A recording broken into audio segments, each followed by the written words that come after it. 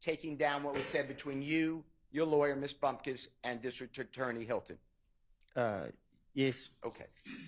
And you've seen a transcript of that June 10th, 2024 meeting with the judge and District Attorney Hilton, you and your lawyer, right? What you mean? Oh, okay. The words by the court reporter coming out on a white piece of paper with the words on it. Oh, I seen it, but I didn't read it. I don't know. Okay, that's fine. My question to you is this. During the time that you were speaking with your lawyer, District Attorney Hilton, three of you, no court reporter, did District Attorney Hilton tell you that if you testified that you were involved with the Donovan Thomas murder, you would be locked up or arrested? You can't ask me that again? Yes, sir. When you, your lawyer, Ms. Bumpkus, and District Attorney Hilton were speaking, the three of you, just the three of you, did District Attorney Hilton tell you that you would be arrested, locked up, whatever the words are, if you testified to this jury that you had anything to do with Donovan Thomas's murder? Yes. Okay. Did District Attorney Hilton tell you, with you, Ms. Bumpkus, and District Attorney Hilton, no one else, that if you invoked your Fifth Amendment right, meaning I'm not testifying, you would be locked up or jailed? Yes. Other than those two things, did District Attorney Hilton tell you you could testify to anything you want or something to that effect, and you would not be locked up? Just tell the jury. Just think about it. I don't know what you just said. I'm sorry. That was a bad question. That's me. Thank you for telling me that I was inartful, is my word. Okay. Other than those two issues you just told, I'm going to get locked up if I invoke the Fifth Amendment. I'm going to get locked up if I testify that I'm involved in Donovan Thomas's murder. Other than those two. So if you don't say those two things, then your use immunity kicks in and you would not be locked up for anything else you testified to. Is that how you understood it? Yes. Okay. Now, did you ever ask District Attorney Hilton, why can't I testify if I'm sworn to tell the truth about being involved in Donovan Thomas's murder? Did you ask her why did she exclude that? What you mean? Did you ever ask any question to District Attorney Hilton? Let me ask you a different way. Did you tell? It wasn't no question. We was talking. Okay. And we were going back and forth. And that's what she said. Objection. That's fine. That's fine. Sustained. All right. Let me ask you some questions. I'm going back to your interviews or interrogations or meetings, whatever the right word is, between you and law enforcement, whether federal, gang, homicide. Okay? I'm going back to those that we saw the recordings for January 11th, 2015 with Detective Thorpe. Do you remember that? Mm-hmm. Okay. And when you say, it's just for the yes. court. Okay, thank you. The jury saw the meeting or interrogation, whatever, the conversation on January 28th of 2015. Do you remember that? Yes. The jurors saw the meeting or conversation on February 20th, 2015. Do you remember that? I remember all the interrogation that they showed me. Okay. And then the last one would be February 21, the next day, 2015. Do you remember that? Yes. And I misspoke when I said the last one. The last one's really June 10th, 2015. You remember that one? Yes. Okay. I'm referring to those, and I'll make it clear which one I'm talking about.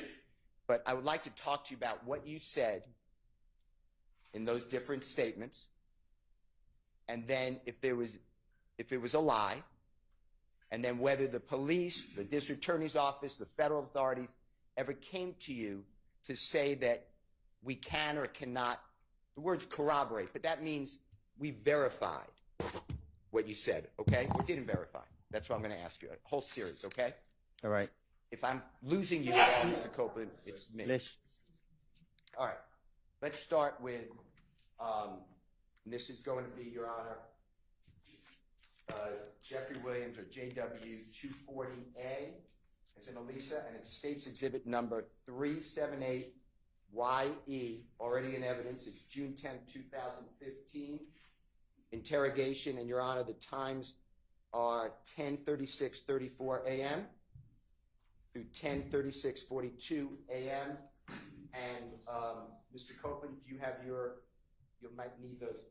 What I'm going to ask you is there's a series of conversations with the with the police, different police officers, detectives. Mm-hmm. And I'm going to go over what you said, and then I want to talk to you about that, okay? The first one that I just announced is the detective asked you, what started it off? Was it really about a windshield? And you answered, no, Nut and Thug had something personal against each other. I want you to hear that, make sure that's what it said, okay? What started it off? Was it really about a windshield? Nut and Thug had some personal against each other. Okay. What I said, was that accurate or fairly accurate? This is what I heard. Okay.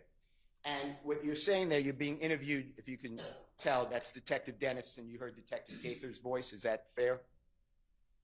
Yeah. And you recognize this as June 10th, 2015 meeting. Is that true? Yeah. Okay. Now, at that point, you also said, and this is at JW240B, Your Honor, it's in Barry, State's Exhibit number 378. YE, and it's at time 3:13:02 p.m. to 3:13:22 p.m. And Mr. Copeland, tell us if you hear this. You said, you know what I mean? Honest to God truth. I asked why they didn't kill Kel. Like, you feel what I'm saying?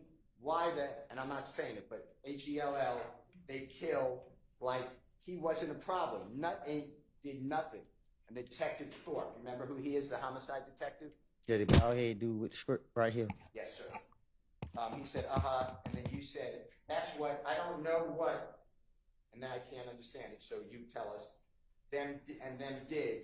That's why I knew it was something personal between him and Thug. I don't know.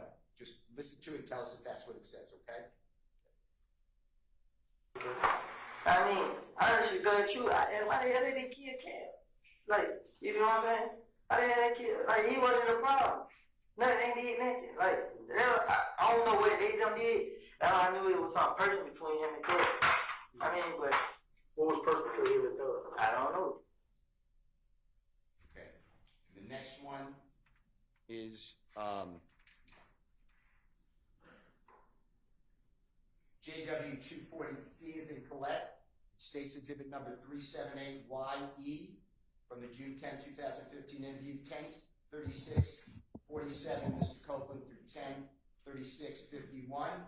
And it's you saying they fell out before me and Cal got into it.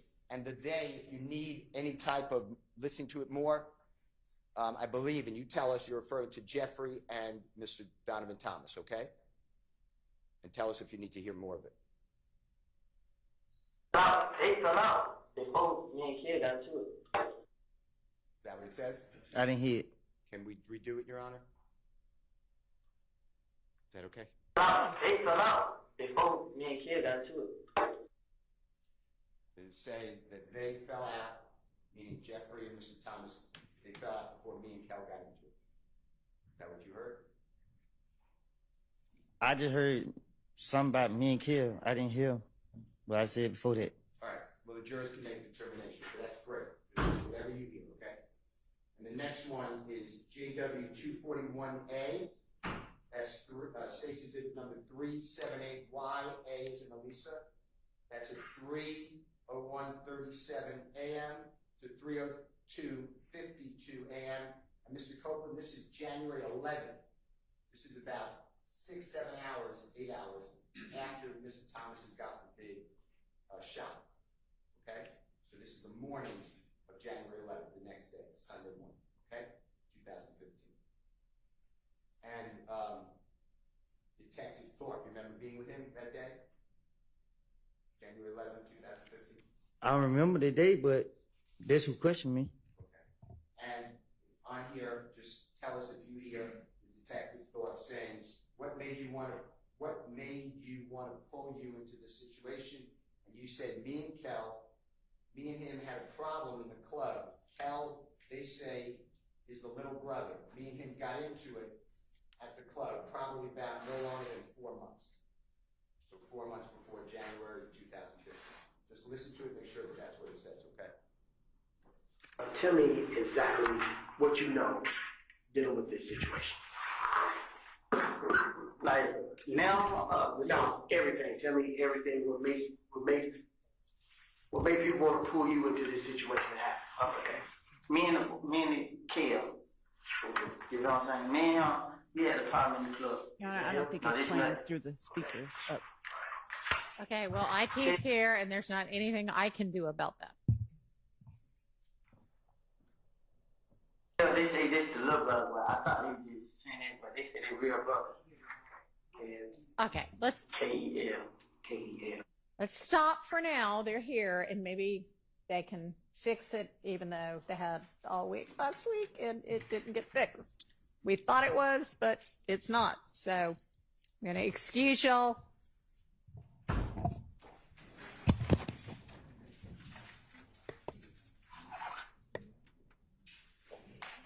The backup also doesn't work, by the way.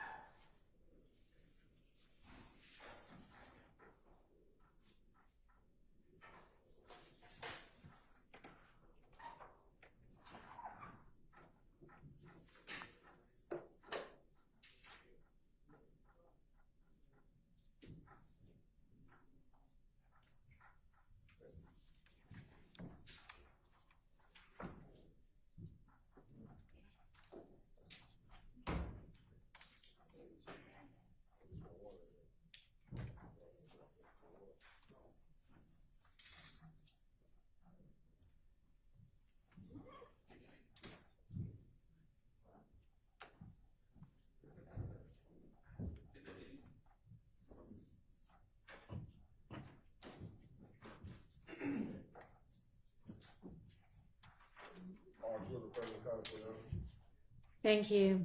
All right, as y'all can tell, we have sound again. We don't know why. We don't know if or when it will stay with us, but we're gonna, as long as we have it, move forward. Go ahead, Mr. Steele. Thank you, Your Honor. Mr. Copeland, we are going to go back to when the audio seems to have gone out. I'm going to play again the JW 240C as in Colette, State's Exhibit number 378YE. That's a June 10, 2015 interrogation or meeting at 10:36:47 a.m. to 10:36:51. And this is where you are explaining, I believe, and you tell us, that they, meaning Jeffrey and Mr. Donovan Thomas, fell out. They fell out before me and Kel got into it. That's the part. If you could listen again, maybe that was when you said you couldn't hear, maybe there was an audio problem. Your Honor, can we play that through Mr. Kokomo? Yes.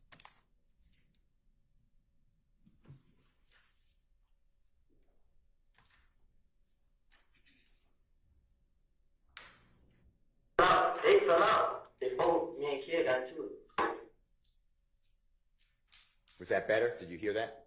It was the same. Okay. All right. We're going to go on then to the next one, which is, again, the audio was out. So if some people heard it, they're going to rehear it. It's JW 241A as in Elisa, State's Exhibit number 378YA. This is January 11th, 2015 with Detective Thorpe. And this is from 3:01:37 a.m. to 3:02:52 a.m. Your Honor, if we may play that. You may. Tell me exactly what you know dealing with this situation. Like now, no, everything. Tell me everything. What made people want to pull you into this situation to happen? Okay. Me and the Kel. You know what I'm saying? Me and him, we had a problem in the club. Is that him? No, this nothing. Okay. All right. Kel, they say this the little brother, but I thought they were just saying that, but they say they real brother. Kel, K-E-L, K-E-L, Kel. Okay. Okay, go ahead. Little brother of nothing. Yes. Who you identified from a picture, which is Donovan Thomas. Yes, sir. Okay, go ahead. Me and him got into it in the club push. What day was that? It's just like it was like a lot. Okay. So, but 2 months, 3 months, a year, how long? Yeah, about I'm saying no longer than 4 months. 4 months. So, Mr. Copeland, there, are you explaining to Detective Thorpe that you and Mr. Kel, you know his given name is, you know the name Kelvin Watts? Do you know that name? Okay. Nope. Okay. Kel, there you're explaining that you and Kel have been arguing, whatever word you want to use, for approximately 4 months before January 11, 2015. Does that sound like what you said on the recording? Yeah. Does that sound right? Smart, what you mean? 9, 10 years ago, going back, were you not getting along with Kel for approximately 4 months? So since maybe we'll say September 2014, does that sound right, what you told Detective Thorpe? I don't know what I don't understand. Okay. Let's just do it this way. You told Detective Thorpe on January 11, 2015 that you and Kel have been arguing since approximately September 2014. The way I got that is 4 months before January 2015. So you saying when me and him got into it? Yeah, approximately. That's what you told Detective Thorpe, and I'm asking you, is that true? Yes, me is what true? Maybe in September 2014, October 2014, November 2014, December 2014, beginning of January 2014. By that time, by January 11, 2015, you and Shell were arguing. That sound about right? I don't get what you're asking. Okay, it's me. It's my fault. Do you remember going into the police department, meeting with Detective Thorpe on January 11, 2015? No, what I'm saying is I don't know what you're asking me. I You understand. asking me when me and him got into it? Yeah, you and Shell got into it approximately, if you could tell the jury.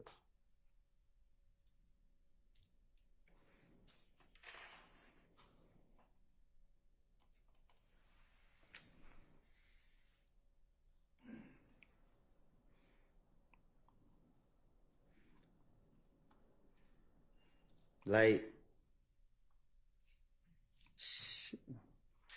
2014. Okay. Okay. Now, on June 10th, Me and him was into it for a minute. Okay. Does about 4 months before Mr. Donovan Thomas was, God forbid, killed sound right? And if it doesn't, or you don't remember, I don't know. that's I don't- fine. That's fine. And I thank you. I'm going back to the June 10th, 2015 meeting or interrogation with Detective Gaither, Detective Dennis. You know what I'm talking about? Detective Thorpe at the time, ATF Agent Cunningham at times. I'm on June 10th, 2015. When you told law enforcement, or do you remember telling law enforcement that Jeffrey and Donovan Thomas were arguing or had a falling out before you and Shell had a falling out? Do you remember saying that? I don't remember what I told no investigators. Okay. Did you hear that on the recording we just listened to? Did you hear you say that? What I just say? On the recording that Jeffrey and Donovan Thomas fell out or were arguing? I would have told the investigators anything. Okay. The truth is that, to your knowledge, your observation, so you saw with your eyes and you were present, your ears, Jeffrey and Donovan Thomas were, your words was, big homie. Is that true? They were friends. Can you say that again? Yeah. From your observation, by January 2015, you knew that Jeffrey and Donovan Thomas were friends. Is that true? Right. Okay. And what you said to the police was what you've been explaining. You would do anything to get the police to stop looking at you. That's all you were trying to do, to go home. Right. Okay. Now, were you present on December 4, 2014 at 250 Auburn Avenue in Atlanta? Do you know where that is? I don't remember nothing way back then. I don't know. That's fine. I'm going to show you, with the court's permission, I'm going to show you a photograph of the building, 240 Auburn Avenue. Your Honor, I'll mark this if that's okay with the court. Can I have 1 second, Your Honor? Sure. I'm just looking for a number.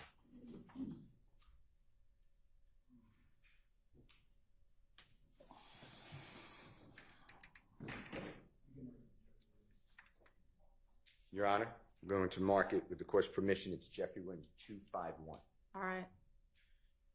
And we will put it on the thumb drive again. Okay. If you can, sure. It's about to come up. A building? So, do you I'm not just- have hard copies of these things? I don't have a copy of that one. Okay, well, show it to the witness before we publish it for everybody. Mr. Kokomo, can he approach, Your Honor? Yes. Thank you.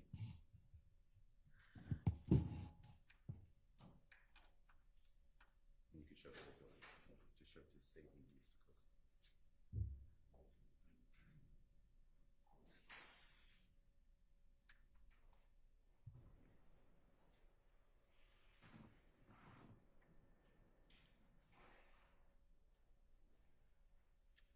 Did you show him the whole building? Yeah, this is it. But it goes all the way up.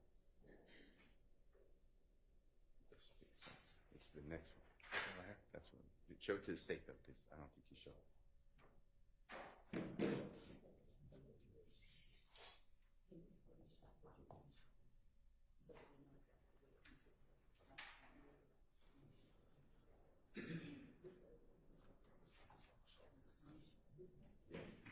You are correct. May Mr. Kokomo approach Mr. Copeland again, Your Honor? He may, once he's got whatever this is screenshot. Mr. Copeland, if you just look at this picture, again, it's a more full view of that building that I'm referring to. Who's business? This is the building. What about it? I'm going to ask you some questions. Thank you, sir. Do you remember, and the date doesn't matter that much, but do you remember being present, or were you present, for the shooting of a music video on December 4th of 2014 at that location you were just shown by Mr. Kokomo? I ain't never seen that building, Okay. even today. Okay, that's fine. Do you personally know whether Mr. Thomas and Jeffrey Williams were doing a music video on December 4th, 2014 in Atlanta at 250 Auburn Avenue? No, I don't know. Okay. Have you seen the music video, or do you know of the song In My Blood by Jeffrey Williams? Bloody J. Yeah, All right. Do you have any knowledge of where that was videoed, meaning the music video? And if you don't, that's fine. I don't. All right. You weren't present for that. No, I wasn't. All right. Were you present in Miami, Florida over the New Year celebration going from December 30th, December 31, 2014, striking into January 1, 2015? So it's going to be about 10 days before Mr. Thomas is, God forbid, killed. Do you remember being in Miami, Florida? Was I there? Yes, if you remember. Nah, I don't remember being there. Okay. Do you remember seeing in January of 2015, after Donovan Thomas was, God forbid, killed, do you remember being present at shows with Jeffrey Williams and, you know who Rich Homie Quan is? Yeah, The performer? You know? yeah. Do you know him as Mr. Lamar too, or do you know the name Mr. Lamar? I just only know Rich Homie. Okay.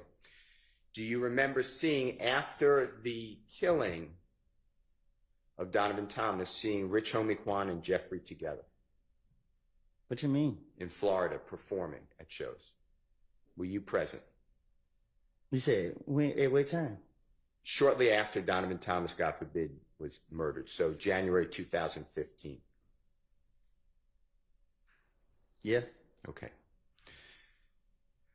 Now,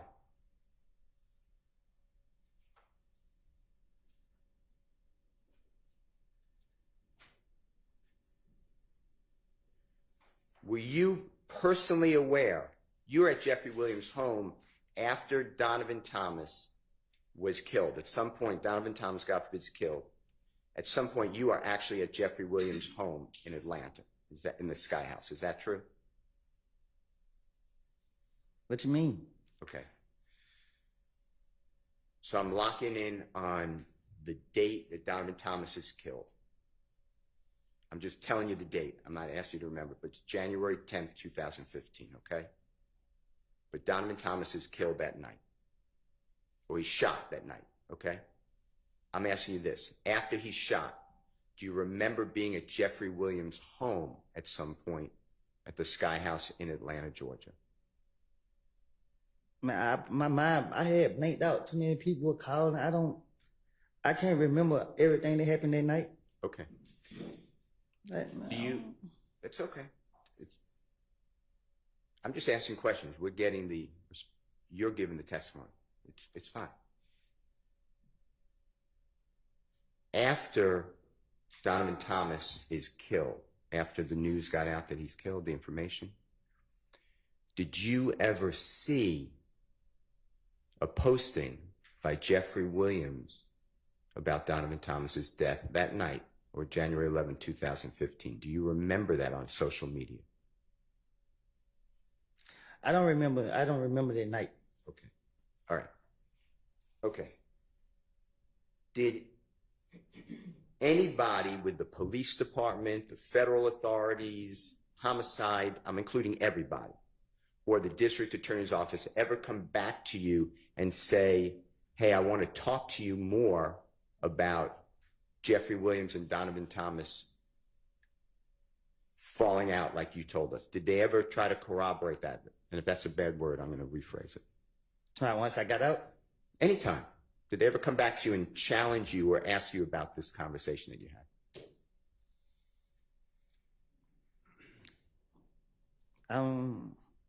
I can't remember if they have. Okay. I don't think. Outside the interior, once they went locking me up, we went there to talk about. It was over, right? You gave your statement. They don't come back to you and ask you about this, right? Right. All right. I'd like to go to another part of your statements.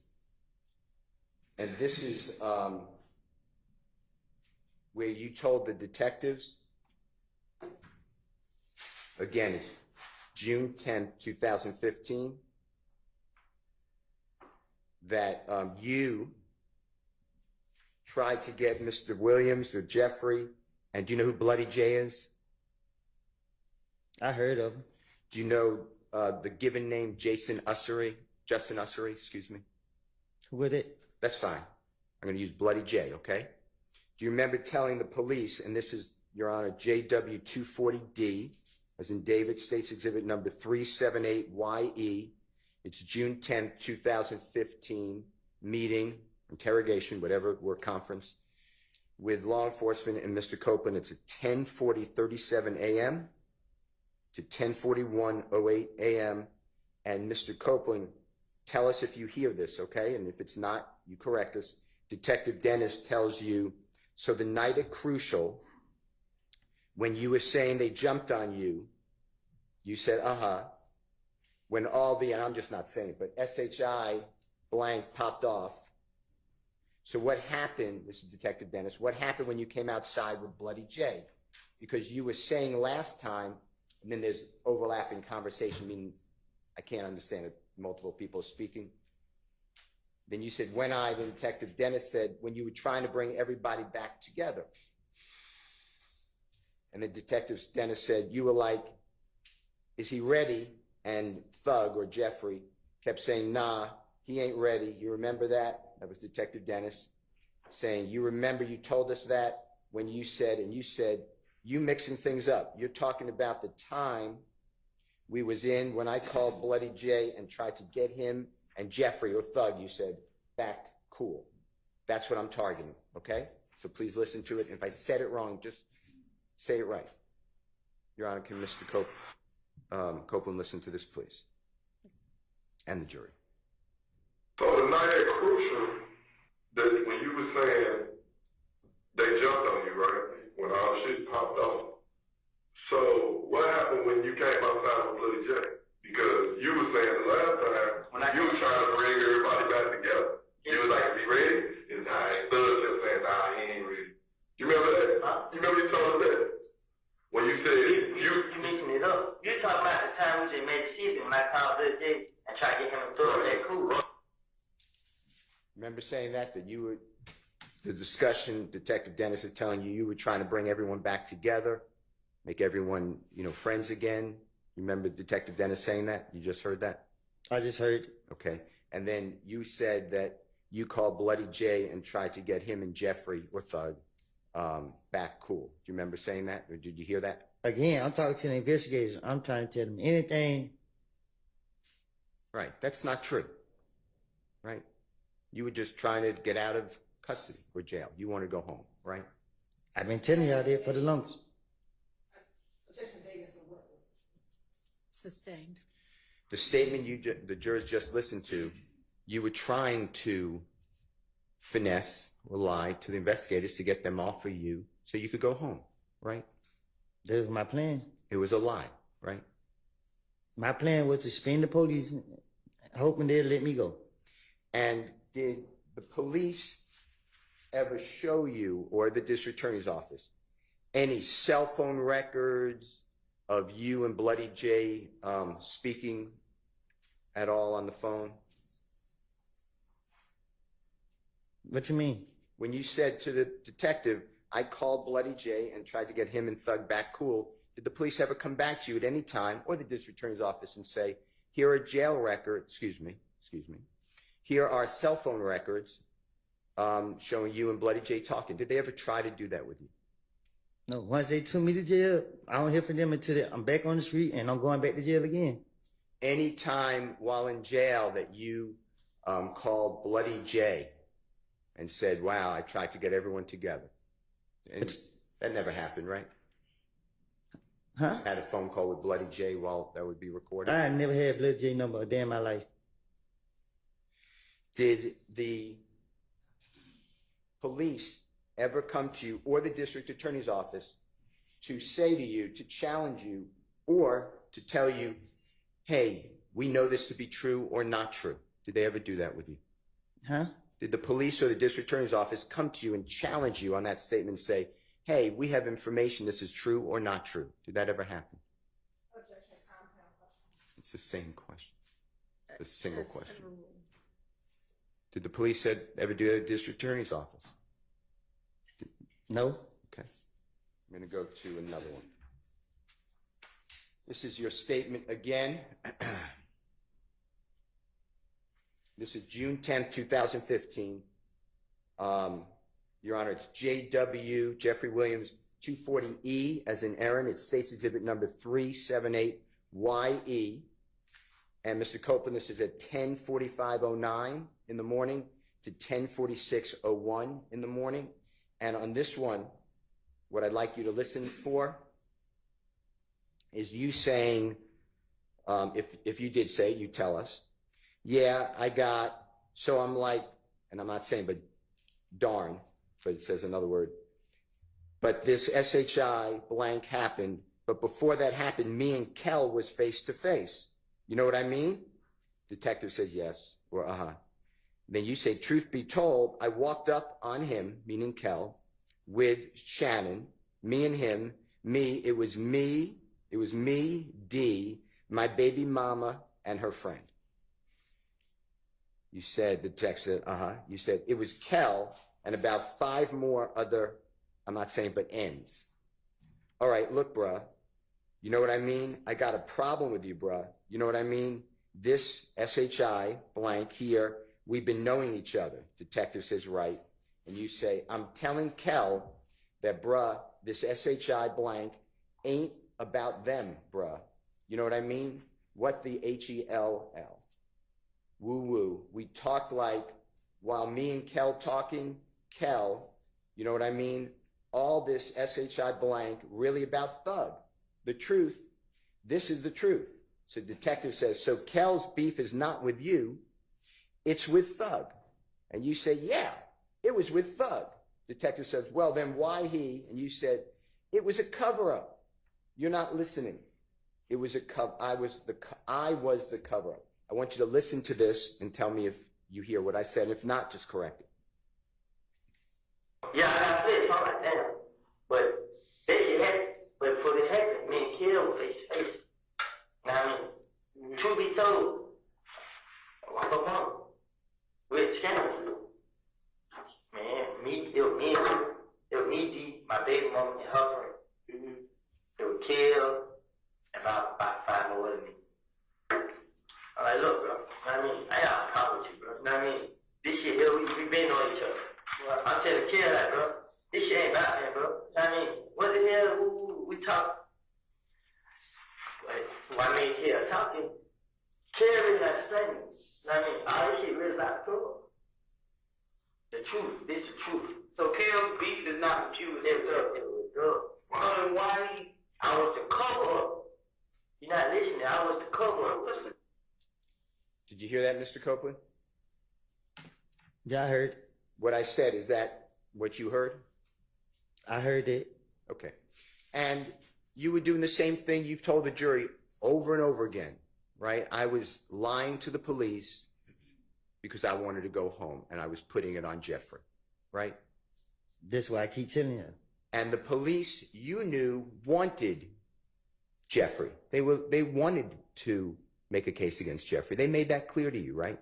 Yeah, they did. So it wasn't that hard for you to realize, and I'm not saying you're not, using your finesse, but you knew who the police wanted you to implicate's my word. That's a bad word. You knew who the police wanted you to say is the person responsible for this death, right? I didn't think they were going to go after him. Okay. And you knew that they wanted information from you about Jeffrey. True? Yes. Now, when you talk about your baby mama, did you hear that in the recording we just listened to? Mm-hmm. You're talking about the Honorable Miss Deshawn Quarterman, right? That's her name? Yeah. Okay. And you're aware that Miss Deshawn Quarterman, your child's mother, had spoken with multiple, but Detective Gaither at times. True? What you mean? During this time. Yeah. And we know that because remember hearing some jail calls yesterday that the district attorney's office played for you, and you even asked Miss Quarterman or Deshawn to call Detective Gaither on one of those recordings, or two of those recordings. You remember that? Yes. And you asked Deshawn Quarterman to text Detective Gaither. Do you remember that, hearing that yesterday on the jail calls? Yes. Do you have any information that Deshawn Quarterman or Detective Gaither or anyone else came to you and said, hey, we corroborated, we spoke with Deshawn, and she said, yep, I was there when you made it good with Kel, and it's all about Thug. It's all about Jeffrey. Did that ever happen? The police never talked to her without me knowing. They never talked to her. Period, right? Yeah, they didn't. They talked to her when me and her was in the interrogation room, and they really didn't say that to her. Yeah. Okay. Okay. And of course,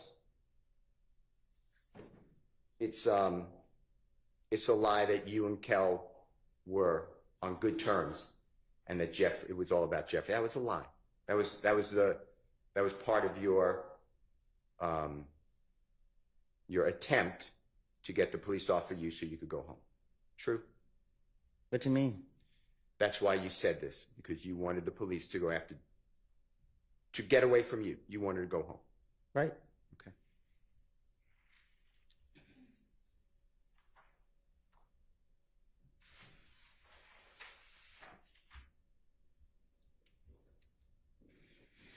I want to go to, it's Jeffrey Williams number 240F as in Fox, State's Exhibit number 378YE. Your Honor, this is June 10th, 2015. It's already an evidence meeting, interrogation conference, interview, whatever it is called, at 10:49:25 a.m. to 10:50:09. And Mr. Copeland, I want you to listen to this, that you are saying to law enforcement. So when they ended up leaving, we pull up at the studio. This end was there recording a song, meaning Jeffrey. That song that we pull up tonight, he did that song. I mean, like, he did it so fast, like, damn N just shot at you, come make a song. So this is what I'm thinking, this damn, so we're up there chilling. So everybody was up there at the studio. So Thug dialed 911. He had a bullet hole in his car. So he want to know who shot his car. You know what I mean? I want you to listen for this. If I said it wrong, you got to correct me, please. So when they didn't leave, we put up at the studio. This nigga was never going song. That song that Lil Woody put up probably tonight, he did that song. I mean, like, he did it so fast, like, damn, nigga just shot him to come make a song. So there's no thing he did. Damn. So we got that shit. So we everybody else that the street of got paid. So those like yeah, Willie was in cup. So he's like, well, he wanna know who shot his cup. I mean, Did you hear that, Mr. Copeland? Mm-hmm. Did I say fairly what it says? Was I fair? That's what it sounds like. Okay.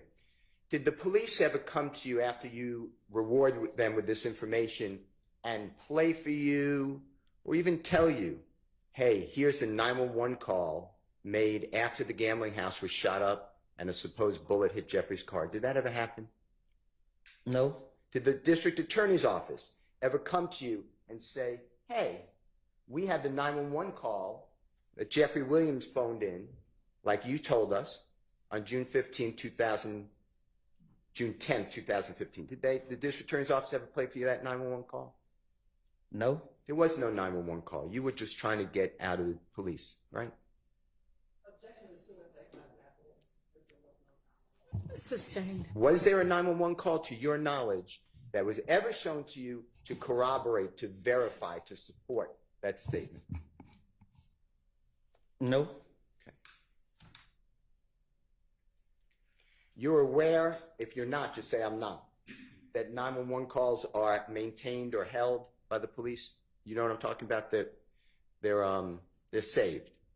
They can be retrieved. If I'm asking a bad question, just say. Yeah, they are. Okay. District Attorney's Office nor the police ever came to you with that 911 call? Did y'all?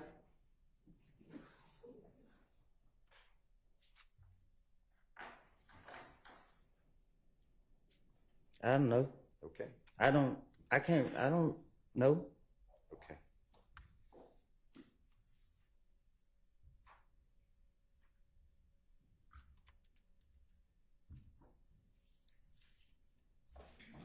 I'd like to go to Jeffrey Williams 240G, as in Goldfeder, State's Exhibit number 378YE, as in Aaron. It's again, Your Honor, the June 10, 2015 meeting with Mr. Copeland and the detectives. Now it's at 3:47:32 p.m. to 3:48 p.m. 00. And Mr. Copeland, if you can just listen for and tell us if this is accurate. You said, and we're still talking about the car windshield. Remember all this conversation about Jeffrey wouldn't let it go until his car windshield was paid for? Remember all that? Mm-hmm. I'm listening. Okay. And it should say, and correct us if I'm wrong, that you said, yeah, so when me and Kel was like, well, we wanted to see what Thug got to say.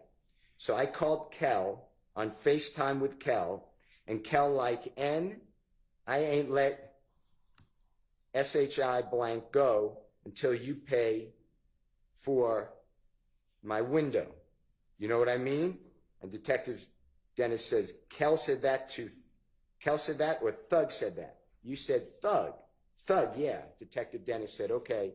You said Thug like, I mean Kel like, what? Pay for your window. So he looked at me. I'm about to go. I ain't got nothing to do with it. That's on y'all. So I'm out of here. I'm out of there, bruh. You know what I mean? Like, man, get nut on the phone. You feel me? That's what Kel was saying.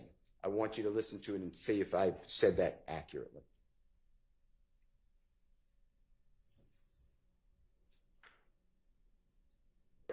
so when me and Kill seen Church Kenny, Kill like, well, you gonna see what Thug got to say.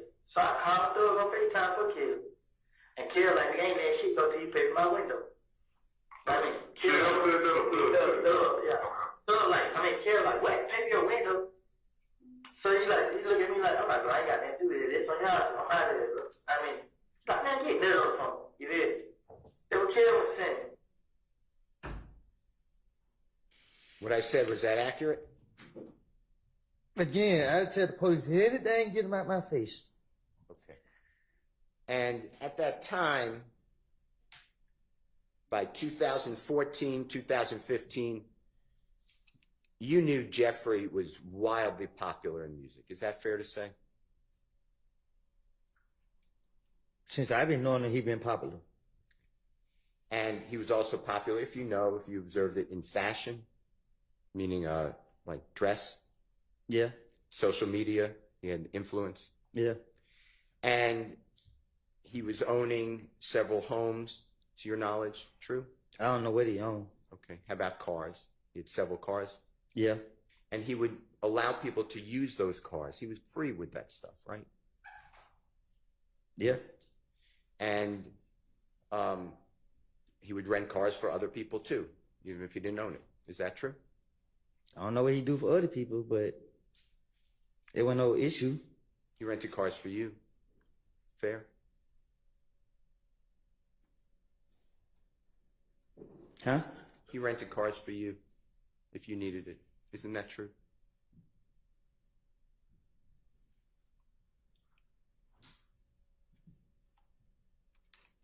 What you mean? You would drive at times a rental car with permission of Jeffrey Williams that he rented. It wasn't a big deal, right? I used to just go get the car. Yeah. Yeah. Okay. And it wasn't only you, it was anybody. He's generous, right? With his things. Sustained, you can rephrase. It's fine. All right. You also knew at that time, 2014, 2015, Jeffrey would fly on private planes. True? Yeah. And he would allow you at times, I don't know the number, you could tell the jurors, to go on a private plane with him. Fair to say? Yeah. And you knew he was touring America at that time, right? He was performing all the time, right? Yeah, he was. Yeah. And he would do tours throughout America. You're aware of that? He used to go to, I don't know what tour he is, but he used to go to the different clubs and stuff. Okay. And do you remember him having, like, go to different cities throughout America? I mean, this is what I need to say. That's fine. And Europe, countries like England and France. Sustained. Jeffrey would play in other places, not in America, outside America. You're aware of that, right? What's the relevance? So relevance is that Mr. Copeland's telling the police that Jeffrey Williams cared about a window. I'm sorry, I couldn't hear you. Say that again. Jeffrey Williams cared about a car window. The man is... Okay, I'm not sure the one has much to do with the other, so I'm going to sustain that objection. When you told the police that this is about a window, Jeffrey's window, remember what we just heard? That was part of your finesse, right? To get you out of there.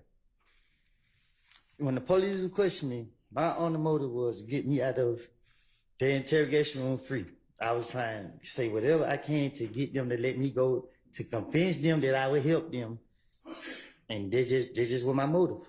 Every time they got me, that's what I was trying to do. They were bringing his name up, and if they mentioned anybody's name, I was going to make up a story on them. I was going to say something about them, hoping that I can convince them to let me go. And that's what happened here about the windshield, right? Same thing. I don't remember what I told them. Well, I just played it. I heard what I said. That was part of your attempt to go home, right? True? Not to be locked up. Right. Okay. Did anybody come to you from the police, the district attorney's office, and say, we corroborated, means support or verified, this car window story? Did they ever tell you that? After 2000, I gave an interview and went to the feds. I haven't heard anything from the state, the police, or nothing until they kicked me in the streets. Okay. They haven't told me about nothing. They haven't reached out to me or nothing. Okay. I'd like to go to the next issue that I'd like to discuss with you, Mr. Copeland, it's JW240H as in happy. State's exhibit number 378YE as in Aaron. It's again the June 10, 2015 interrogation. It's at 10:42:23 a.m. through 10:42:32 a.m. And I'd like you to listen for and tell us if I am wrong where. This is outside of Club Crucial after you, remember you got into that fight on January 6, 2015? Remember with the lip and the eye and the knot on the head, remember that? And when nothing went wrong with my lip, it was just my eye. Okay. And it was, the detective said to you, okay, we'll get back to see you 9. He's standing there with Bloody J. You said, so, but Thug pulling my shirt like, there goes Bloody J right there. You know what I mean? Thug and Nard were in the car leaving Crucial that night and firing at either Bloody J or Kel's people. Tell me if you hear that, okay? Okay, so get back to you see 90 standing there with blood. So, but Thug put him a shirt like, there go Bloody J right there, y'all mean? So. You hear that? Yeah, I heard. Okay. Did law enforcement, do you remember Club Crucial back in 2014, 2015? You used to go there every Monday night, right? Right? Approximately every Monday night. And No, every Monday. okay. And do you remember ever observing or seeing that there were surveillance cameras inside and outside Club Crucial? You ever cameras? Okay. Did the police ever come to you and say, hey, we have the surveillance camera we want you to look at, or the district attorney's office, from January 6, 2015? Did anyone ever show you anything like that? I never heard nothing about no cameras. Okay. I'm going to play on the same issue, same time, dealing with outside of Club Crucial.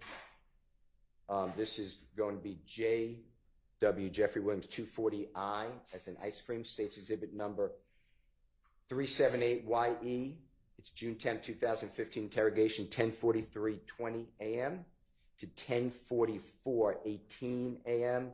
And this is you, just make sure it's right. So when we pulled out, Thug and Nard got in the car together. I mean, so when they pulled out, we leave, but when we're leaving, Thug and them pull on a side street. I see them pull on a side street. My pulled on the side. He like, what the Hell y'all doing? He like, boy, we want to wait. He come out the club. I'm like, who? He's talking about Bloody J. What the Hell? You know what I mean? I said, I hear the gun cocked back. Detective asked, what had a gun? You said, that N Nard. Detective said, You said, so I hear the gun cocked back. I'm like, what the F? So I tell them, all right. I mean, my brother was gonna have to turn around. Detective says, So you said, so when we go down and turn around and come back, I'm telling brother, SHI blank, just go left. And we just ride the back street all the way to the house. We just hear the SHI blank go boom, boom, boom. And we just see the car, Thug and them in chasing the other car in front of them. You know what I mean? Detective said, that is the same night you got jumped on at the club? You said, yeah, Thug and them chasing them. Because at first they thought they took money from them. Just listen to it, make sure I said that fairly accurately. We pulled out. I mean, so we pulled out, Thug and another guy come in. I mean, so when they pulled out, we believe. But when he did, I threw them from side street. So I went to the from side street. My brother pulled on the side like, what the hell y'all doing? Y'all going, we don't really need to come out the club. I'm like, ooh, he's not Bloody J. What the hell you want to know me? Do it to me? I said, gun cop back. Who had gun? The nigga Nard. So I hear gun cop back. What the So I said, I'm a burglar now, turn around. So when we go down, turn around, come back up. I said, bro, you go look, and we just ride fast, we all the way to the house. We just hear the shit go, boom, and we just see the car door, and then chasing the other car in front of it. I mean, This is that night the same night you got jumped on the car. yeah. So, door and chasing me, because at first I thought they took money from me. Did you hear that, Mr. Copeland? Yeah, I heard. Was it fair what I said? What you mean? What I said was that what you said. Did I take your words and the detective's words accurately? What I said beforehand. I guess. Did the police, local police, gang unit, federal authorities, district attorney's office, anybody ever come to you with any type of verification of what you said? Did they ever say to you, yeah, this happened or this didn't happen? Did they ever even talk to you about that? No. Okay. I want to go to the next issue, and this is JW240J as in Jake. It's State's Exhibit number 378YE. It's the June 10, 2015 interrogation, meeting, or interview. It's at 3:46:40 p.m. through 3:47:45. And here, Mr. Copeland, you are discussing with the detectives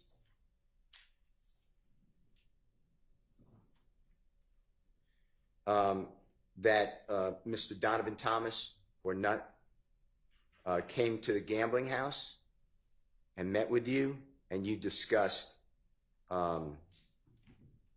your issues with Mr. Shelkow. I want you to listen to this. Specifically, you said, I was just like, darn, but it says another word, bruh, what happened?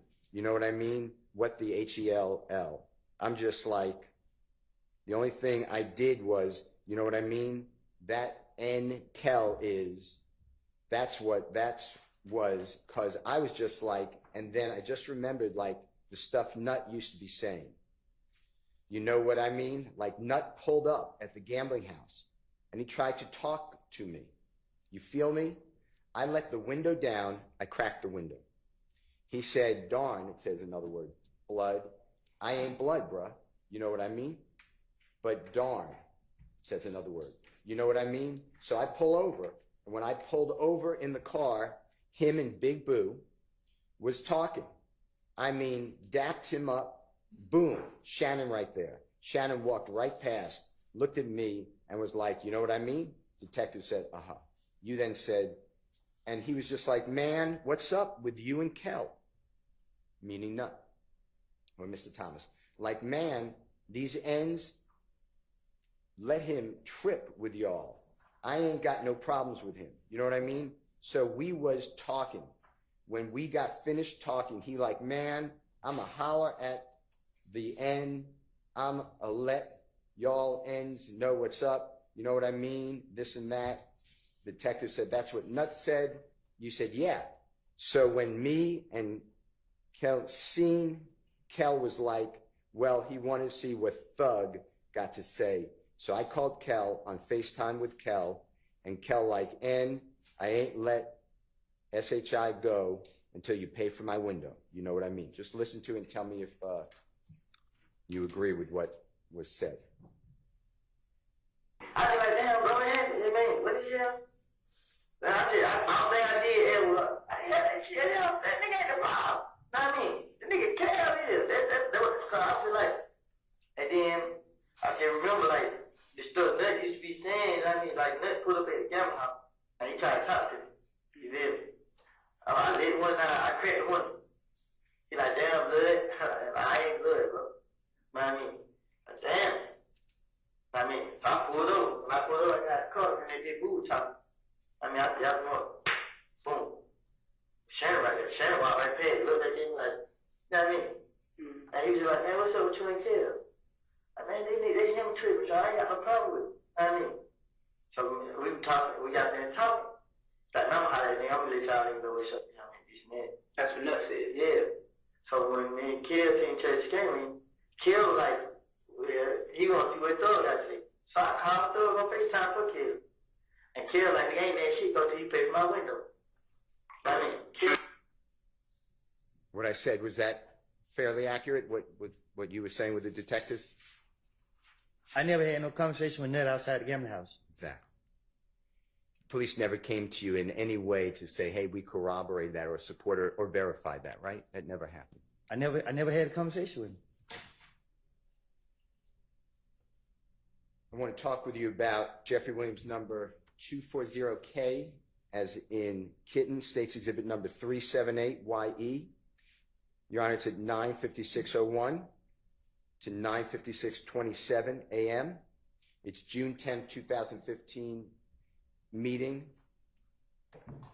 Mr. Copeland, I want you to listen for, and then, correct me if I'm wrong, that you said to the detectives on June 10, 2015, so I went and got the car. I pull up at the green store. I ain't seen them out there. So I was talking to Little Rick. Me and Little Rick talking. I called D. D said he was on Cleveland. So Rick asked, where you just go? Because I was going to the girl's house. He all right, boom. I get in the car, I ride. I pull up at McDonald's.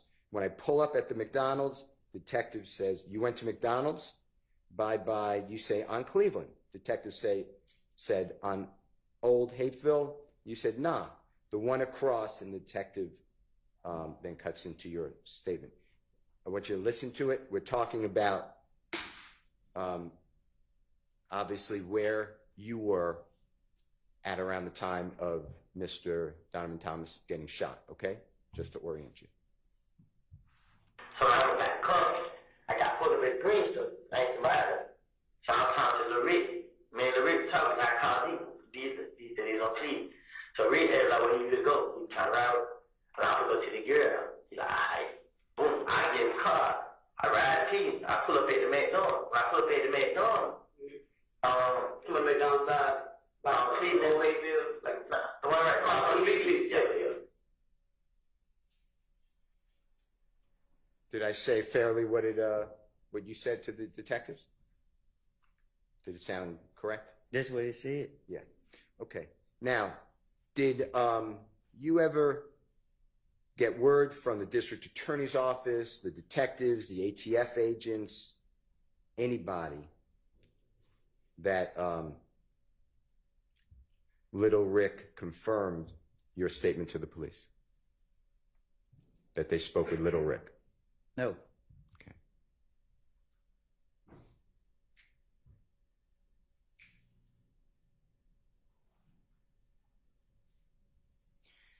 Do you remember the McDonald's we're talking about on Cleveland Avenue? It's the one across the street from a coin-operated laundromat, and then across the street from a gas station, and next to an auto parts store. You know which one we're locking in on? I could show you a picture. Yeah, you gotta show me a picture. Okay. Nah, I know what you're talking about, dude. Okay. In 2014, 2015, if you observe this, just tell me, if you remember and you observed it. Do you remember seeing surveillance cameras inside and outside that McDonald's? That's not my neighborhood. That's fine. That's good. Okay. All right. Now, you're aware by the time that all this happened, we'll just say January 2015, January 10, before Mr. Donovan Thomas's, God forbid, shot, you're aware that cell phones, cellular telephones, give a general description of the area the cell phone is in. Is that true? Can you say that again? Yes, sir. Yes, sir. At and around or before Donovan Thomas's shooting, that's what I'm locking in on. Were you aware, did you know, that cellular telephones can tell a general vicinity of where the phone is? Do you know what I'm referring to? You said, do I know about it? Yeah. did you know about back then? Yeah. Okay. And in fact, you told the police on January 11th, 2015, within 7 hours, 8 hours of Mr. Donovan Thomas being, God forbid, shot, you brought a cell phone in the interrogation room with Detective Thorpe and said, my phone will tell you where the phone was. Remember doing that? Right. And that was you trying to tell the detective, don't look at me for the killing of Donovan Thomas. Fair to say? That's why you went there. Right. I'd like to play for you and just tell us, orient the ladies and gentlemen jury, if that's what you're talking about. This is, Your Honor, Jeffrey Williams 241G. It's in Gold Federal States Exhibit number 378Y. A is in Elisa. Your Honor, this is the January 11th, 2015 interrogation or meeting with Detective Thorpe and Mr. Copeland. It's at 3:14:09 a.m. to 3:14:23 a.m. If you can listen to this, Mr. Copeland, just make sure that you tell the jurors correctly if this is what you're talking about.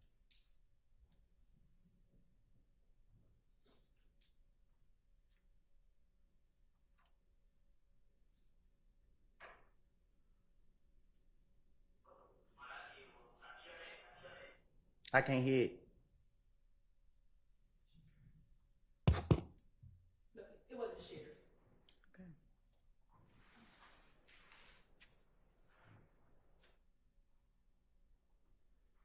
So what I did was I kept it. I see I missed it in my phone just to show you. I was asking everybody, like, should I go down there, bro? Because I didn't do it. They come scan me, they do everything. I didn't do it. They check my phone record, my vote copy, they show you where I was, they show you every car that I talked first, they show you where I was now. Is that you, Mr. Copeland? If you heard it, saying, you could check phone records, you can see where the phone was, where I was. Is that fair to say? Huh? Sorry. Were you talking about in the Jeffrey Williams Exhibit 241G, States Exhibit 378YA, from the times that I announced? Was that you showing the detective with your phone on the desk? Trying to show him I'm innocent? Yeah. Yeah. And that phone, you see the phone that's in the Honorable Judge Whitaker's courtroom on display? That's the phone you brought in. On the camera? Yes, sir. Yeah. And did Detective Thorpe ever take your phone?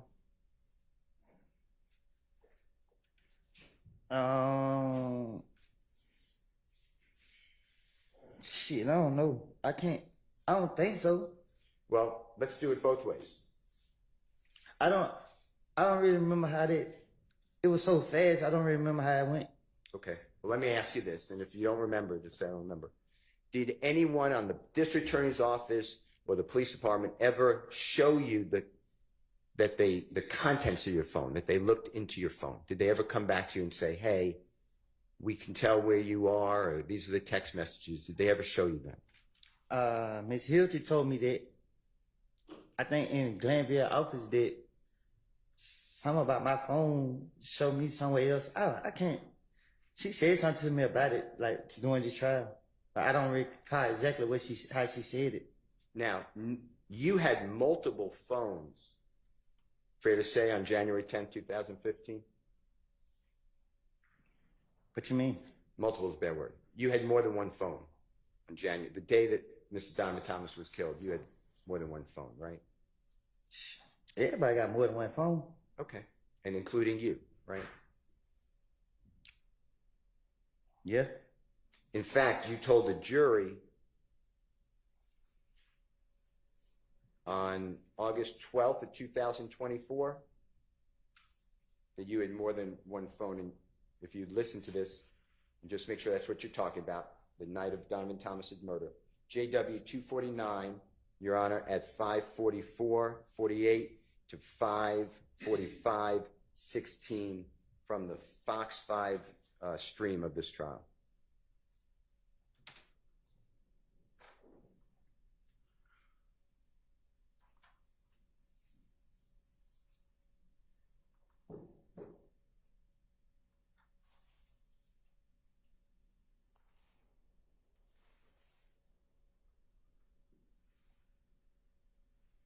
But I'm about to listen to some.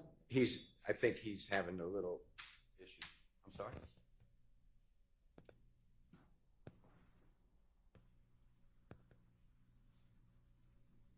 Just 1 second. You may. Do any need to have a restroom break anyway? Let's have a short recess while they get that queued up. It's about time for a restroom break. Can I step out?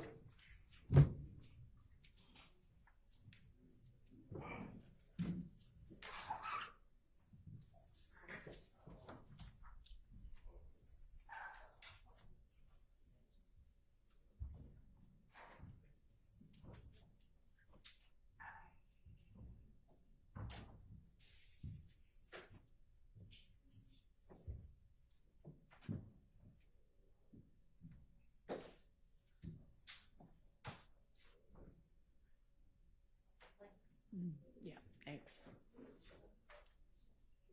All right, we'll take however long it takes the jury to get back, 10-ish minutes.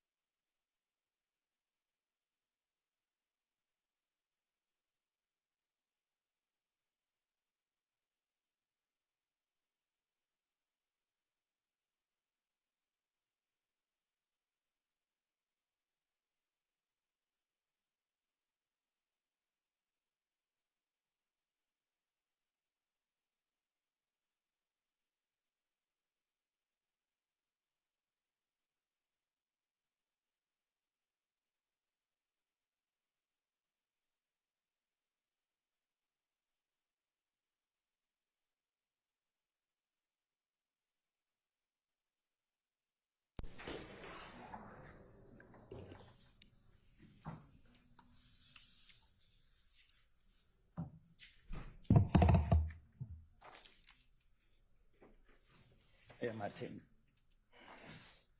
What you do?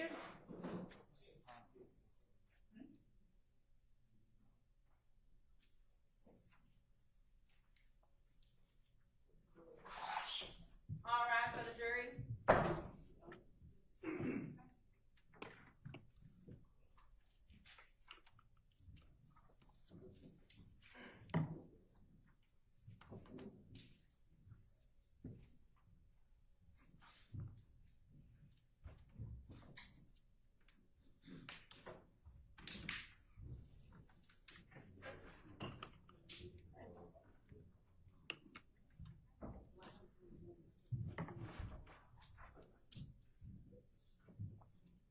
All jurors present and accounted for. Thank you. All right, go ahead, Mr. Steele.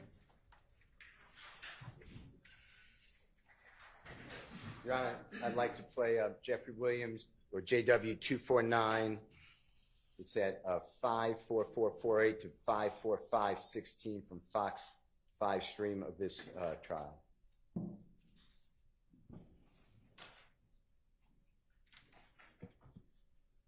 Did you provide us your phone number so we can get your phone records, Mr. Copeland? Which phone? The phone you had in 2015, did you give police your phone number so we can get your phone records? I don't recall. Now you're talking about. Did you give police your phone number in any of these interviews so that we can get your phone records? Which phone? Your phone that you had back in 2015. I had more than one phone. Okay. Is that audible? Mr. Copeland, that's you testifying before this jury, August 12, 2024, where you explained that you had multiple phones on January 10, 2015. Does that sound right? That's what it said. Okay. Did the district attorney's office, did the federal authorities, did homicide detective Thorpe, Detective Dennis, Detective Gaither, anybody, Agent Cunningham, anybody in law enforcement, did they ever seek to get a warrant, a search warrant for your other phone or phones? Speculation. Sustained. Did you ever get served with a search warrant, a warrant, or even asked to give the police your other phones or the district attorney's office? No.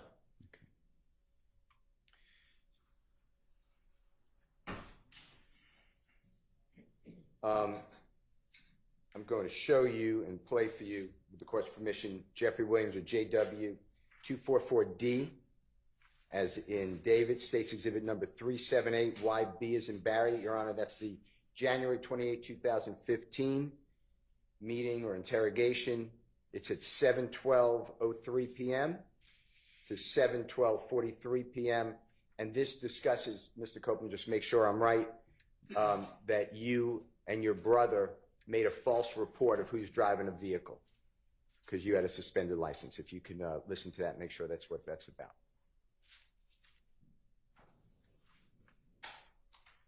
So I jumped back in the car. We rolled. Got up on Lakewood. Got back on the freeway. Went to the house. Told my brother. And he didn't get tried to kill me. Why you had your brother file a police report? Cause I ain't got a license. You still a victim though, like They still lock me up. bro, if you ain't in the car, listen, if you ain't driving the car when we get there, we're not gonna waste our time on lock you up for driving with because now you didn't kind of, now you didn't kind of sway the investigation because y'all made a false police report. Now I ain't trying to lock y'all up for that shit, but if we get some evidence or get a gun or something to match shell cases or whatever like that, it's kind of like you threw the investigation off by having your brother take the report. You know what I'm saying? Like at that. Is that pretty much what it discusses, Mr. Copeland? Huh? Is that what it discusses? What you're discussing with the detectives, you had your brother file a report, a false police report. Is that what it's discussing? Right. Okay. And you understood on January 10, 2015, that the cell phone that you told the police about would show an approximate location, right? Huh? The cell phone that you had on that desk in front of Detective Thorpe that you told the police about, that would show an approximate location of where the cell phone was, right? I don't know. I don't get what you're saying. Okay, it's me. I apologize. When you were with Detective Thorpe on January 11th, 2015, about 7-8 hours after Mr. Thomas was shot, okay? And you brought with that phone, you brought that phone with you?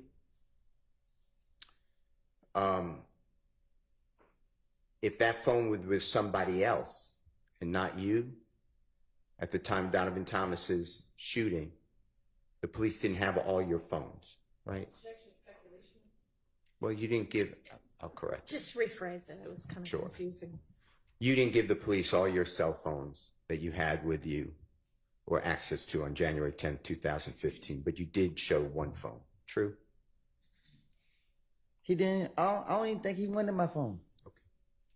All right. Now,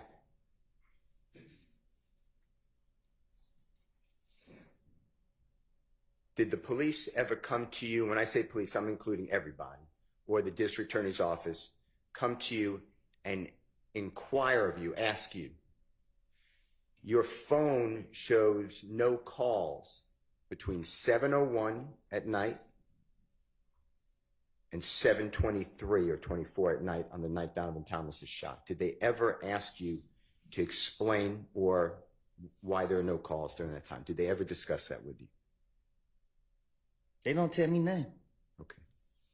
All right. I'd like to go to the next recording.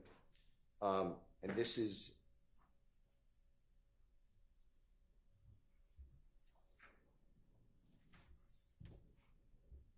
Jeffrey Williams 24 or JW 240L, as in laughter, states exhibit number 378YE, as in Aaron.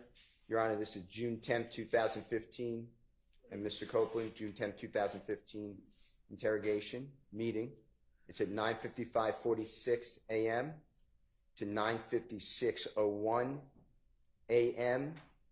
And it is you, I believe, and you make sure, saying that you called Jeffrey Williams from the green store. And it's something like this. You said, all right, so I walk up on my brother's house. Hey, bruh, let me see your car real quick. He gives me the car. Boom. I get in the car. I pull up at the green store. When I got to the green store, this is what I did. I called Thug. I ain't called D right then and there. Detective says, and you say, I called Thug. He ain't answer. I'd like you to listen, make sure that that's correct, okay? All right. So I'm on my brother's house. I run to the car and give me the car. I get the car, pull up at the green store. When I got to the green store, they were like, I called Thug. I ain't called you right there. I called Thug. He ain't answer. Mr. Copeland, did the police or the district attorney's office ever come to you and ask you on your phone records whether it supported or did not support that you called Jeffrey Williams from around the green store on or around the time Donovan Thomas was shot? I don't know what you. I don't. Ask me again. Yes, sir.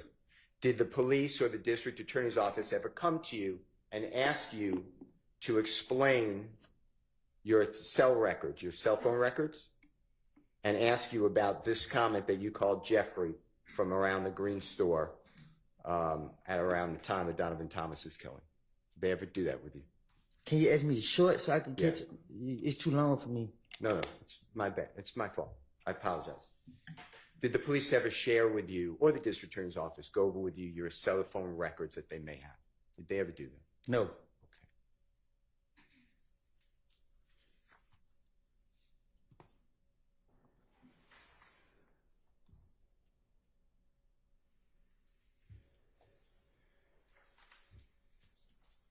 Going back to 2014, going into 2015, you met Jeffrey Williams for a short period of time that you were, my word would be hanging out with him, but that's a bad word, that you were in his company and he was in your company, a short period of time. Is that fair to say? Right. And when you met him, you already said that he was very popular. Yes. True. And is it true that that you observed, he was trying to help people like you, but other people too, to get jobs, like legitimate jobs in What you music. mean? Recording studios. No, I'm saying I don't get what you're asking me. Okay, let me ask you a different way. So forget about what I said. When you met Jeffrey, did you witness him trying to get people to have a legitimate job? A legitimate just means a job at a recording studio, make music, trying to help people. I can't speak for other people, but he tried to help me. And when you knew him for the period of time, we're really talking about like between your birthdays. Do you know Jeffrey Williams' birthday by any chance? And if you don't, that's fine. Well, now I do, but You didn't back then? Okay. I didn't. Yeah. Is it fair to say that you and he knew each other, but like after your birthday in July of 2014 and really stopped because you were in custody anyway, by July 2015? That's the period of time that you knew each other? Is that true? No, I didn't. From 2014, I met him like at the end of 2014. And then you already told the jury, but you got locked up a lot. The police kept locking you up in January, February, March, April, May, and then June. You were locked up in federal custody for 51 months. True? Yes. Okay. And that's really the only period that you knew Jeffrey. It's Yeah. the only time that you were around him or he was around you. True? Well, really, we wasn't even together every day. I was out in the neighborhood. So when the state is asking, like, you questioned about, you were so close with him, what you really did was you'd go to a studio, he'd let you come to a studio. True? Yes. I was going with somebody else. Yeah. You went originally with a gentleman I know as Mr. Trontavious Stevens. Do you know that name? Yes. Is that also Slug and Tick? I know. Person? I called him Tick. Yeah. Okay. And that's how you first were introduced to be around Jeffrey Williams. True? I think so. And then you would see him, he'd allow you, and when I say allow you, I mean it was okay. He allowed a lot of people to go to his shows, right? I think Tick invited me out. Okay. And that was really your relationship with, and he would take pictures with you if you wanted to and he wanted to. True? Yeah, I asked. Yeah. And you put that on social media. You were promoting Jeffrey and you liked that. He gave me, yeah. And it gave you a little bit of maybe No, a lot. fame. Okay. Gave you a lot of fame. True. Yeah. And you were trying to launch your own career as a musical artist at that time. True? I was trying to find myself. Okay. Later, though, you did try to, and you did launch your career as a musical artist, right? Well, I going back to jail, they started locking me back up. You were trying to do that, though. You were trying to do I tried it. Yes. You had a manager. Huh? You had a manager. Yes, I had a lot of stuff. Yeah. They were controlling your social media feeds, etc. Yes. True. Okay. You put out music videos. True? Well, my manager and them did. Sure. But you were featured. You were starred. Right. It was your music. Right. Okay. Jeffrey never had the pleasure of having you featured in one of his songs. Is that true? No, I ain't never been in his song. Okay. And Jeffrey never was featured in one of your songs. Is that true? No, me and him don't have music together. All right. But he did put you in one song of his. You know the song Halftime? I'm listening. Do you remember the line, and I'm not saying this a quote, but something effective, if you mess with me, Woody will come up and pop you in the noggin. And if that's not a quote, I'm not trying to misquote it, but that's what is that something like what it says in that song? Yeah. And the song is Halftime, right? Yes. Wildly popular song. Yes. And the police, when that song was released, the police seized on that to use it against you, basically. You knew that, right? Sustained. From your vantage point, and what that means is you learned that the police was using that song. They asked you about that song. No, they told me. Yeah. One of them told me that I think I had got out, shit. I got out one of the jails and they got me the next day. And they were like,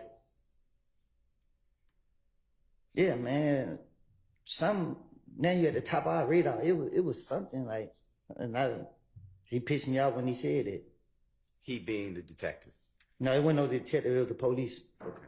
The police officer upset you when they I think it was Dennis that said it. It was one of them that said it to me. Okay. Now, that's the only time you're mentioned in one of Jeffrey's songs. Is that true? What you mean? There's not another song that Jeffrey, to your knowledge, mentions you. Yes. Okay. And Halftime, you know this, was made in 2000. It wasn't released till 2015, but it was made in 2014. Is that true? Yes. Okay. It's an old song.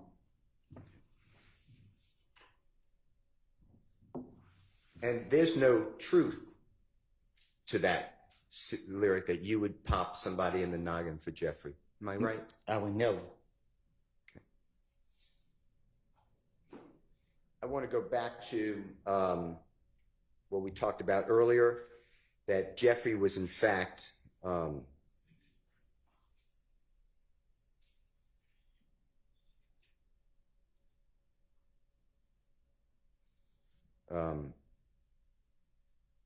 this is, by the way, Your Honor, this is J.W. Jeffrey Williams 241B, as in Barry States Exhibit 378Y, A as in Elisa. It's at 3:16:50 a.m.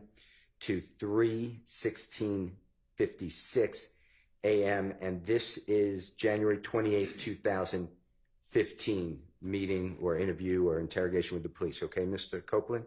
I'd like you to listen to this about things were good with Jeffrey. If you could just listen to this. Defense counsel said January 20th. I think this is the January 11th interview.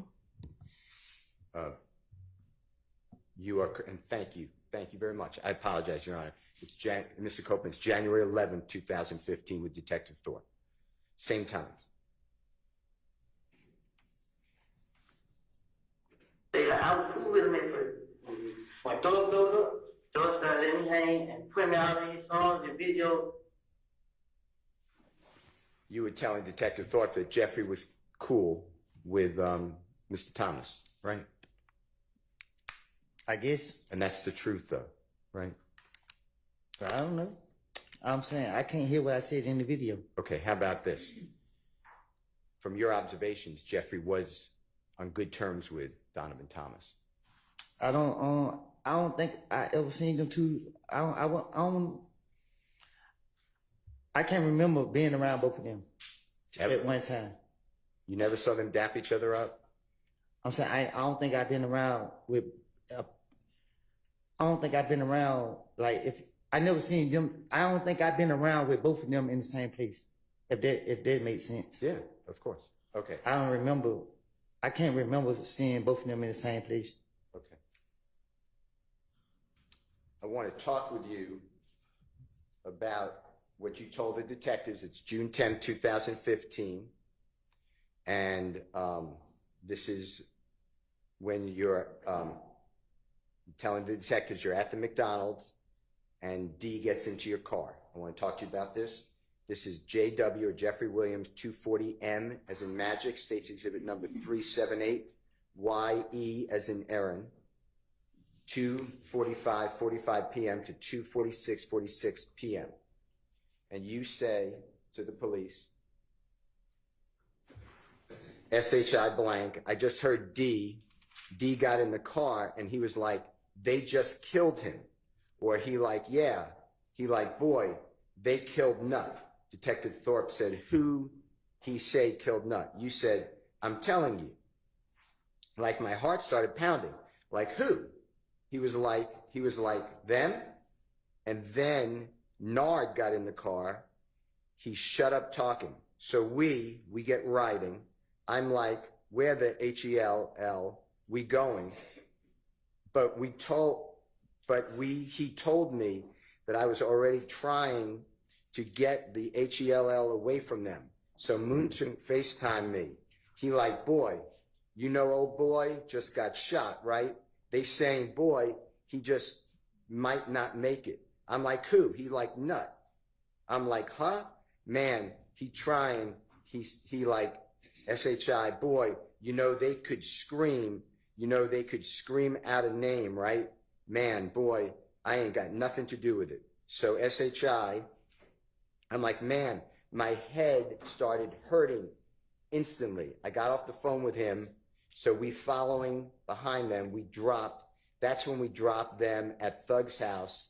They was in the car, in the first car. So when we pulled up, I want you to listen to this and tell me if that's what we're talking about. Excuse me. So I just heard the guy in place, like, they just killed him. Yeah, you like, boy, they killed Nut. When you say kill nut, I'm just telling you, I'm like, my heart started pounding like, who? He like, damn. And then another guy in the car, he shut up. So we get surrounded. I'm like, where they was going? But when he told me that, I was already trying to get a head away from them. So I moved to a FaceTime, he like, but you know, old boy, they got shot, right? Saying, boy, his head might not make it. I'm like, who? He like, Nut. I'm like, him. Man, he like, shit, well, you know they could scream, out of name, right? And well, I ain't got nothing to do with it. So shit, I like, man, my head started hurting instantly. I got off on him. So we fight behind him, we drop him. Then we pull up his own thug.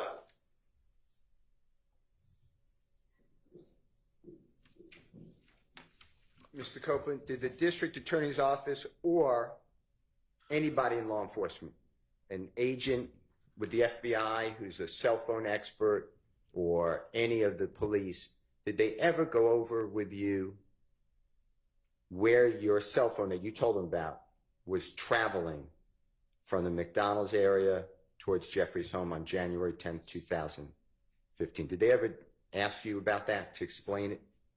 No.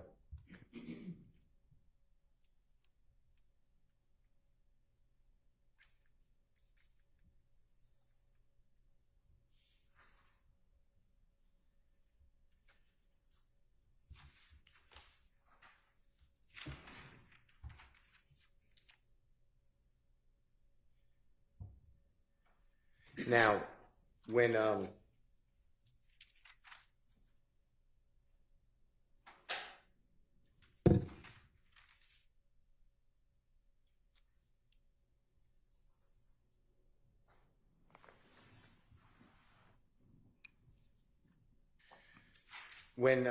you were trying to, or you put out some of your music, I want to talk to you about that if I can, okay?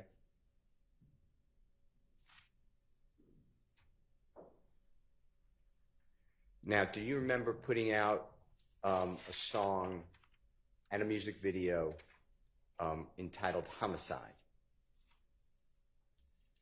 Yeah. And Jeffrey had nothing to do with that song or music video. Is that true? I started doing music with somebody else.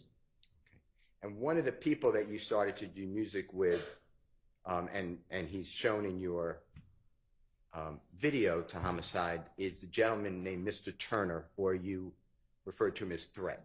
Is that true? Yeah. And in the music video Homicide that you put out, would you recognize that music video if it was shown to you? It's my video? Yeah, of course. It's mine. Okay. I'd like to show you, and Your Honor, move into evidence, Jeffrey Williams, number 243B, as in Barry, and it's a music video by Mr. Copeland. And I want to ask you a couple of questions about that, okay, Mr. Copeland? I'd like to show it first and then ask you some questions, okay? All right.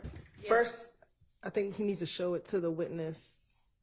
I think there's a proper foundation. Show a tiny Okay. little clip and see if he recognizes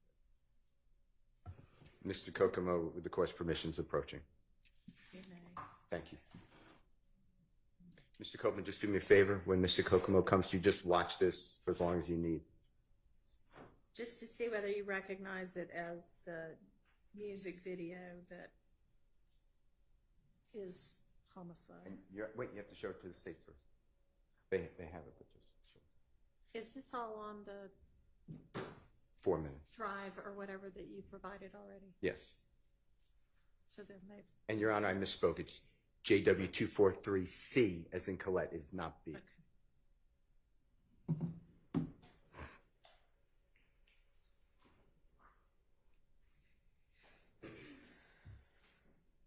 Yeah, they my video.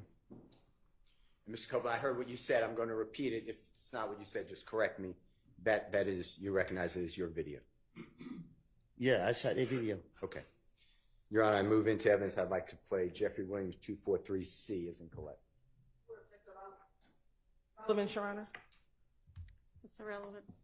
I believe that there is an indication of an image of that appears to be like Mr. Donovan Thomas, and threat is in the video as well as Mr. Copeland. All right, can we just maybe zoom to those parts Sure. and do those little parts instead of the entirety of it? Yeah. Unless the entirety of it's relevant. No. Okay, We can thank you. absolutely do it. I move for the admission of everything, but for purposes of expedition. All right, Okay. it's admitted. And I would just need Mr. Kokomo, Your Honor, to announce what time he is Okay. playing, if that's okay. Or he could tell.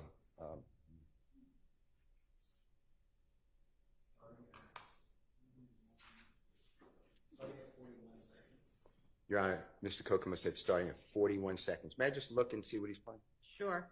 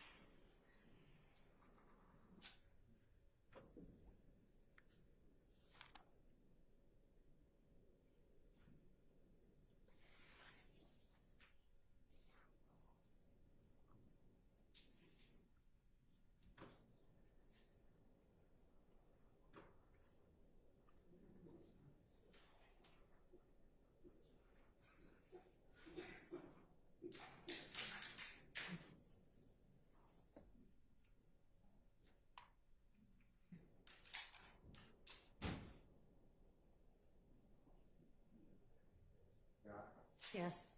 We would like to play, with the court's permission. I know it's in evidence, but 40:34 through 40:50 first, and then it's going to be stopped, and then 3:56:02 to the end. Okay. Go ahead.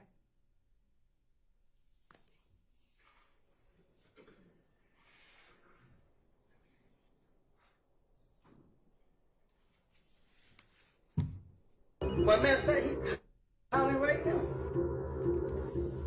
Say, twin, you got that fuck nigga y'all been looking for. Where y'all at? Where you at? We at the spot. Man, she getting right now. We on the way right now. Alright. They on the way now, little bro. And if you can go back, Mr. Kokomo, just for the jurors, Mr. Copeland, I'd just like to explain some things. The person right there in the black, oh, Okay, in the black shirt with the red-looking bow tie and the red vest on the cell phone. You see that person? Can you tell the jurors who that is? Threat. And I heard you, but your hands are over your mouth. Do you mind just I telling said that threat. Okay. And then if you go back a little bit, Mr. Kokomo, and Mr. Kokomo, what time is that we just announced?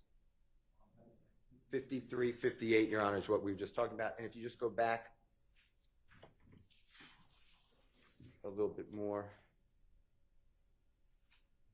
Keep going back just a little bit more. Right up, go just ahead, right there. And Mr. Copeland at 4094, is it fair to say that's you? Yeah. Okay. I'd like to go to 5602. That's wrong. 3 minutes, 56 seconds, 02 to the end.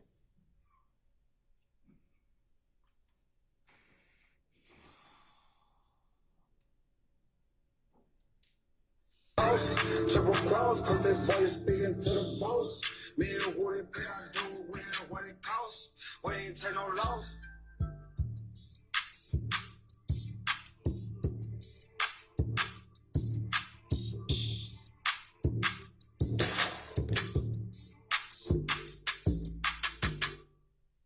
Homicide, we gon' Mr. Copeland,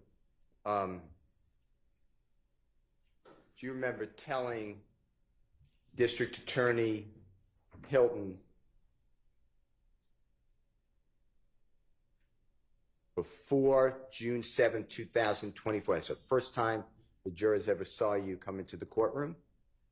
Judge Glanville was the judge at that time, and you invoked the Fifth Amendment. That's the day I'm talking about, so before that day, okay? Am I losing you? Because I'm not trying to. I lost you? Yeah. Okay. We're finished with the exhibit. Can you take it down? Yeah. Before, I'm sorry. You finished with it? For now, I'm going to go back to it. Before the first time the jurors saw you testify, on a Friday, June 7, 2024, before that, do you remember telling District Attorney Hilton that you made a video admitting to killing Donovan Thomas? Do you remember saying that? Huh? Do you remember saying on social media or otherwise that you made a video or a statement that you admitted to killing Donovan Thomas? Do you remember saying that? Objection, mischaracterization of evidence. Not even mischaracterization. I don't know how to rule on that. Okay. I mean, I don't have anything in front of me. That's fine. Let me get the, can I have 1 second? Yeah, it's not an evidentiary objection, by the way.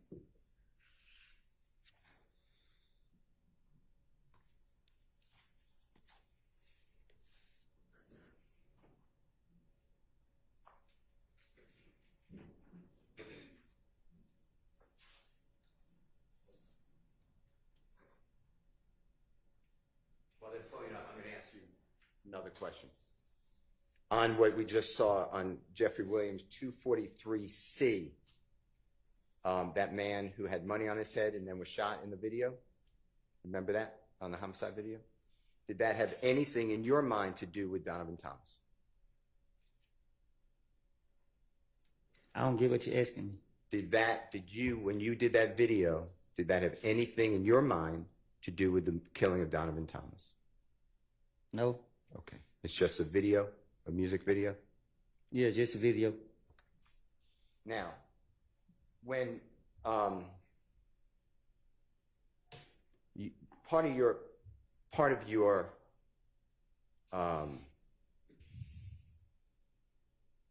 what you try to give out to the public is that you are a real gangster. Is that true? Huh? Do you remember giving an interview on the porch interview? Do you remember that? Off the porch? Off the porch, yes, sir. Do you remember doing that interview? I remember doing it, but I don't remember what I said. Okay. Do you remember saying that you are a real gangster, but other people are just musicians? They're just play gangsters. Do you remember saying something like that? You got to show me. All right. Mr. Kokomo, this is Your Honor, Jeffrey Williams, 246. It's April 29, 2020, off the porch interview with Mr. Copeland. And the relevant times are going to be 5 minutes, 4 seconds, 5 minutes, 12 seconds, 8 minutes, 59 seconds to 9 minutes, 7 seconds.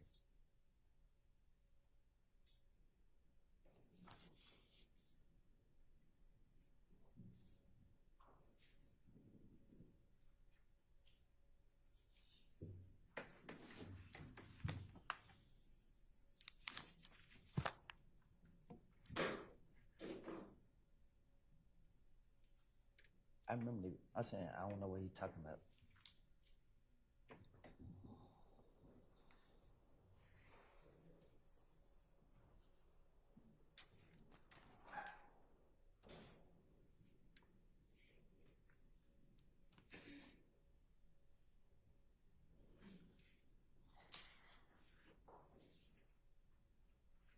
Sorry, Mr. Copeland. Do you remember that video, excuse me, the off the porch interview? I remember, but I don't remember what was said. Okay. Was that you in that video that was shown to you? In that picture he showed me? Yeah. Yeah. And do you need to hear what was said? Did Mr. Kokomo play that for you? No, he just showed me a picture and walked off. Mr. Kokomo, would you just show Mr. Copeland the relevant portions, 504, and you can listen to any of it, 504 to 512 and 859 to 907. Mr. Copeland, just listen to this yourself, please. They have it, the statements.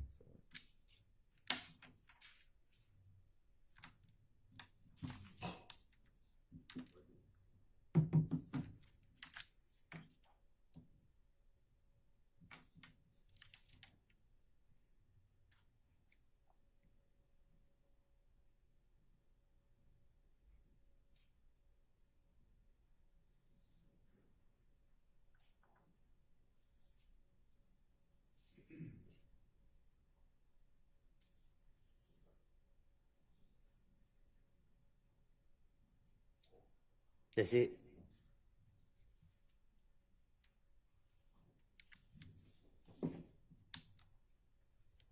That's you in during your interview or part of it? Yeah. Okay. Your Honor, I move for the admission of Jeffrey Williams 246 specifically, and I don't care if the whole interview's in, but specifically the times I announced, Your Honor. Your Honor, we're objecting based on improper character, and we can approach for some other matters, Your Honor. All right. Instead of approaching, because I haven't seen this before, so I'm gonna need to see it as well. I'm gonna excuse y'all to the jury room. I step out too. Yes, for now, but stay Be right close.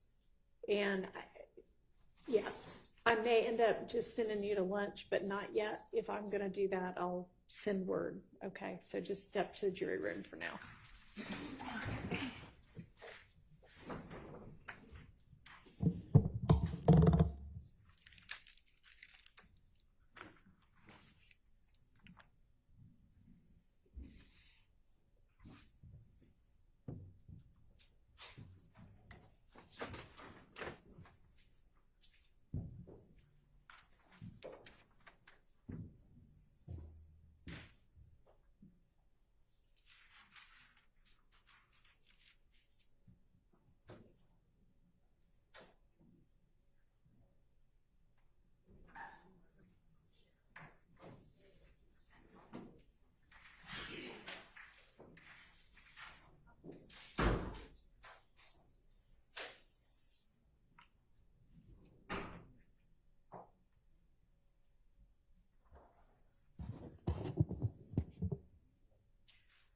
All right, I know there was an improper character objection. Whose character?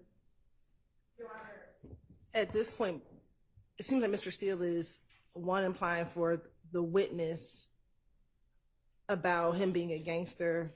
It sounds like he's going down a line of a some other dude did it defense, especially speaking about threat and the homicide video, and then this video, this on the porch video of Mr. Copeland speaking about being a gangster. We think that there's a this is more prejudicial than probative, substantially more prejudicial than probative. And so those are the basis for our objections. And so whose character are you alleging it's improperly impugning? Mr. Copeland's. Okay. Let me see what you're planning to play.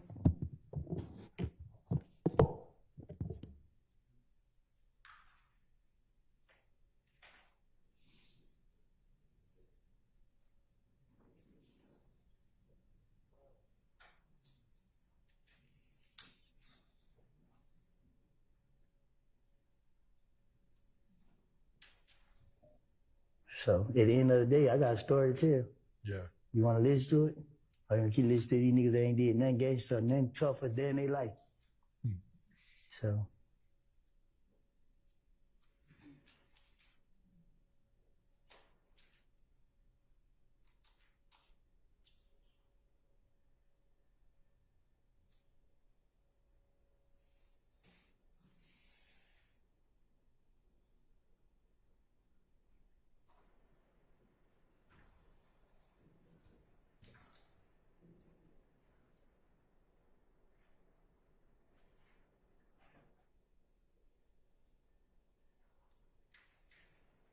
I hear so many people like it, just build my confidence. I mean, because I had a pride thing, like, I don't want to be labeled as nothing but a gangster. So you look at me anything other than that, you got a problem. I'm going to slap the shit out of you. But whenever... I overrule those objections. It'll be very short, Your Honor. Okay, and I'm going to have the jury back. Ms. Persfield, apparently one of the jurors, she was not hospitalized, but she had to visit the hospital last night. And she has indicated through an email that she may need an early break today. Her doctor's excuse had cleared her for going back to work as of tomorrow, but she didn't want to throw us all off in the morning, so she came today. But we may have to break early, and Ms. Persfield's just kind of finding out a little bit more detail. So I'm going to let her come back and let me know what's going on, and then we'll determine kind of where to go from here. So we'll just kind of recess in place.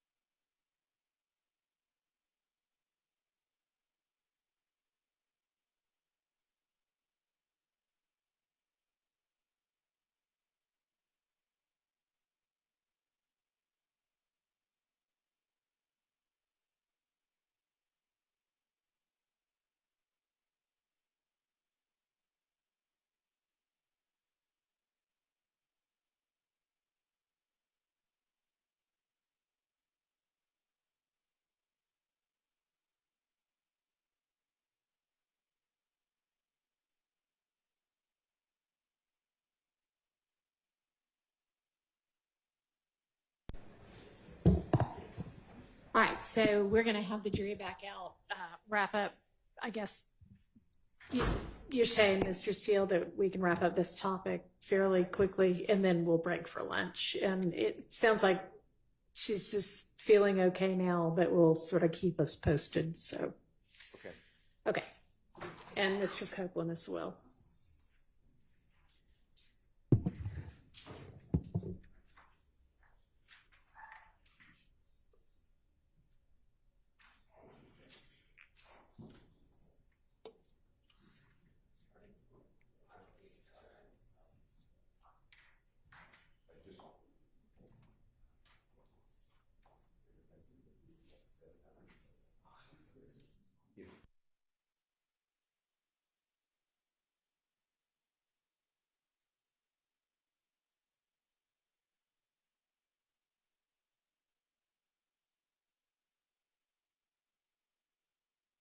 We're breaking. Well,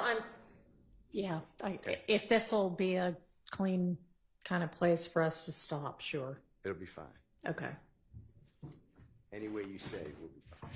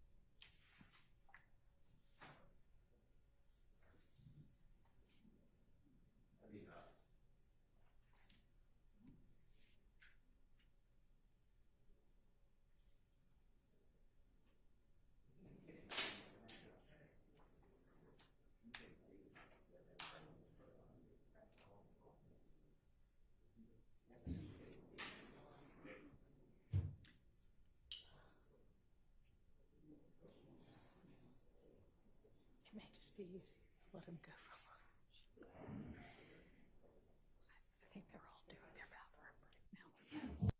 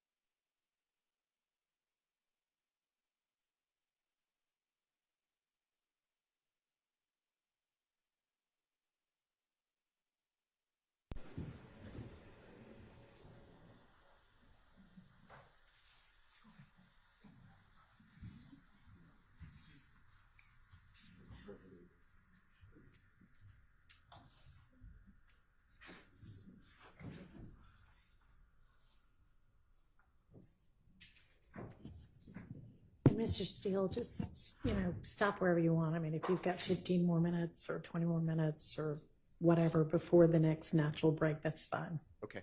John Alger is the president of county clerk. All right, thank you very much. Go ahead, Mr. Steele. Your Honor, with the court's permission, I'd like to publish to the jury Jeffrey Williams or JW 246, specifically the time frame 5:04 through 5:12. And Mr. Copeland, if you could listen to it, and I just want to ask you some questions, okay? All right. You might need your earplugs if you want to use them.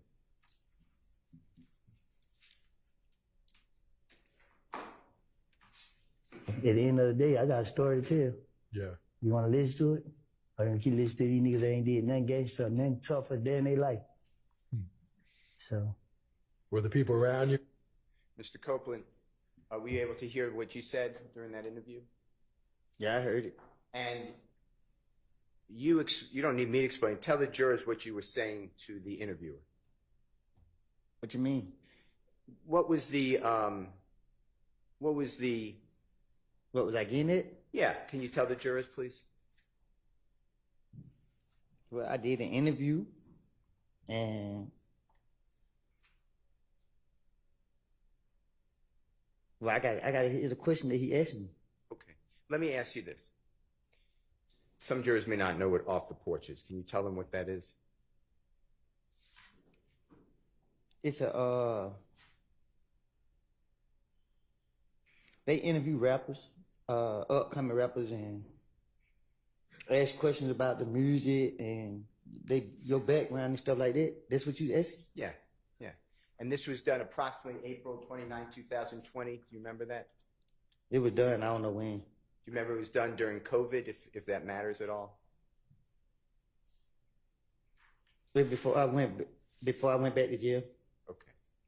And in that segment, and the jurors heard it, but you're explaining that you're a real gangster, not these other people who are pretend. That I'm not saying that's a quote, but something like that. That's what you were discussing, or you said. Is that true? That's what I said. Yeah. Yeah. Okay. I'd like to, and you discussed Jeffrey Williams in this. If you remember, I could play for you, but if you remember off the porch interview, is that true? All right. You said he was like a role model. He blew up, or whatever the right word is. True? Well, he showed us that it was real. I'd like to show you, or play for you, if you don't mind. You might need your earpiece again. This is 8:59 to 9:07. I'm going to ask you the same type of questions. Just what did you say? What did you mean? I'm going to ask you the same type of questions. What did you say and what did you mean? All right. Same thing. Because I had a pride thing. Like, I don't want to be labeled as nothing but a gangster. So you look at me anything other than that, you got a problem. I'm going to slap the shit out of you. But whenever I... Did you hear that? You hear what you said? I think we all heard. Yeah. And what you're expressing is that's what you want people to look at you as. That you're tough. No, I just wanted people to know. Not to look at me. I wanted them to know. That you're tough. I ain't tough. I just ain't scared. All right. Now, you also put on your social media, I think the state showed it to you, but let me get the exhibit number.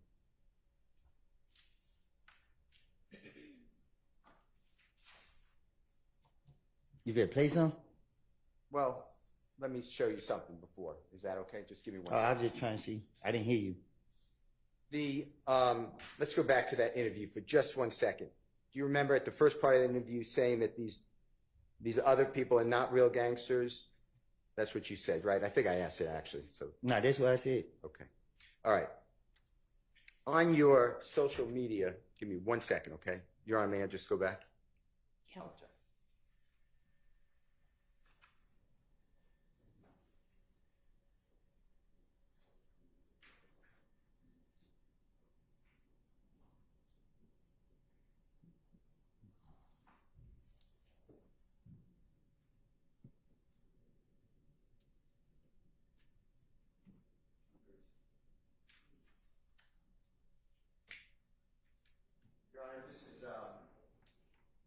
exhibit number Jeffrey Williams 236B, as in Barry. And with the court's permission, can Mr. Kokomo just show it to Mr. Copeland?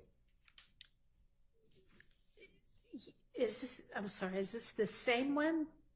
The off the porch? This is a different one. Did you say 236B this time? Okay, sorry, I didn't know if you said 246. So 46 was the last one. that's what I thought. So wasn't sure whether we were talking about the same one or a different one. All right. Yeah, he may. 236B, is that what you said?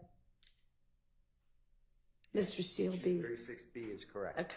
Did you see that, Mr. Copeland? Do you recognize that as your social media account at one time? Yeah. Okay. Your Honor, I move for the admission of Mr. Williams, and it's 236B, as in Barry. It's admitted. Can Mr. Kokomo please display, Your Honor? Yes.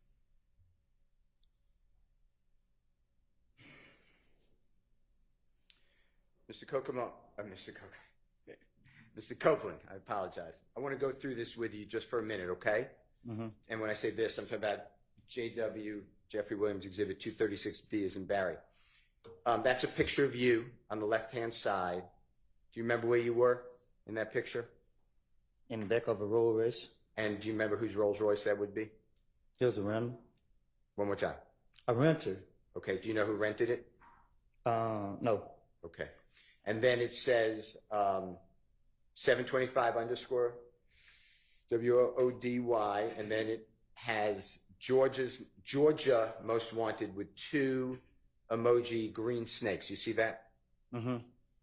And it says that you're an artist, or it says artist, the word artist, right? True? Is that right? Yeah. And then underneath it says, I came from nothing with a period. You see that? Yeah, I see it. And I came from nothing. Do you know that to be a series of Jeffrey's music? What you mean? Do you know whether Jeffrey Williams ever put out music? I came from nothing. Yeah. 1, 2. Okay. And is that where that comes from? And if not, that's fine. I'm just asking you, were you inspired by That's where it came from. Okay. And when it says Georgia's Most Wanted, you're aware that you were deemed by the federal authorities as 12 most dangerous people in Atlanta. Is that true? I was? Yeah. Objection. Speculation.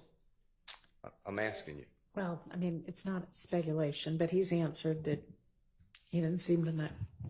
Let me show you. Tell me whether this refreshes your memory. Objection, Your Honor. This is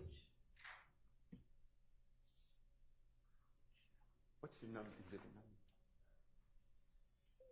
What's the objection? this is nothing that he can authenticate. Okay, there's an authentication objection. Well, Is that the only objection? Irrelevance. And if we can approach him, we can show you the exhibit. You may. Let's go ahead and send the jury to lunch then. And we'll deal with this while y'all go to lunch. Let's be back at 1:15, please. You said 1:15? 1:15.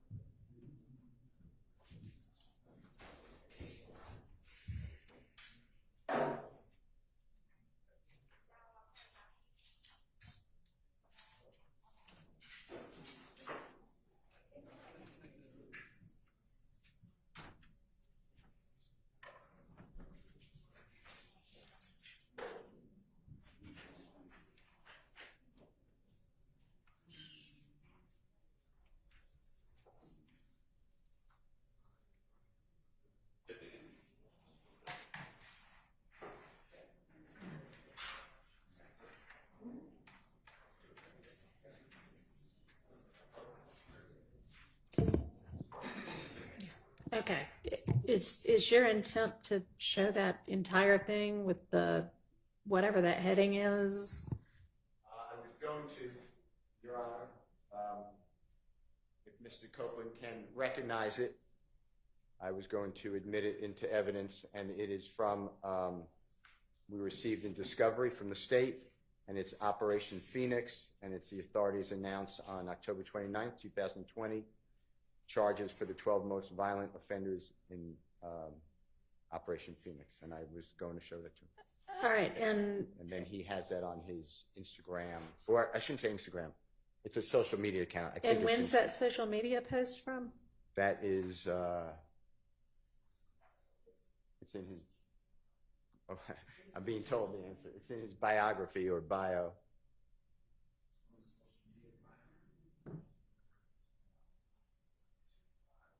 I can't hear what he's saying, but He's saying it's in the social media biography of Mr. or bio of Mr. Copeland. I don't know the date personally, Your Honor.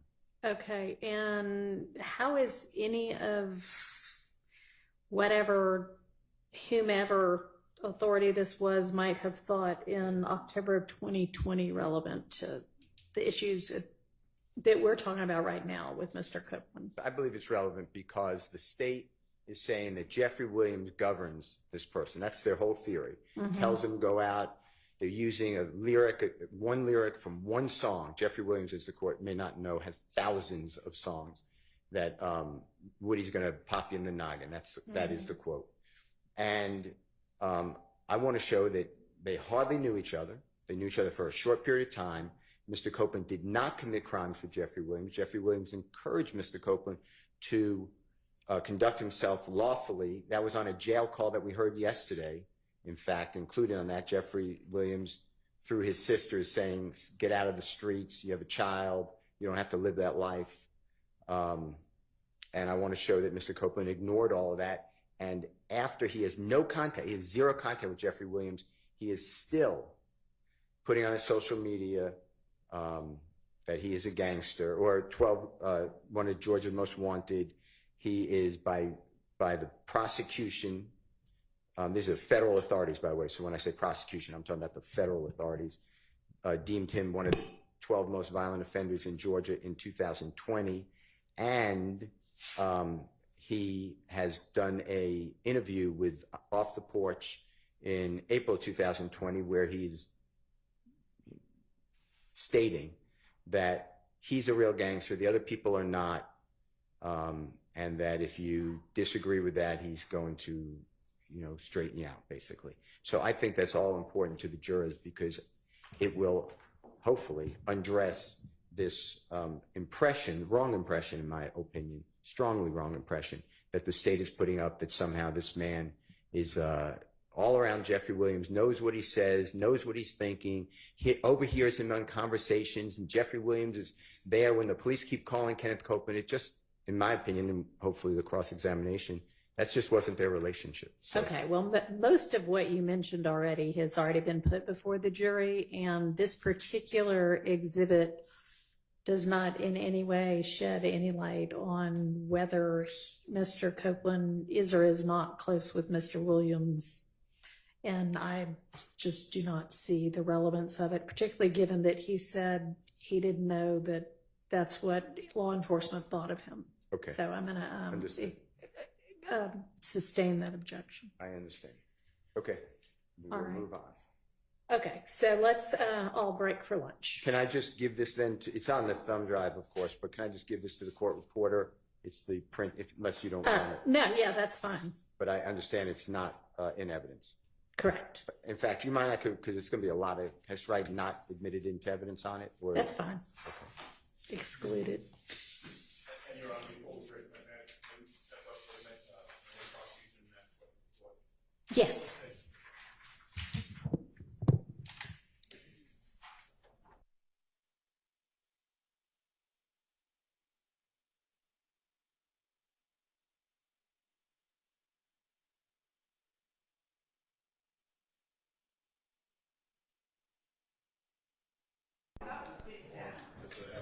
What?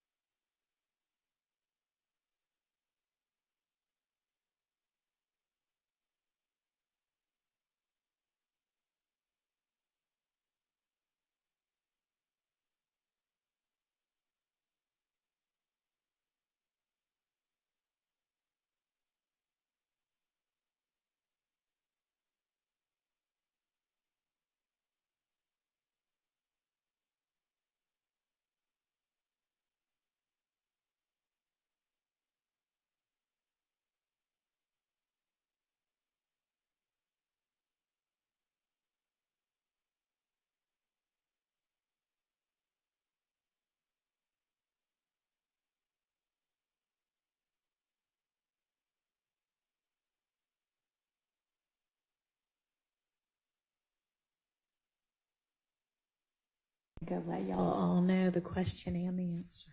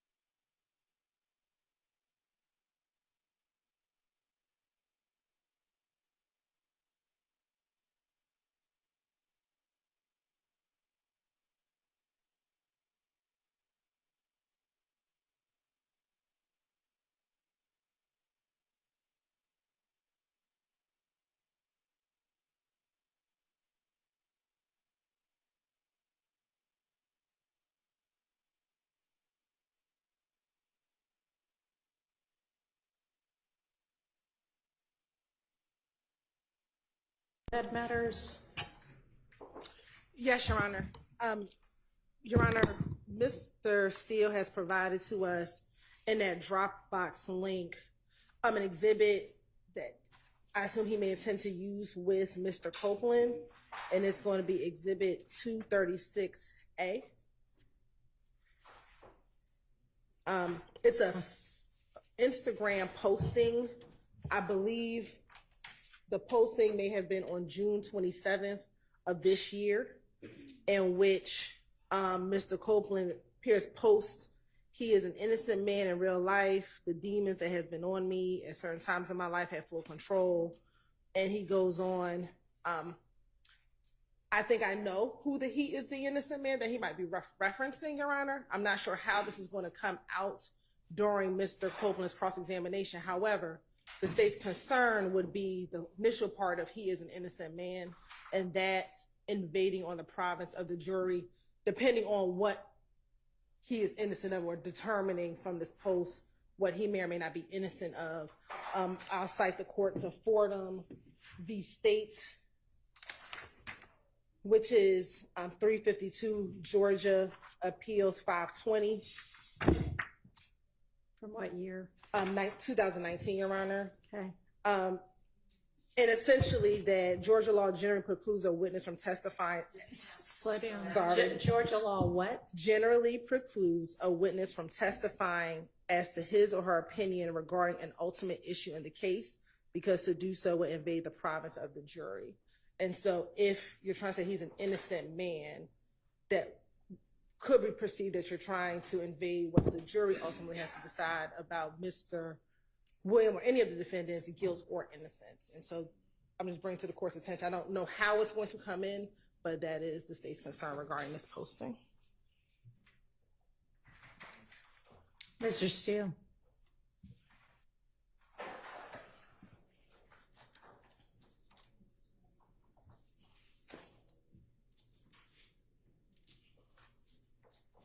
Your Honor, I could get a case, but lay people, by the way, can comment on an essential element if it's their observation, A, but B, it's for impeachment. I believe that Mr. Copeland, and I don't know what he's going to say. I have not spoken with him, but I believe that he has targeted Mr. Williams in that posting on June 27, 2024, saying that my conscience caught up with me, and he's an innocent person. I believe that that can go to the jury the way it was said.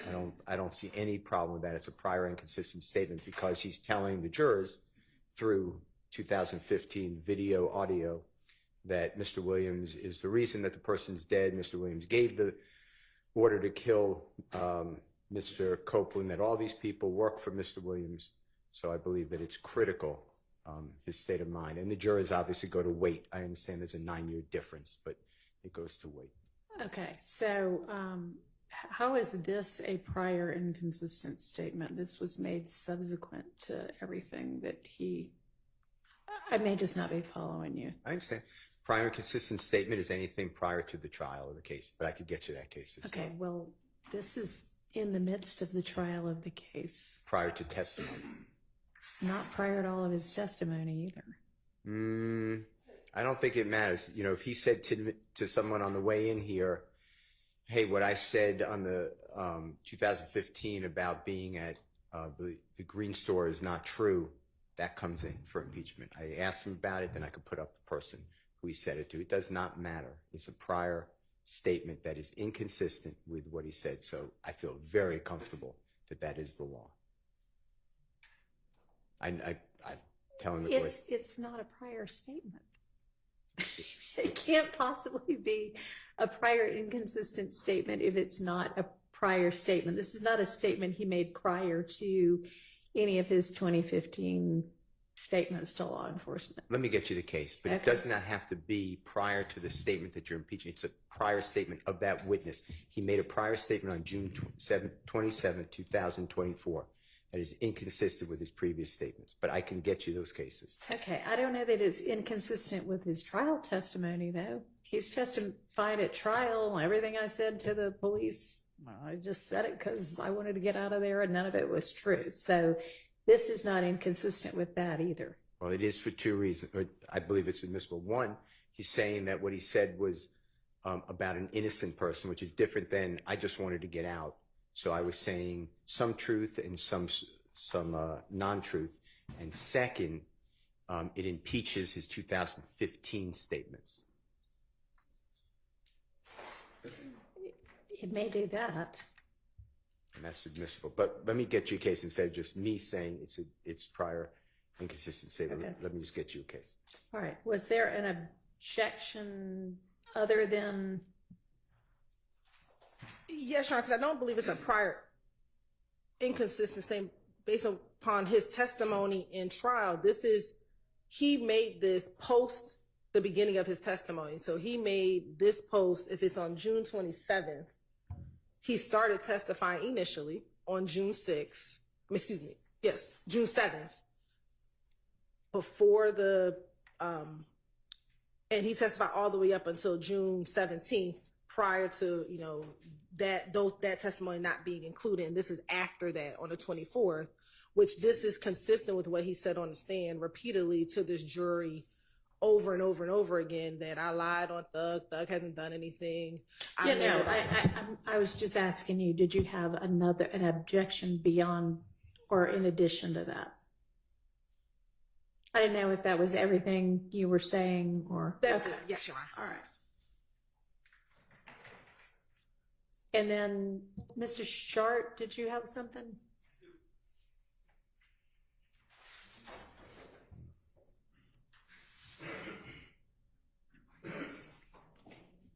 Your Honor, it is my belief that Mr. Steele plans to play a phone call that Mr. Copeland is on with his sister. I believe it's marked Jeffrey Williams 250B. My concern is from 1605 to 1629. There is a comment made by who I believe to be Mr. Copeland's sister, stating that she has heard that Shannon got shot at because he killed Nutt, is close to the quote. It's based on speculation and hearsay. It's obviously very prejudicial to my client. So I would ask that if Mr.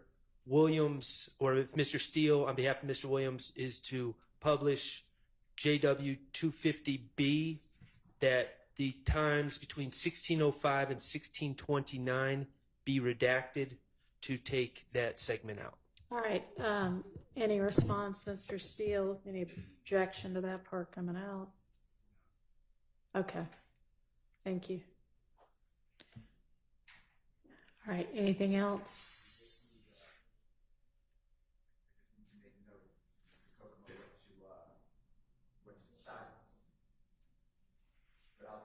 All right.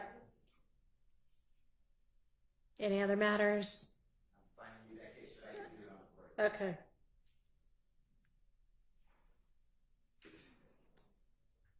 All right, then let's get Mr. Copeland and the jury in.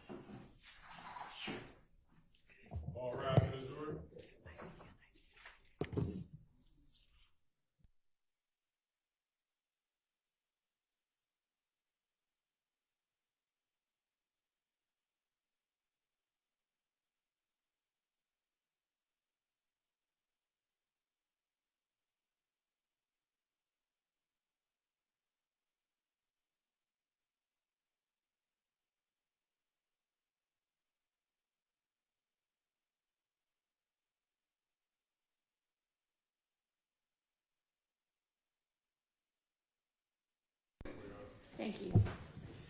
All right, you may proceed, Mr. Steele. Mr. Copeland, do you remember saying on when being asked questions by Ms. Hilton that Mr. Turner or Threat asked you to go with him, and you and Mr. Turner fired ammunition or bullets into the barbershop of Rich Homiequan's father? You remember that? Can you ask me again? Yes, sir. Do you remember telling the jury that you and Mr. Turner, Threat, went to the barbershop of Rich Homiequan's father and fired bullets into that barbershop? What about it?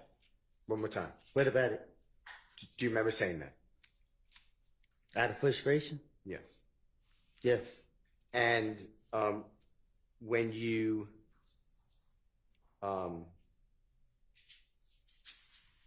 did that, do you know whether there were people inside that barbershop at that time? I don't recall. Do you remember telling District Attorney Hilton before you started to testify on Friday, June 7, 2024? I asked you this before, but I'm going to ask you again, okay?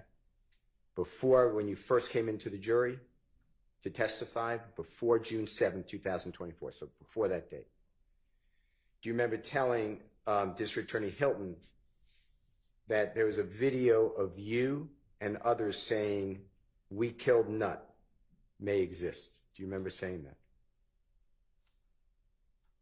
I don't recall.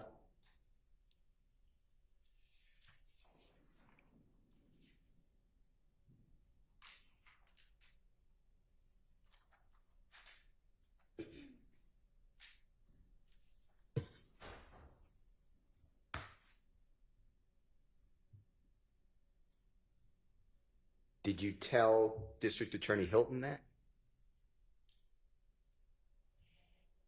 Did I tell her what? That there's a video with you and others admitting that you killed Donovan, Nut, but Donovan Thomas.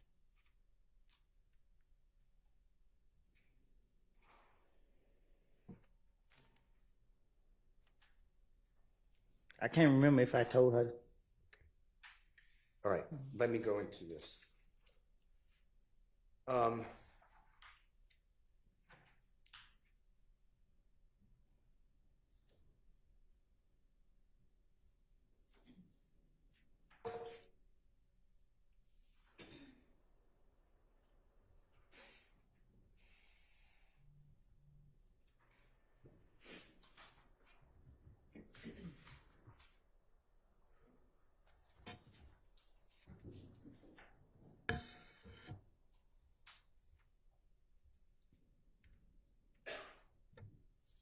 want to ask you about Jeffrey Williams or JW.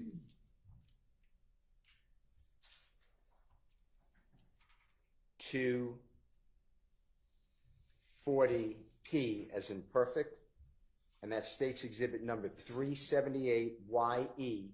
So, Mr. Copeland, that's going to be the June 10, 2015 interrogation or interview with the police. And it's at 248:22 through 248:57. And this goes into you stating that when you pulled up,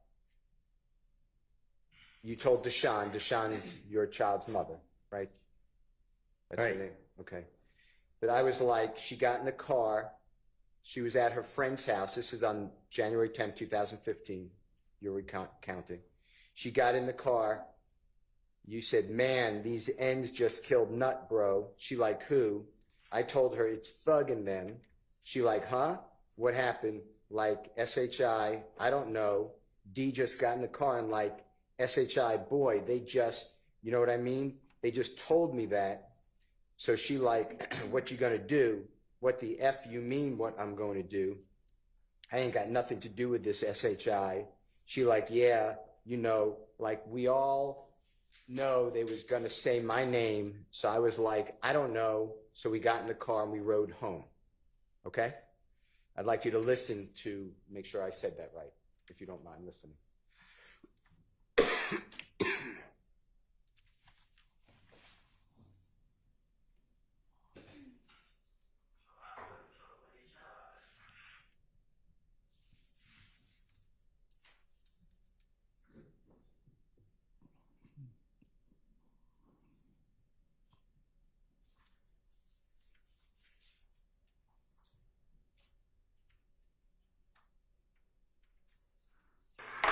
That one got his son. So my brother told what his son was like. She got in the car. She was at her friend's house. She got in the car. And he needed to chill play, bro. She like, who? I told her. She throw it in. She like, what happened? I said, I don't know. DJ got in the car. Like, shit. But it, you know what I mean? They told me like it. So she like, what you gonna do? What the fuck you mean what I'm gonna do? I ain't had nothing to do with this shit. She's like, yeah, you know, like, we all knew they gonna say my name. So I was like, I don't know. So we got in the car. We drove home. Did you hear that? Did I say it accurately? Sound like it. Okay. And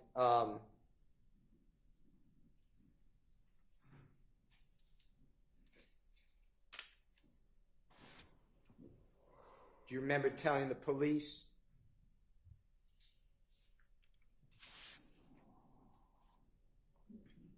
that, and then they spoke with Miss Quarterman or Deshawn? You're aware of that, you said earlier, right? They did? Yeah, you're aware that she would call them for you, text message them. Oh, yeah. Collect calls. Never corroborated or never asked about that, right? As far as you know. Yeah, I don't know. Okay. All right.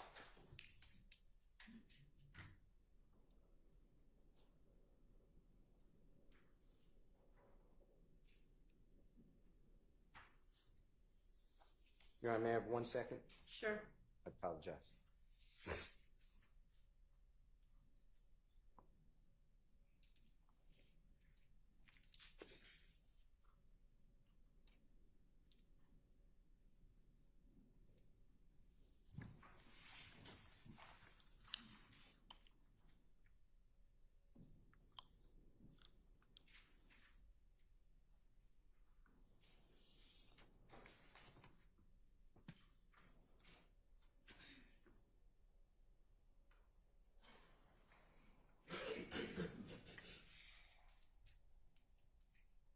Sorry about that.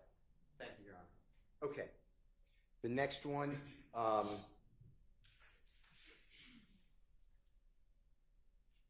we discussed already, I believe. No one ever, you told the police that on June 10, 2015, that from the McDonald's, me and him get on the expressway, boom, and they are following y'all in the Nitro. Asked the detective, you said, yeah, no. They told us to follow them.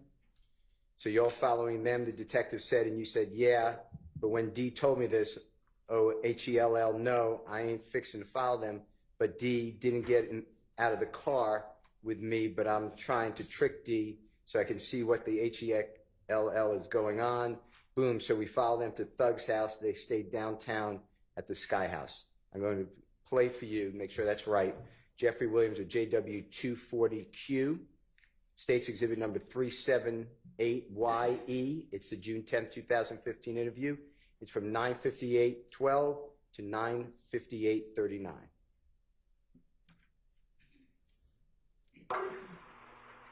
So we gonna get on the split. Wait, are they following y'all? Yeah. Nah, they told us to follow them. Okay, so y'all follow them. Yeah, but when he told me, hell no, I ain't gonna follow them. But I had to even get out the car. I'm trying to keep these, I see what the hell going on. Boom. So we followed them to the door. They stayed downtown on the Sky House. What I said, was that fairly accurate? He said, I told you. I heard it, but man, I have to tell the police anything. And the truth is, you didn't follow Jeffrey Williams to Sky House. I don't remember that night. I don't so much going on. I don't know what happened that night. When I say follow to Jeffrey Williams Sky House from the McDonald's. What I'm saying is, so much what happened that night. I can't say I was all over the place. I don't remember exactly what happened that night. Let me ask you this. Did you ever drive by at any time, the scene where the barbershop is, where Donovan Thomas was shot and killed? On January 10th, 2015. What you mean? Did you, at any time, I understand there was a lot going on, but did you drive by the scene, you know where Donovan Thomas was shot? You know what I'm talking about? Yeah, I know what you're talking about. One more time? I said, I know what you're talking about. Okay. Did you, on January 10th, 2015, drive by that street where he was shot? I can't recall. Okay. Let's do this. Did the police, detectives, federal, anybody, district attorney's office ever come to you and inquire of you whether or not your phone records show from the McDonald's area, cell phone tower, to the Sky House? Did they ever ask you about your phone records to see if it tracks what you told the police? They never told me nothing about my phone at all. Okay. All right. I want to talk with you about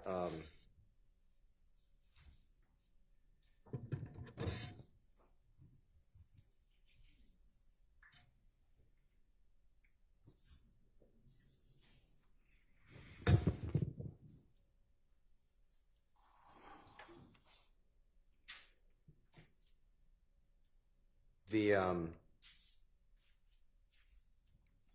meeting with Detective Thorpe. So it's about 7-8 hours after the shooting of Donovan Thomas, January 11th, 2015. Your Honor, this is Jeffrey Williams, or JW 241D, as in David. And this is State's Exhibit number 378YA, as in Elisa. It's 3:18:50 a.m. to 3:20:42 a.m. And Mr. Copeland, if you could just listen for this, and if I said it wrong, just tell the jurors I got it wrong. You're in with Detective Thorpe, January 11, 2015, and Detective Thorpe is asking you, who is Walter Lee Maddox? And you said, who? Walter Lee Maddox, the detective said. You said, I don't know. Nickname? Detective said, did y'all ever rent or own an Infiniti? You said, an Infiniti. Detective Thorpe said, did y'all ever rent or own one of those cars before? You say no. You deny it. Detective Thorpe said, have you been stopped in an Infiniti before? You said, have I? No. Detective Thorpe said, have you been stopped in an accident in an Infiniti? You said no. Detective Thorpe said something, I don't know, you could tell us if you can recognize it. You said, have I ever had a car break-in? No, let me think. You talking about this year? Detective Thorpe said, anytime. You said, I had a car break in a Pontiac. That was a couple of years ago. Detective Thorpe asked you, what kind of car does your brother drive? You said, a white Dodge Charger. That's the truck he gave me. You said, Detective Thorpe rather said, does your brother got two cars? You says, nah. His girl got a car, and that the car he got, the Dodge Charger, and she got the ugly little Malibu, like 19-something. Detective Thorpe said, a 2014 Dodge Charger. You said yes. Detective Thorpe said, white. You said yes. Who drives a Nissan? Detective Thorpe asked. You said, a Nissan, what color? Detective Thorpe said, it is gray. You said, I don't drive no Nissan. Detective Thorpe said, okay, y'all ever have an Infiniti Gray Q45 before? You said a truck. Detective Thorpe said no. You said a car, not that I know of. I want you to listen to this. If you don't mind, tell me if I did that wrong. Who's Walter Lee Maddox? Who? Who's Walter Maddox? Huh? No Y'all- nickname? Did y'all ever rent or own an Infiniti? Infinity. Y'all ever rent one of those cars before? Have you ever been stopped in an Infiniti before? Have I? Yeah. Had an accident in an Infiniti? No. maximum. Have I ever had to cover it in? Mm-hmm. No. That's how you think. It's not this year. Anytime. I had to cover it in that Pontiac. That was a couple years ago. I ain't had no coverage. I ain't had no registry. I ain't have none of it. Gotta call your brother, John. Oh, who was that in there? A white Dodge Charge. This truck car he gave me. Your brother got 2 cars? Nah, his girl got a car in the car. He got the Dodge Charge. Oh. Then she got the little ugly little Melody. Like a 19 something. 2014 Dodge Charger? Yeah.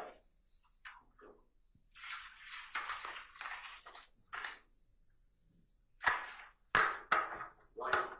Yeah.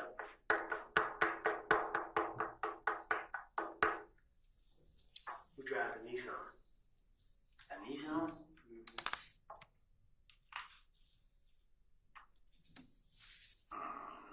What color? What color is it? Gray. How about that on Nissan? Okay.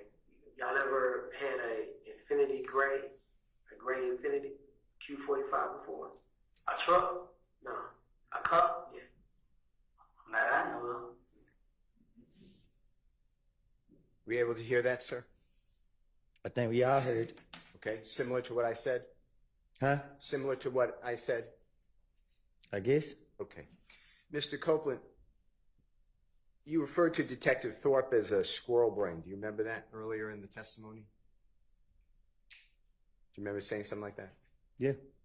And by approximately 3 o'clock in the morning on Sunday, January 11, 2015, so within 8 hours approximately of Mr. Donovan Thomas being shot, Detective Thorpe is asking you specific pointed questions about you in a rental gray Infinity sedan. Do you realize that? You said, do I realize it? Yeah. What you mean? That's what he was doing. You understand that he was asking you about a rental Infinity within 8 hours of the shooting of Donovan Thomas. Right. And you denied any dealing with an Infinity vehicle rental, right? Right. And that's not true, right? What you mean? You were dealing with a rental Infinity vehicle. I was? Yeah, weren't you? I don't recall. The car that you were driving that Jeffrey Williams rented for you was, do you know that type of car that was? Or he testified to? What about him renting the car for him?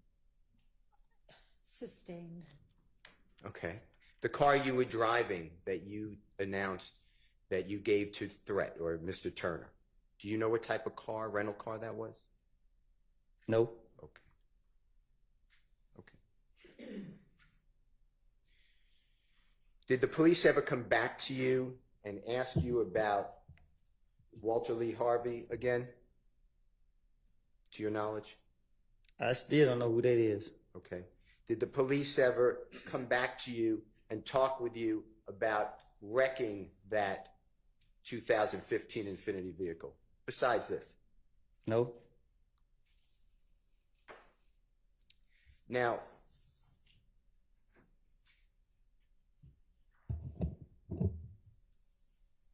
you have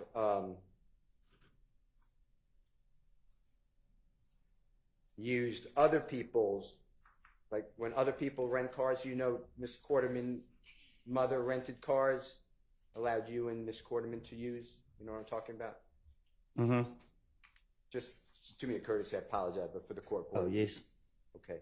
And that would be in Miss Quarterman's mother's name, the rental car. You're aware of that, right? Right. And I want you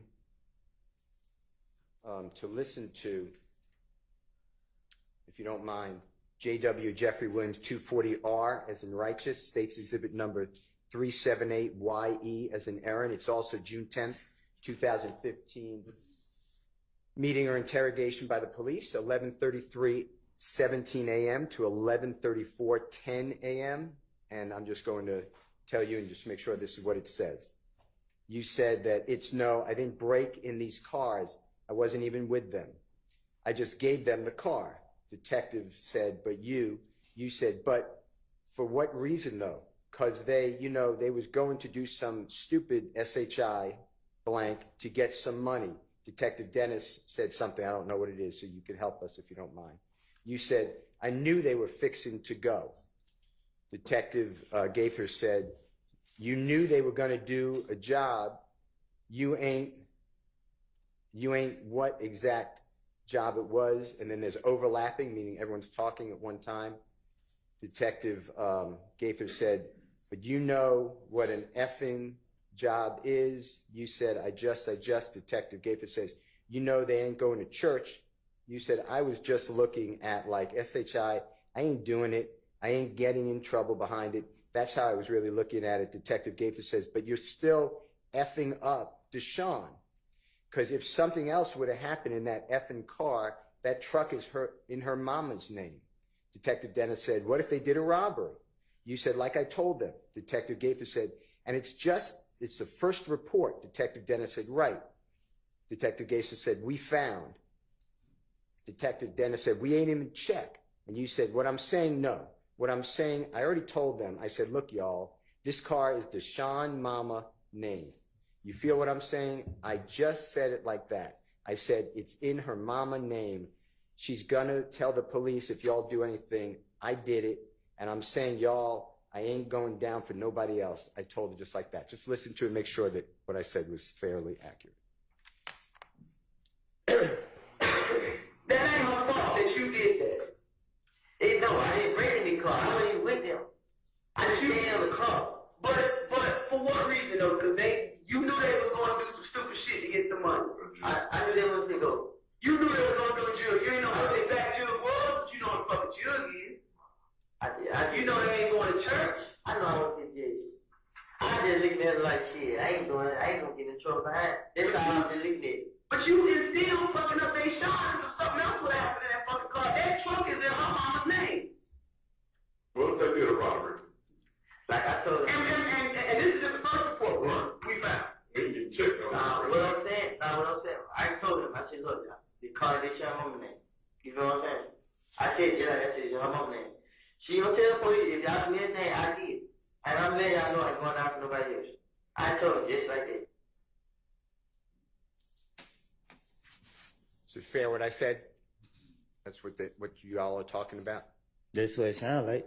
So, even though it was, and Deshaun and you have a special relationship. I mean, you share a child or children, right? Yes, a child. Okay. And you're aware that her mother is renting a car in her mother's name, letting you use it, and Deshaun, or excuse me, Miss Carterman, and it's used for criminal conduct by stealing people's cell phones, laptops, breaking into cars. You're aware of that, right?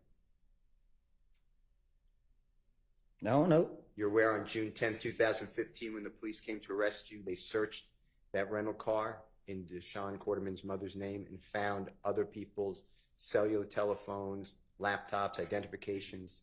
You're aware of that, right? Yeah, after they locked me up. Okay. And you were involved in breaking into those cars and stealing, using her mother, Deshaun Quarterman's mother's rental car, right? Objection, Your Honor. Assume effect's not in evidence. I'm asking him a question. I think he just answered it. Right? They charged me. Okay. Why, I'm just asking you, why would you be entrusted by somebody? They were doing you a favor with a rental car in their name. Why would you go out and commit a crime while using someone else's rental car? I don't get what you're asking me. Did you ever think? Did you ever think about the lives that you were affecting by committing crime in a rental car in someone else's name? Objection, Your Honor. Assume effect's not in evidence. Rule 611, Rule 24-6, 611. How about relevance? And relevance. Did it ever occur to you that you can get other people in trouble? Objection relevant. Sustained. All right. I'd like to talk with you about Jeffrey Williams exhibit number 240S, as in Samantha.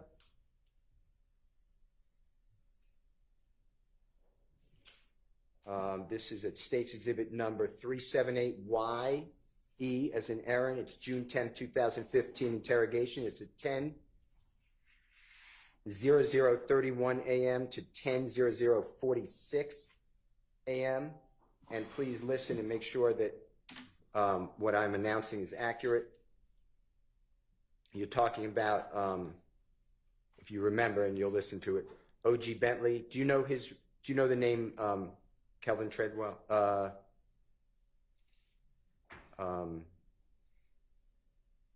Do you know O.G. Bentley by a government name? Do you know who that person is? I don't even know who O.G. Bentley is. Okay. All right. Where you said, you feel what I'm saying? This is what D's saying. Bentley's supposed to went and hid the car and the guns. Detective said, where? You said, I ain't never heard it, like they just cut me off. They seen all the police just kept coming at me, talking to me. I want you to listen to this if that's what you said, okay? You know what I'm saying? This what he said. Bentley supposed to went to hit the car and the guns. Where I ain't never heard. Like they just cut me out. Like they seen all the police just kept coming at me and talking to me. Did the police or the prosecution ever come to you and say, hey, we would like to talk to you about corroborating or supporting or verifying what you told us here? Did that ever happen? Can you say it again? Yeah.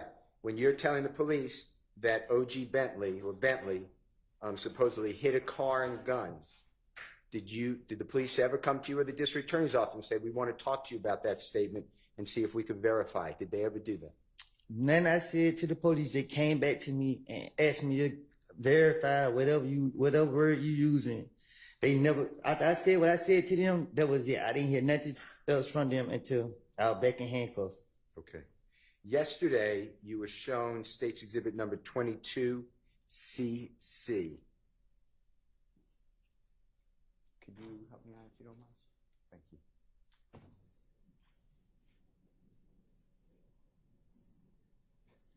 It should be the nitro. You know what I'm talking about? Yes.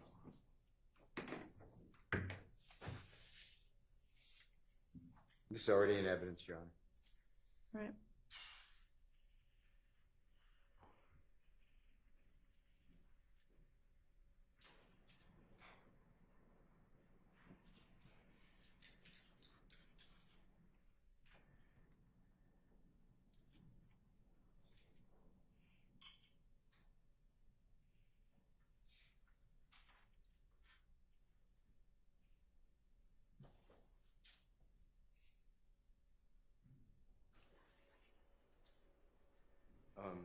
Ms. Person.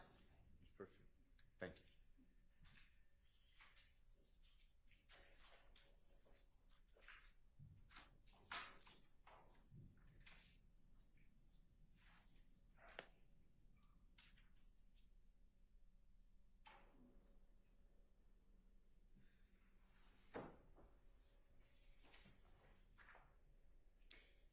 If you could just blow up the actual image.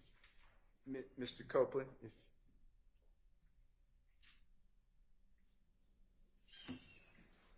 you were shown this yesterday, this should be State's exhibit number 22CC, as in Colette, and the state asked you about the vehicle, which should be on the left of your screen, and they identified it as a white Nitro, I believe.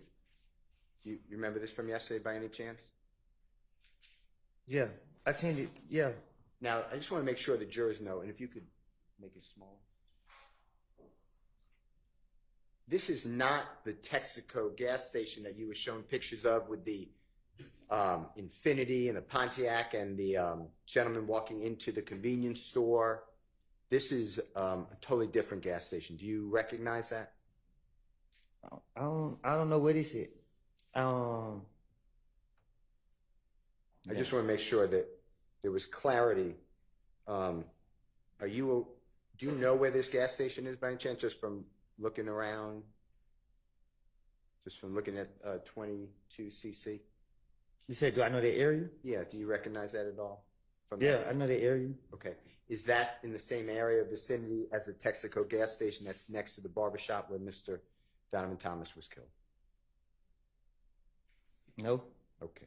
I just wanted to make sure the jurors weren't confused, or that we didn't confuse the jurors. Okay. Thank you, Ms. Knight. Now, the state also showed you yesterday a photograph. It's 10cc, as in Colette. I'd like to show that again, and it is in evidence already, Your Honor.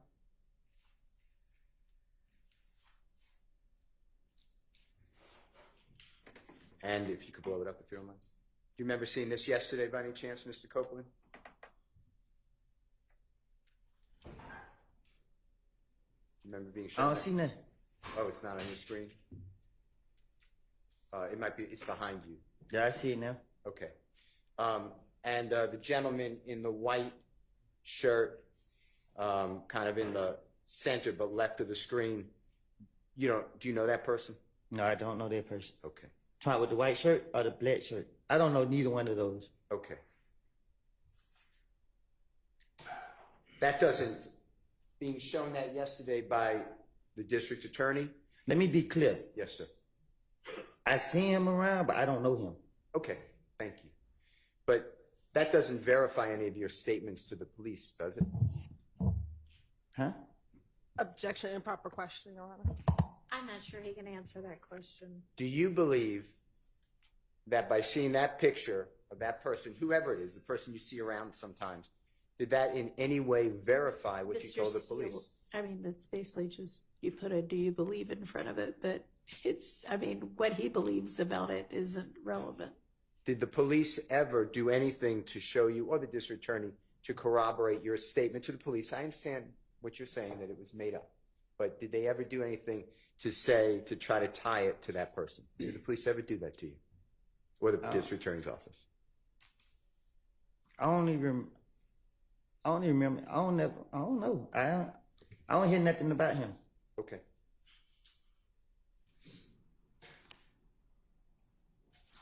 All right. I want to talk with you about your statements to the police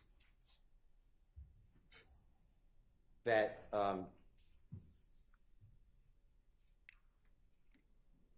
Jeffrey, that you were with Jeffrey when you were getting calls from the police, okay? There was some discussion like that. And it's, Your Honor, is J.W. Jeffrey Williams 240T, as in terrific, State's Exhibit number 378YE, as in Aaron. It's again June 10, 2015. This is at 9:50:35 a.m. to 9:51:48 a.m. I'm sorry. Of course. 9:50:35 a.m. 9:51:48 a.m. And if you hear this, Mr. Copeland, if I'm, just make sure that after you listen to it, I'm correct. You said, I'm like, don't worry about it, N. But anyway, long story short, the detective was calling my phone. You know what I mean? And he was right there. The detective said, Thug was right there? You said, yeah. You said, so I answered the phone, and he looking at me like this, but I don't know what's going on. Detective says, why is he looking at you like that? You said, because he see me answering the phone for them. Detective said, but at what point does Thug have anything to say, nuts murder, to be looking at you in any kind of way, like, don't worry about that, like this and that? And you said, I'm fixing to give it to you. Detective said, please, we've been waiting for months. You said, no, I ain't. Guess what? I heard he was trying to kill me, but I ain't. This is what happened. I answered the phone. Hello? Yeah, this. I knew it was a detective calling.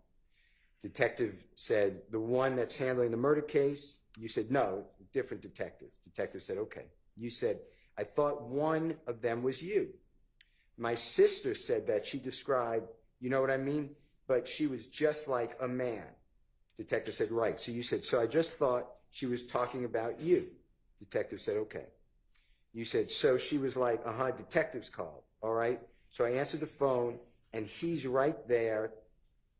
So I was like, yeah, indiscernible. So I don't know what that means. I couldn't understand it. This and that, man, they just talking to me.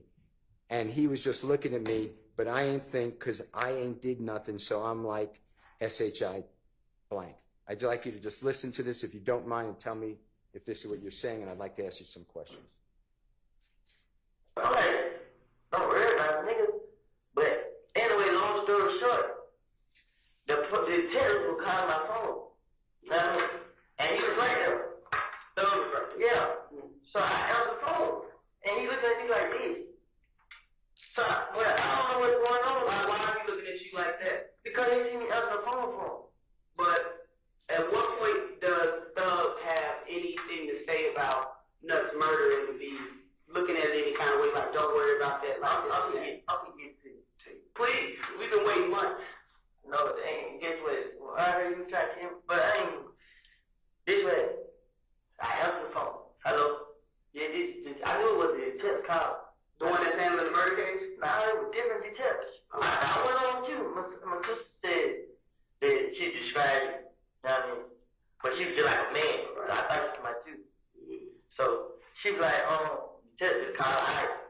So I answered the phone, and he read it. So I'm like, yeah, this chemical company, what, this and that. And they just talking to me.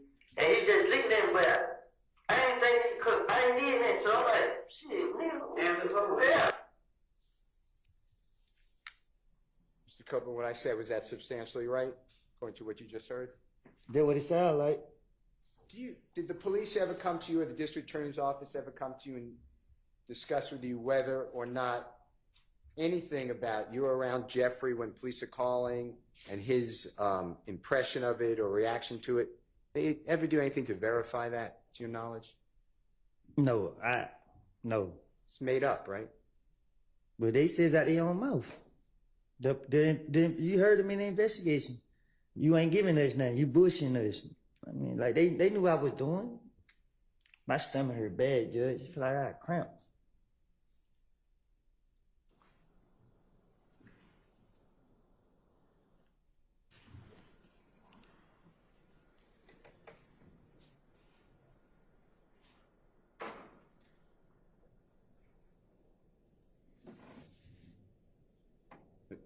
Can I ask you a question?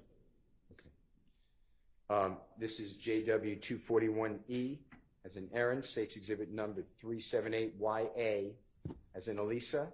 This is January 11th, 2015. This is 4:13:31 a.m. to 4:13:59 a.m.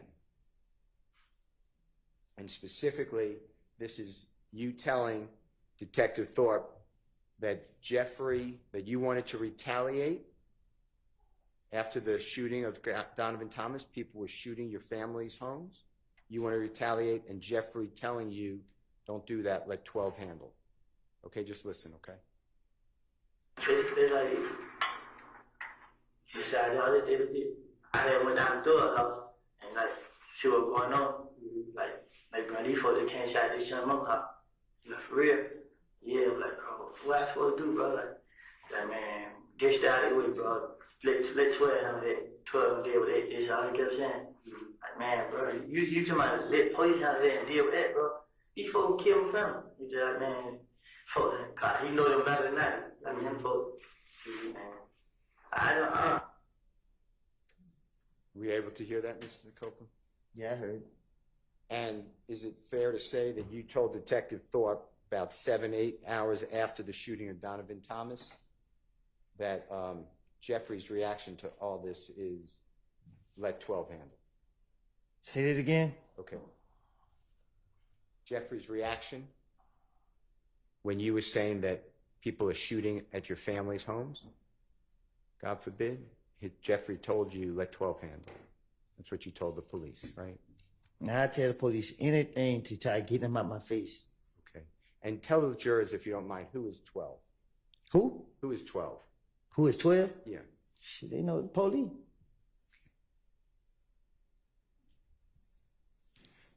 I want to talk with you about your statements to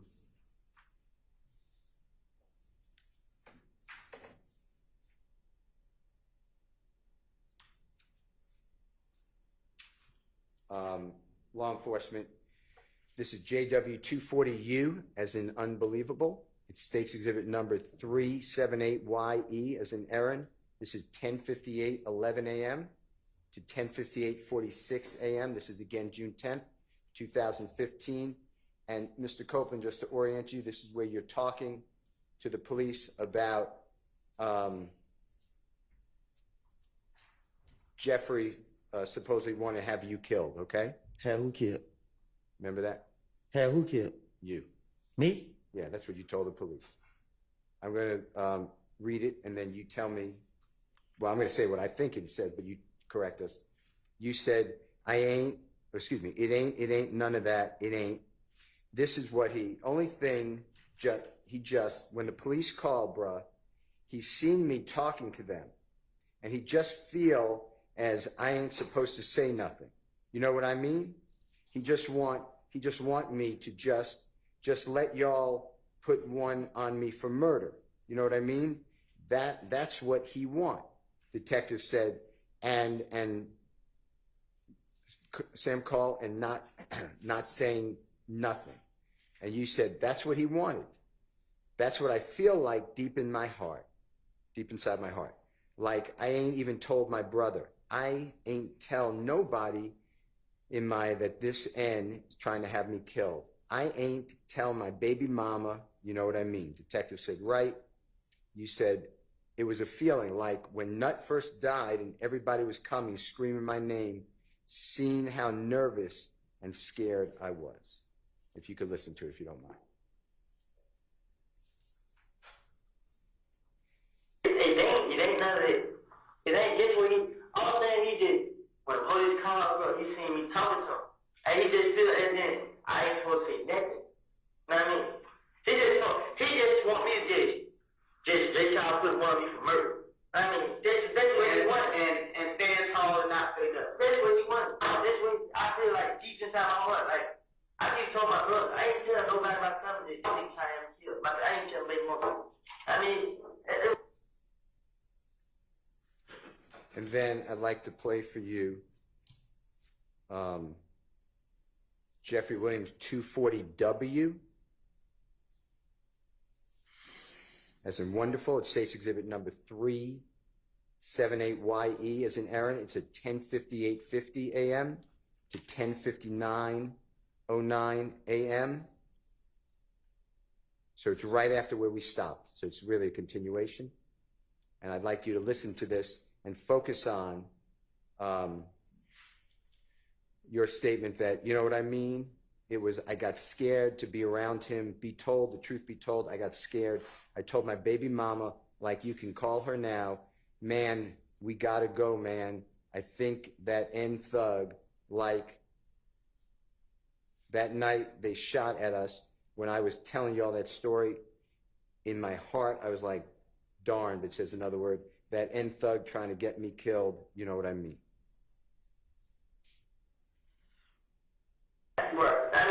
I got scared to be around. Be told, truth be told, I got scared. I told baby mom, are you calling him? Man, we gotta go, man. I think like when that night they shot at it. When I was telling y'all the story with it, in my heart, I was just like, man, my daughter trying to get me killed. You know what I mean? Did you hear that, Mr. Copeland? Yeah, I heard it. So in those two back-to-back recordings that we heard, the JW240U and the JW240W, on the first one you said to the police that you ain't tell nobody that this N's trying to have me killed. I ain't tell my baby mama. And then in the second one, the JW240W, you said, truth be told, I got scared. I told my baby mama. Did the police ever ask you about that and push back and say, how do you say that? How do you say what? Yeah, that you didn't tell your child's mother, and you did tell your child's mother. Did they ever do anything like that?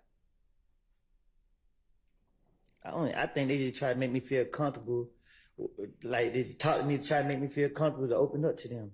So that's what I was thinking. I don't know. I'm telling people anything. I ain't care about getting caught up in a lie. But I was trying to be as convincing as possible. Okay. I'd like to go into JW 240V, as in Victory. It's State's Exhibit number 378YE, as in Aaron. It's June 10th, 2015. Mr. Copeland's 10:20:39 a.m. to 10:21 even, or 10:21:00 a.m. And this, I'd like you to focus on what you talked about with Valerie told you that Jeffrey wanted to set you up. And you said that, yeah, but see, Valerie got in the car. She was like, hey, bro, I'm going to tell you something. Don't say nothing. You know what I mean? Like, what's up? She like, thug, this and that and that. And I'm like, detective said, no. And then you said, now I'm like, what you mean? And she like, don't trust this N, bruh. You know what I mean? He trying to set you up, talking about every time I go out, I got out of jail, something got shot up. Detective says, uh-huh. Can you listen to that for me?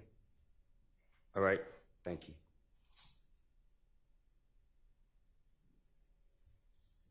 But see, Valerie got in close, she's just like, hey bro, I'm gonna tell you something, I'm saying it. You know what I mean? I'm like, wait till, she's like, dog, this and this. I'm like, no, what is it? Nah, I'm like, what you mean? She like, I didn't don't trust this nigga, bro. You know what I mean? They be trying to set you up. So like, every time I got in jail, son got shot up. So you're saying every time you got out of jail, something got shot up. That's what you're telling the police, right? That's what I told the police. Yeah. That's what it sounded like. And that Valerie told you don't trust Jeffrey. Remember that? That's what I said. Yeah. And did the police ever come to you, or did you get any information from Valerie or someone else at the police or the prosecution ever tried to verify that that conversation occurred with Valerie? After this interview right here, I went to the feds probably like 2-3 weeks later. I haven't heard anything about this interview all the way up until they brought me in this trial. Okay. I haven't heard anything about no investigation all the way up until this trial. Okay. To your knowledge, did the police or the prosecution ever just simply go to Valerie and say, did this happen? Yeah, YSL, I don't know. I'd like to show you what the prosecution showed you yesterday. It's State's Exhibit number 60W, as in wonderful, A as in Elisa. It's timestamp 208. Ms. Knight, do you mind helping me? Thank you.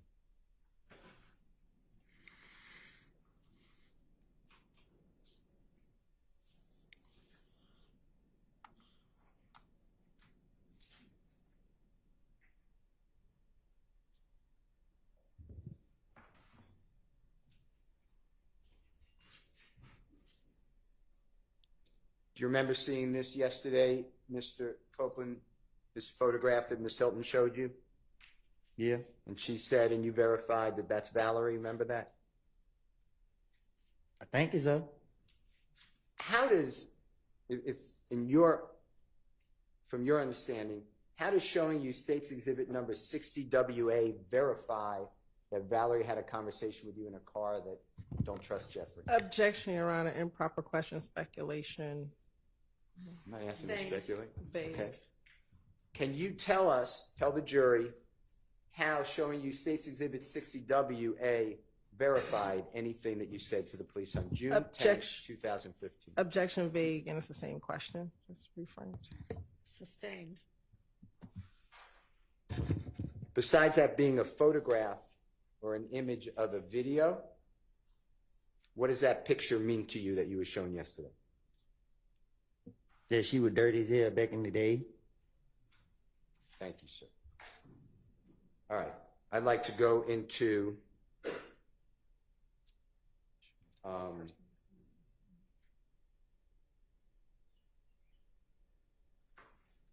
JW24X as an X-ray. That State's Exhibit number 378YE, as in Aaron, June 10, 2015, from 4:13:34 p.m. to 4:14:46 p.m. Specifically, Detective Dennis asked you, what does Birdman have to do with all of this? And you answered, Birdman's quiet. Detective Dennis said, he don't tell them to calm down. You said, Birdman, he don't talk in front of us. Detective Dennis said, he don't. Y'all like that? And you said, but he like, yeah, he right there. He talked to me a lot, but it don't be about nothing. Detective Dennis said, small talk. You said, yeah. What the H, this N talking about? Detective Dennis then I can't understand what he's saying. And then you say, it sound like it. Detective Dennis said, you think so? You said, I don't think he did it. I don't know. Detective Dennis said, so with all this stuff with Nut, what was his reaction to it? Meaning Birdman. You said, from me to you, he was trying to pay them to keep quiet. Detective Dennis asked you, pay who to keep quiet? You said them. Detective Dennis said, who is them? You said, Nuts folks. Detective Dennis said, oh, just go about their business? You said, yup. Detective Dennis, here, take this, shut the HELL up, leave it alone. You said, I think it was $200,000. Detective Dennis said, a payoff. You said, I heard that right my own ears. Detective Dennis said, who he supposedly paid to? And you said, Fly. Detective Dennis said, who is Fly? You said, the man who owned the TIG. It's kind of a way y'all can just man, if you don't mind listening to this. What does Birdman have to do with all this? Birdman quiet. He don't tell him to calm down? Man, Birdman, nah, he don't talk for him. He don't know y'all like that. He won't be right now. He talk to me a lot, but it don't be about that. It's just small talk. Yeah, what the hell is nigga talking about? Does he get it? It sounds like it. You think so? I don't think he is. I don't know. So with all the stuff with that, what was his reaction to it? I'm easy. I'm trying to pay them to keep quiet. Pay who to keep quiet? Damn. Who is that? Red folks. Oh, let's go about that business. Yeah. Here, take this, shut the hell up, leave it alone. I think it was $200,000. Pay off. I heard it by my own ears. Who is supposed to pay it to? Fly. Who's Fly? The man who owned the TIG.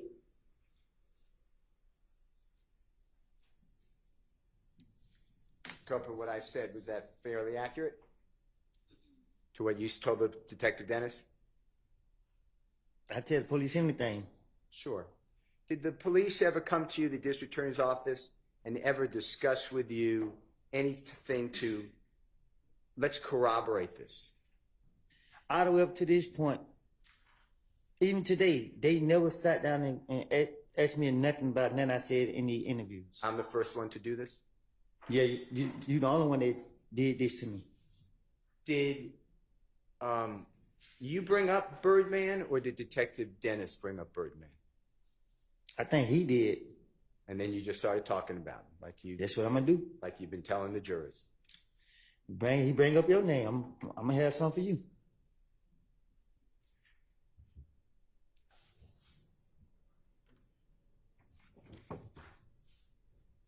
I want to talk with you about Jeffrey Williams 240Y, as in yesterday. State's exhibit number 378YE, as in Aaron. It's June 10, 2015 again. Interrogation. It's from 10:10:23 a.m. to 10:10:51 a.m.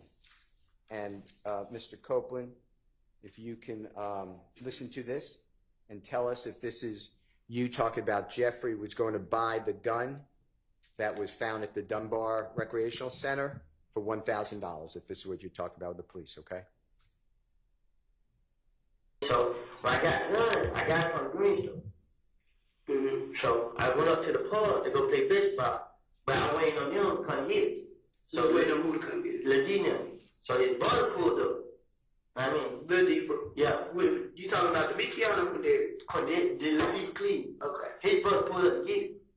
I mean, they like, throw up, gonna give me a time for it. I mean, so I was telling them that they gun. But I know he is. It's going to be my same question.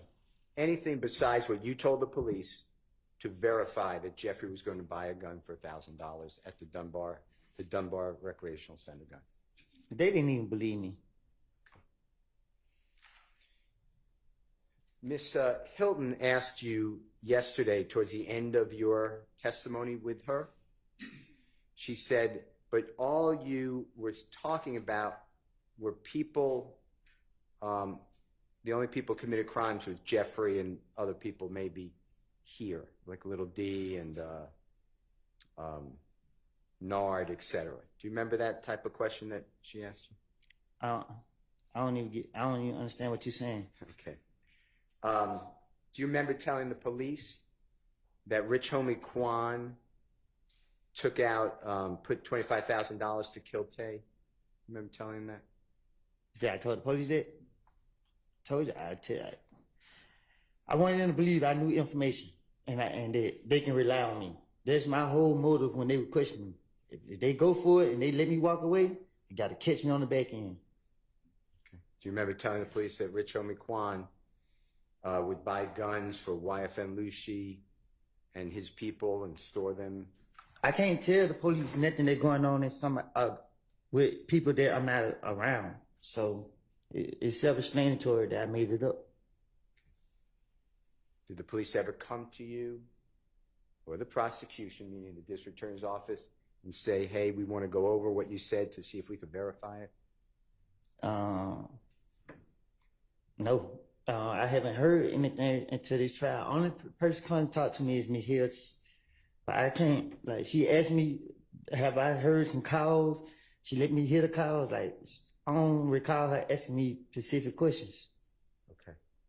I'd like to play for you Jeffrey Williams 244A as an Elisa. It's a January 28th, 2015. Interview at 7:23:53 through 7:24:16, and it's on those. It's on the issue about Rich Homie Quan putting $25,000 to kill Tay. Okay. All right.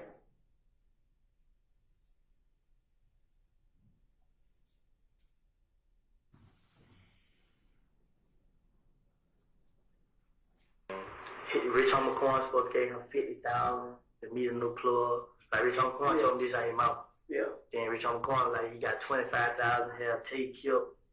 It's Tay from the picture you just showed me? Nah, Tay who just got shot the other night. Oh, in the car over yeah. there. Okay. He had $25,000 have Tay killed. Who did? This Rich Homie Quan said. Cause he was telling me. So I'm telling Rich Homie Quan like, but. And then Jeffrey Williams 244B. It's about Rich Homie Quan buying guns and storing them for YFN Lucy and his people. This is January 28, 2015. It's 9:07:17 p.m. to 9:07:26 p.m. Now that Rich Homie Quan buying the guns for this.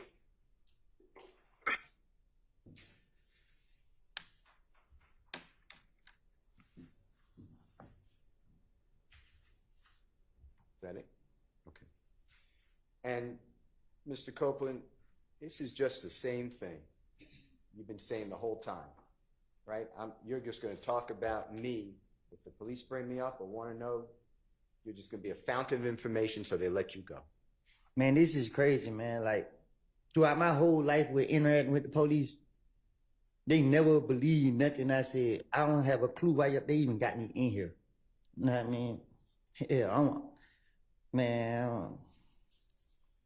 I'd like to talk with you about Jeffrey Williams, number 240Z, as in zebra. It states exhibit number 378YE, as in Aaron, June 10, 2015. It's 1:16:56 p.m. to 1:17:36 p.m. You said, you know what I mean? This N You know what he did to me? He gave me $300,000 to hold, and he left and came back. Detective Dennis said, and you ain't getting none of that? And you said, I don't care about money. I don't. Detective Gaither said, you care about some money. And Detective Dennis said, you kind of dissing yourself, man. And you said, listen, the end would give me money. What is N? N-I-G-G. Oh, nigga. You feel what I'm saying? I didn't need nothing. I didn't. Detective Gaither said, how much? You said, but when I went to jail, he didn't help me. Detective Gaither said, you just said the most amount of money Thug Dunn gave you. Detective Dennis said $300,000. And you said, but he left with you 300. This is Detective Dennis, and I guess came back and gave you 1,000 and you were good. I just want you to hear that and make sure that's what it said.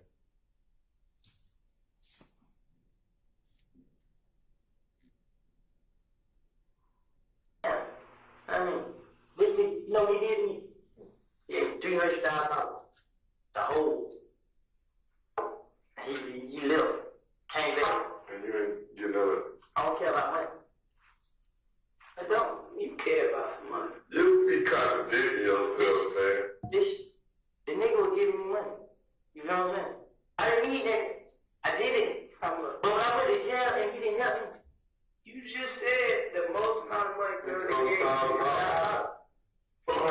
But he left you with 300, and I guess he came back and gave you 1,000 again, and you were good. You hear that, Mr. Copeland? Mm-hmm. And the police are telling you you're not making any sense, right?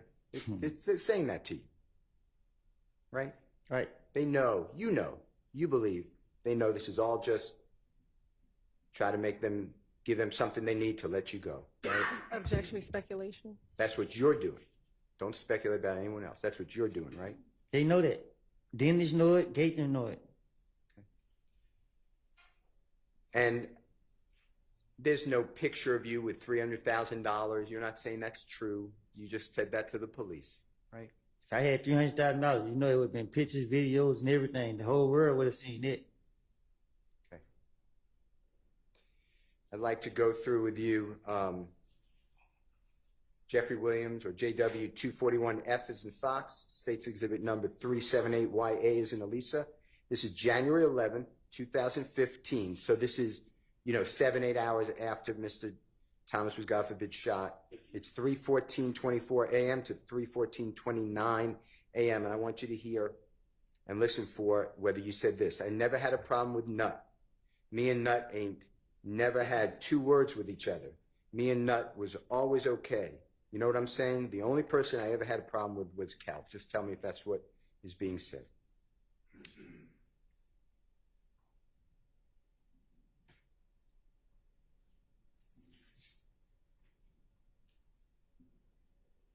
I never had a problem with nothing.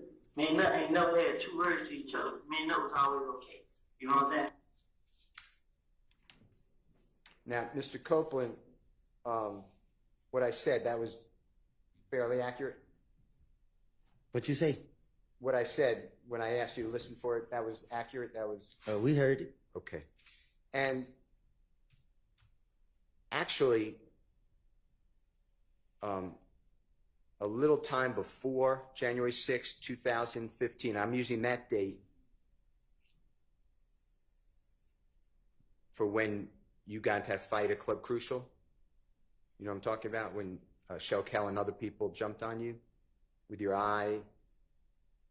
You know what I'm talking about? I know what you're talking about. Okay. So before that date, before January 6, 2015, you stole from Mr. Donovan Thomas's Tahoe vehicle his cellular telephone, his identification, his chain, his nut chain, and his wallet. Is that true? I gave it back to him. Okay. I'm going to get there, I promise you. And what happened was Mr. Donovan Thomas called his own cell phone and you answered it and made arrangements to give him back his property. Fair to say? Sound like that. And when he came to get his property, he came with other people in other cars, right? Sound like that. And they had guns. Objection, assuming facts, not evidence. Well, he's asking the question of whether Mr. Copeland knows, so I'll overrule that. What going on? Did they have guns that you saw? Yeah. And shortly after that, you learned that Donovan Thomas and others were going to hurt you. True? Objection, improper character of the victim. Sustained. You knew that Donovan Thomas and others made statements that you heard that they were going to hurt you. Objection, Your Honor, assuming facts, not evidence, and improper character evidence. Sustained. Did you ever listen to Donovan Thomas have a meeting with others where they discussed you?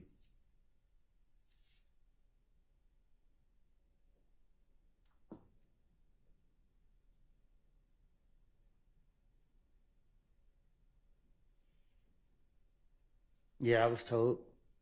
And you were actually listening, and there was a person named Maurice or Mo who was in prison on the call as well, right? I don't know. Okay. I don't know who somebody came back and told me. Okay. And you understood that Donovan Thomas and others were going to hurt you. Is that true? Objection, assuming facts, not into evidence. Sustained. Did you believe, come around January 10th, 2015, that Donovan Thomas and others were going to hurt you? Did you believe that? Same objection and relevance of what his beliefs were. I think it goes to his state of mind on the day that Mr. Thomas was killed. Overruled. What you asked? Did you believe that on the date that Donovan Thomas was killed, that he and others, his friends, were going to, had a plan to hurt you? Physically? I was told it. Okay. So when you told the police on January 11, 2015, that you and Nutley never had any words, never had a problem, your only problem was with Kel, you just didn't want to tell the police about that, right? Say that again? You did not share with the police what you believed to be a problem that Donovan Thomas was and his friends were trying to hurt you. You didn't share that with Detective Thorpe, did you? I don't know. You told Detective Thorpe that you never had a problem with Mr. Thomas, right? We just heard that. That's what I told him? Okay. I want to go into what you have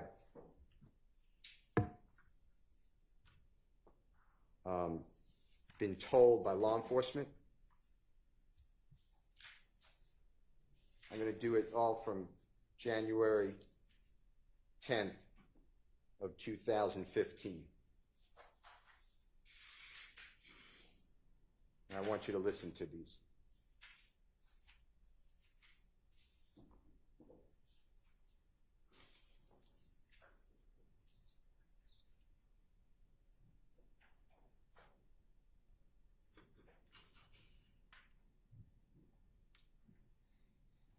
I want you to listen. This is JW240AA, Elisa. States Exhibit number 378YE. It's June 10, 2015. It's 1:15 p.m. to 1:51 p.m. and tell the jury if this is accurate. You said, "It is though. I sat right here. You know what I mean? I promised I wouldn't back out for nothing. You know what I mean?" Detective says, "I'ma find out."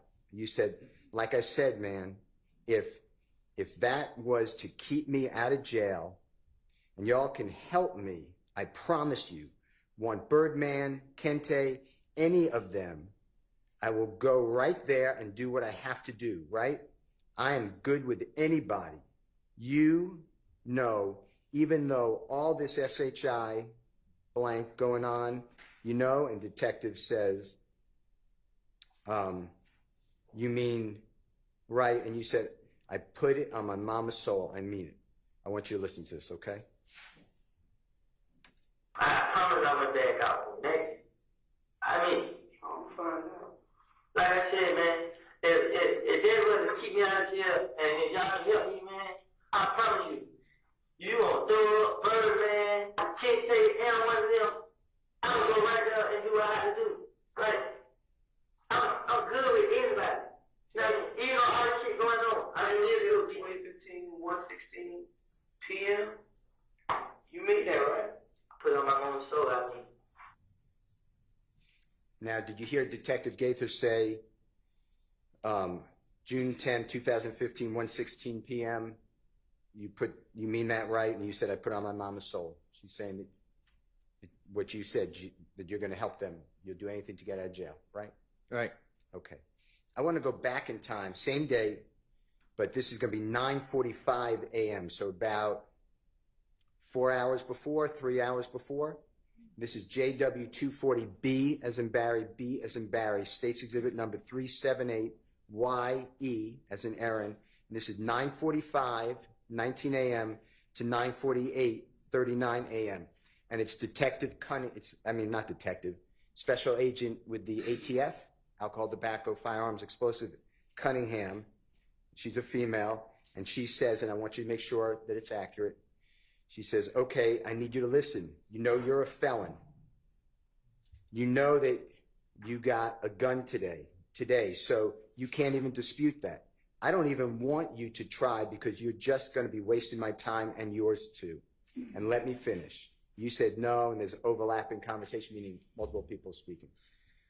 The ATF agent Cunningham says, me and investigator Gaither, but the gun today, the one we found today in the apartment, meaning when you were arrested from your apartment on June 10, 2015. You said, ATF agent Cunningham said, now, when it comes to the federal system, it's not you go, when you go, do your time, there's no parole, there is no what it is. And then Detective Gaither says, early release. And then Agent Cunningham says, no early release. You may get good behavior, but that's only like you get nothing. And they typically don't let you stay in Atlanta. They might ship you off somewhere clear across the country.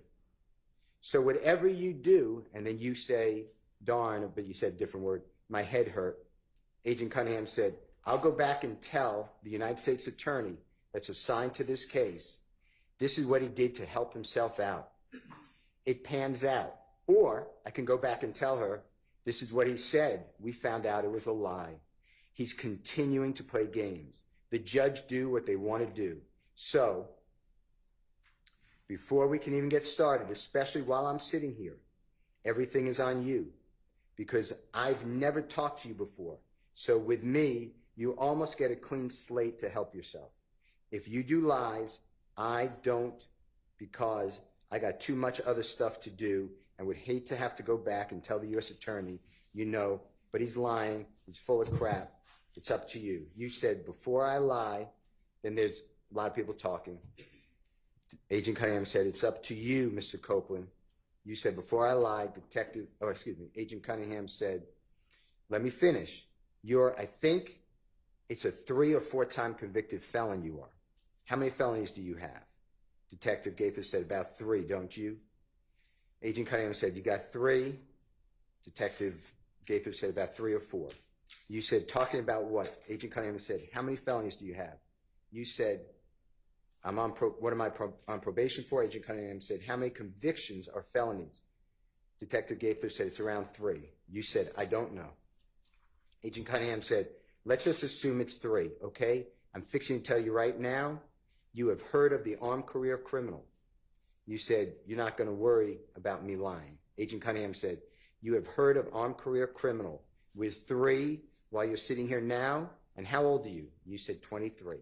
Agent Cunningham said 23. You got 15 years off the top. Off the top. And that's before you even get into the time for whatever your charge is. And possession by a convicted felon is 5 years twice. That's 10. So we're talking about 15 plus 10 on top of that. You're looking at what, 48 years old? That's what you're looking at. This is serious. You said, I told you it's getting Detective Gaither said, I told you it's getting real. Detective Gaither said, nobody has time for the bull crap. You said, I told you it's getting real. I knew it. I tried. Agent Cunningham said, that's not including whatever conspiracies you're involved in. Mr. Copeland, if I really wanted to be a bad ASS and treat you bad, I'd probably throw the book at you and wouldn't think twice about it. You got a baby girl, a beautiful baby girl. I want you to listen to it. And this is all at the early in the morning, 9:45 a.m., okay?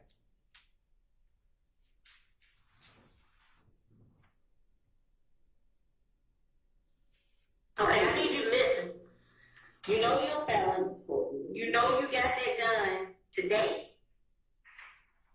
Today, so you can't even dispute that. So I don't even want you to try because you're just gonna be wasting my time and yours too. And let me finish.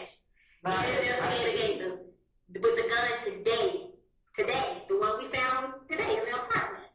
Now, when it comes to the federal system, it's not no, you go do your time and there's no parole.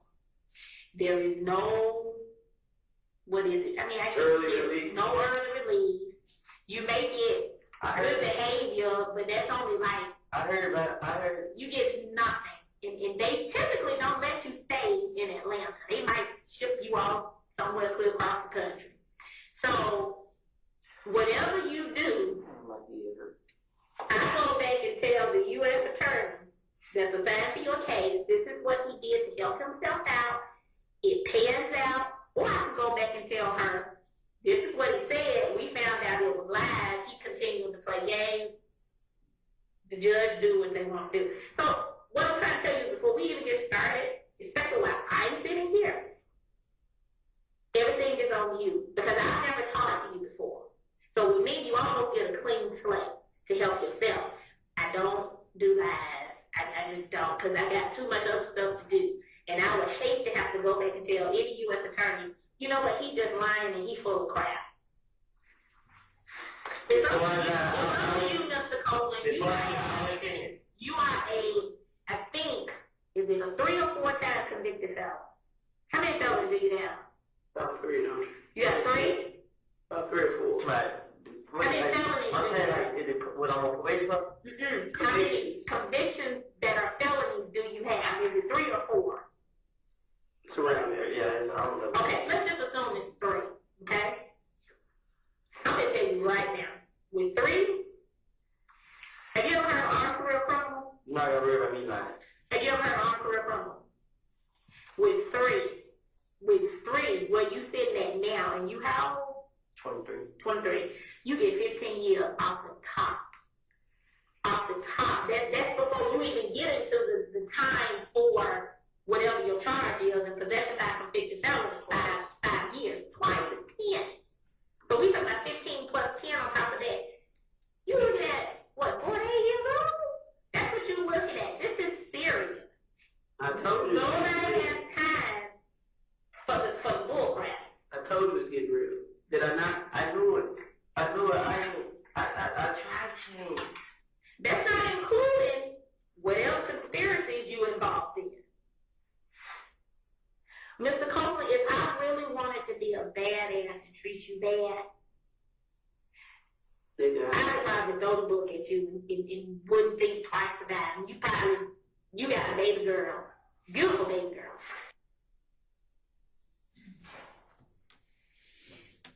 Mr. Copeland, what I said, was that fair, what they were telling you? They being the federal agent Cunningham and Detective Gaither, Detective Gaither? What happened? Is that pretty much what they're telling you? 48 years of age, you got federal charges, 25 years off the top? Yeah, she was lying too. But that's what you believed at the time, right? Yes. And that motivated you to tell the police anything they wanted to hear to get you home, right? I was always gonna do that, but it just like it scared me more. I want to go into Jeffrey Williams 240, JW 240CC as Colette. It states exhibit number 378. YE is in Aaron. It's again June 10th. Same interview, 2015. This is a little later. This is 12:08:22 to 12:10:50.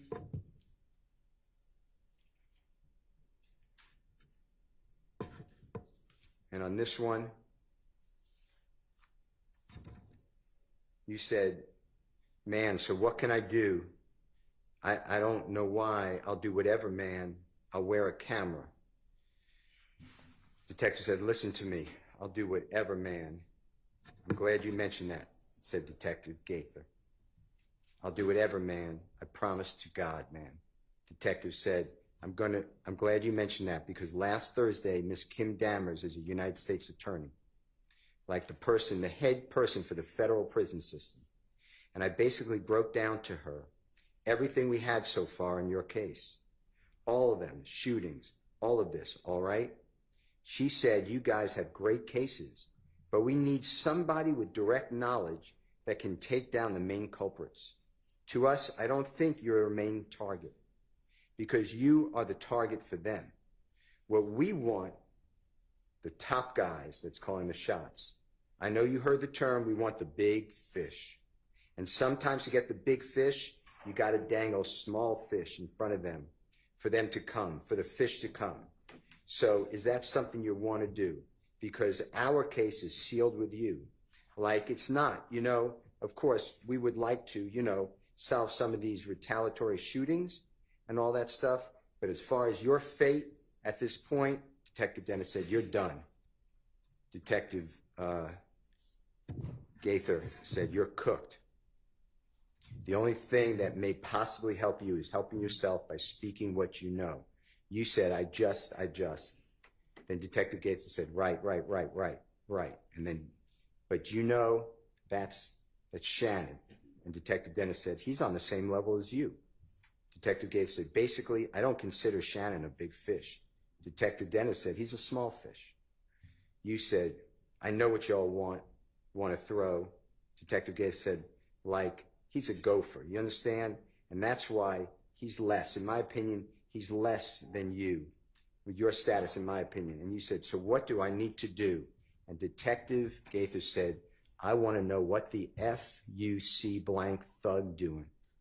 I want to know what the I want to know what the F thug doing. Oh, I want to know what the F, goddamn, excuse my language. Where is his money from? If they got to get Birdman, we want to talk about the darn, or it says, damn, Wayne Bus. I want to play that for you. Tell me if this is what you were told. So what can I do to make the strange up? I don't know why. I do whatever, man. I do whatever, man. I'm glad you mentioned that. I do whatever, man. I promise God, man. I'm glad you mentioned that. Because last Thursday, Miss Kim Dammers, the U.S. Attorney, like the head person for the federal system, and I basically broke down to her everything that we had as far as your case, all the retaliatory shootings, all this, all that, right? She said you guys have great cases, but we need somebody with direct knowledge that can take down the main culprits. To us, I don't want to say you're not a main target because you are the target for them, but we want top guys that's calling shots. I know you heard the term, we want the big fish. And sometimes to get to the big fish, you got to dangle small fish in front of them to come. for the fish to come. So, if that's something that you want to do, because our case is sealed with you. Like, it's not, you know. Of course, we would like to, you know, solve some of these retaliatory shootings and all that stuff. But as far as your faith, at this point, you cooked. And the only thing that may possibly help you is you helping yourself by speaking what you know. Right. But you know what? That's not Shannon. He on the same level as you. Basically, I don't consider Shannon a big fish. Like you said, he a gopher. You understand? And that's the way he's less. In my opinion, he's less than what your status is. What I need to do? I want to know what the fuck Thug doing. I want to know what the fuck goddamn where his money is from. If they got to get to Birdman, we will talk about damn Wayne Bus.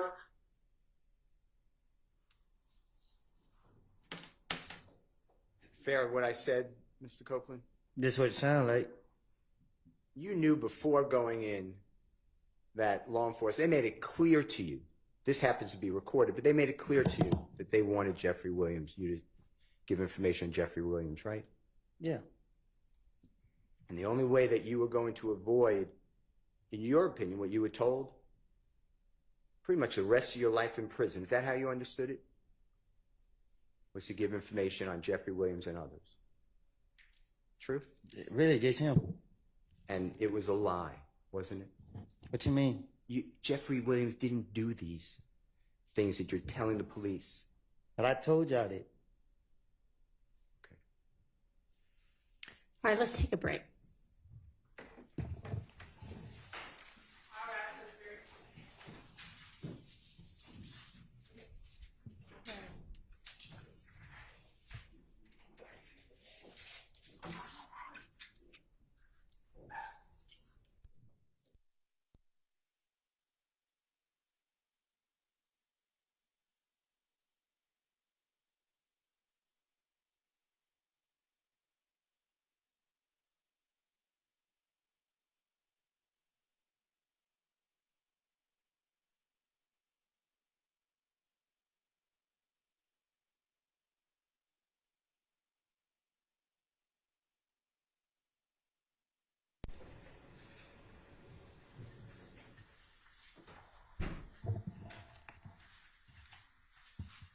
All right, I asked Ms. Bursfield to check on how the juror is doing as well, so I'll let y'all know what we hear back. Anything before we take our recess? I will get you those cases. Okay, all right. Thank you, Your Honor.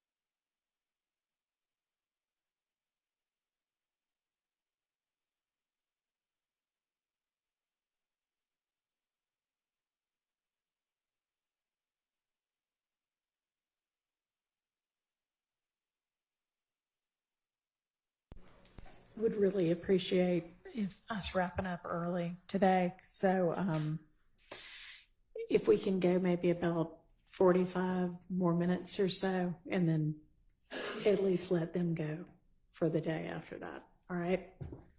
And if they're ready, I think they are. Let's get Mr. Copeland and get them back and try to make some more progress.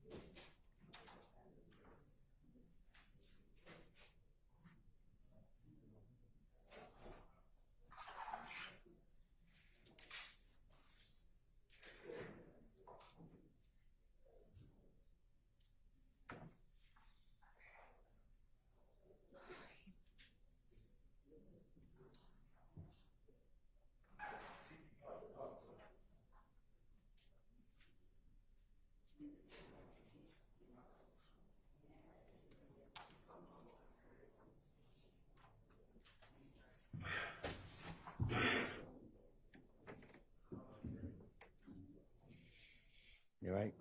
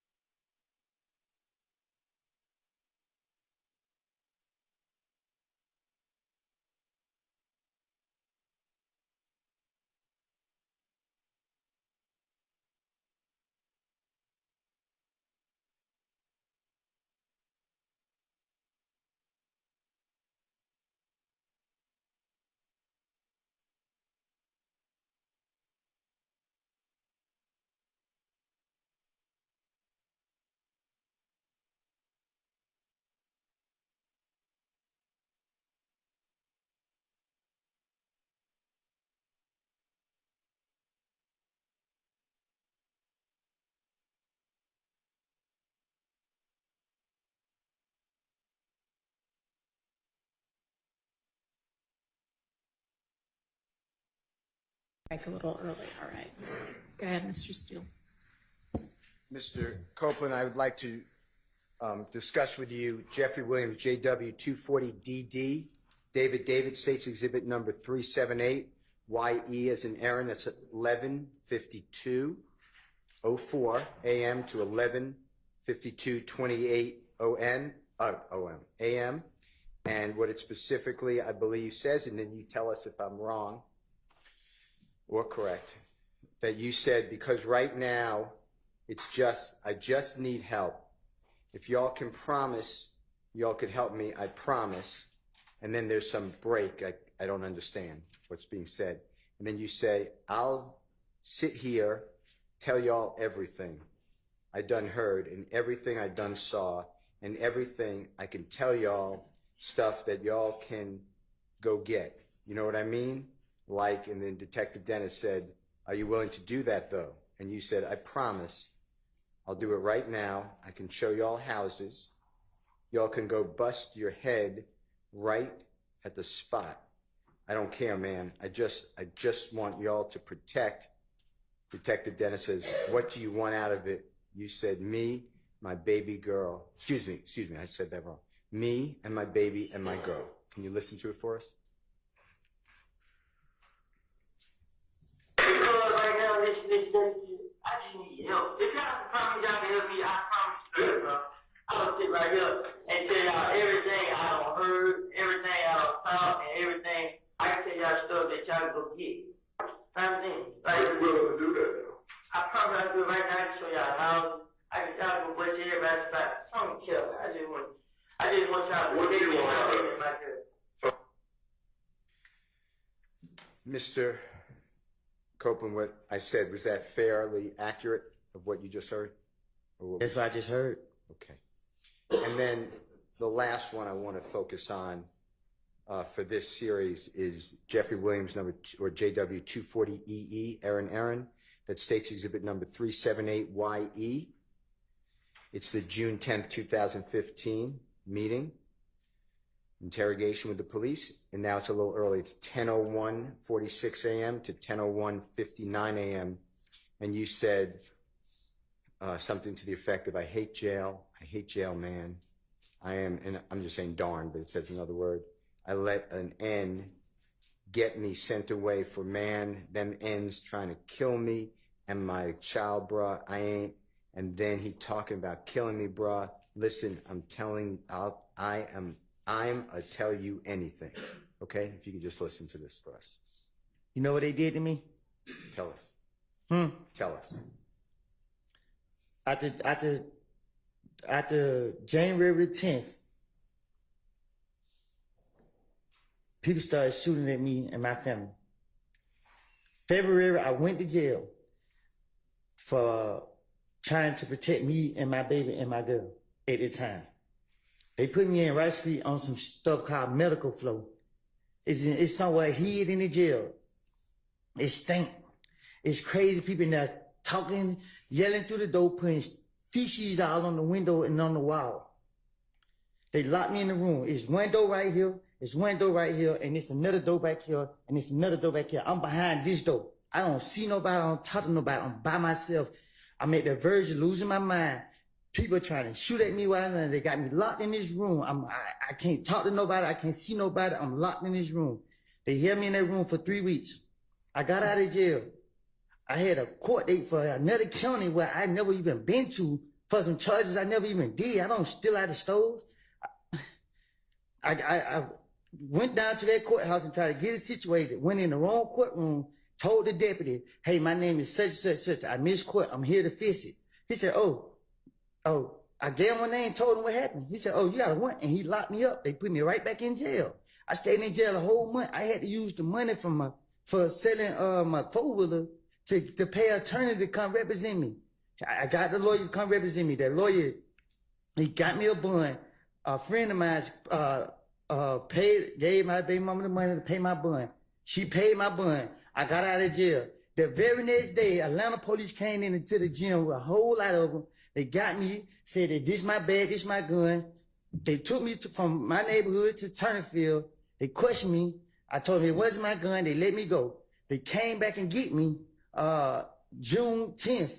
They questioned me. I was at the verge of losing my mind because every time I come outside, they keep locking me up. They got me. They did it. They held me in the interrogation room for a whole day, probably. I don't know. They put me right back in Rice Street, put me right back behind all these doors. They constantly kept doing it to me. Now I mean, like, I don't, at this point, like, man, I'm tired of keep reliving this stuff. I'm tired of it. I'm tired of it, man. I'm sitting right here. I got cramps, man. I got knots in my stomach, man. I haven't ate none. I tried to eat yesterday. I haven't ate today. Y'all sitting me up here. I asked for a break. I asked. I'm in pain right now. I understand it might be my fault. I'm telling y'all, I made it up. I lied. Damn, man. This is crazy. I'm telling y'all, my stomach hurting, man. Well, with the Honorable Court's order, we're going to be leaving in a little bit of time. Can you try to just listen to the JW 240EE that I just said?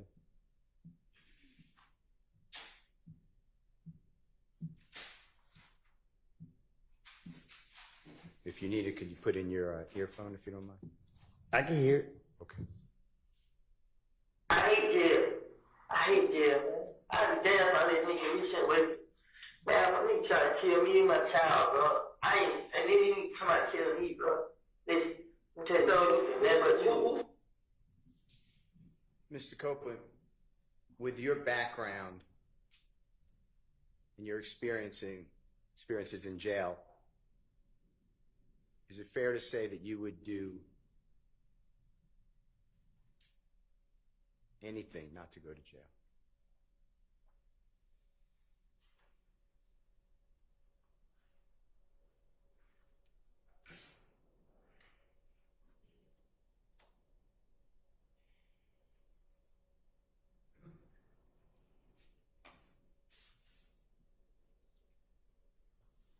Mr. Copeland, can I ask you a couple of questions? I'm listening. Okay.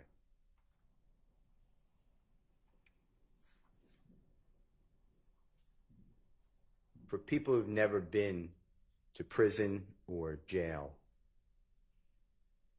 do you know the difference, by the way? Y'all know the difference. Objection around relevance. Sustained. Whether it's a prison or jail, is it fair to say that Rice Street is not either one.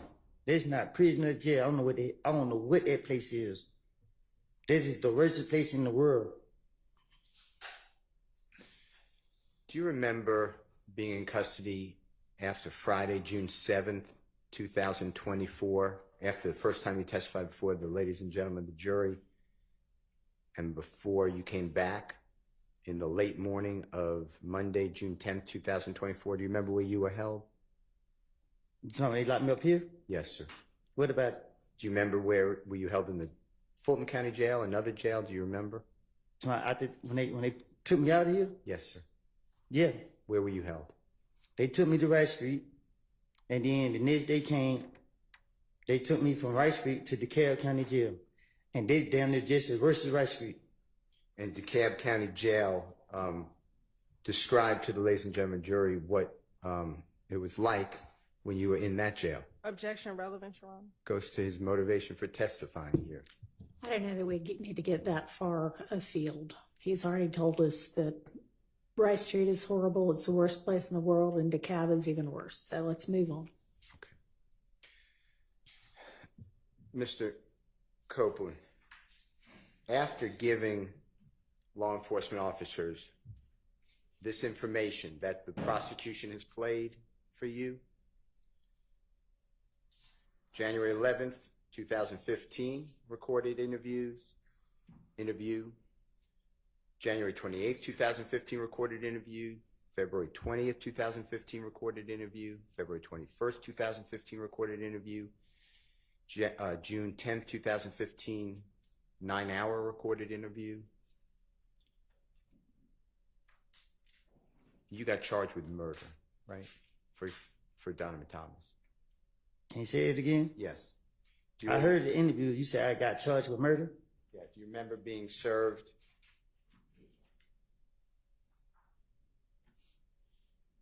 No, I'm marking Jeffrey Williams number 245. May I approach, Your Honor? You may. I'm going to show you this, Mr. Copeland. If you need any assistance, let me know. Do you remember Detective Thorpe swearing out a warrant for you for the offense of murder for you knowingly and intentionally with malice aforethought on January 10, 2015 at 330 McDaniel Street, Atlanta, Fulton County, state of Georgia, did participate in the Judge Schultenrider, drive-by shooting. Hang on just a second. Yes. Reading something that's not into evidence and relevance. Okay. Well, overruled on relevance. What was the first thing? That he's reading something that's not in. All right. So have him.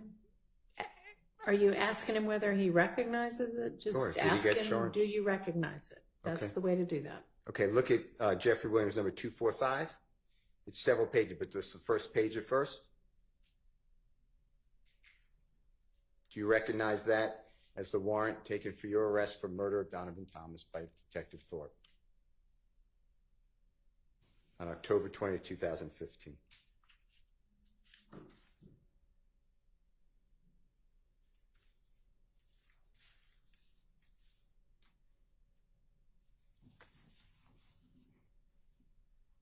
Yes?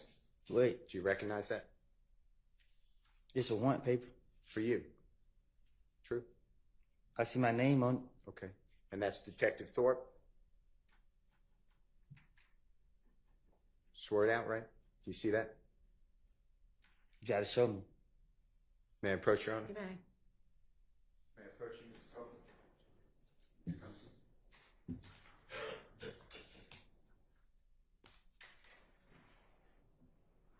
You see that? Yeah. You see the date on there, Mr. Copeland? October 20th, 2015?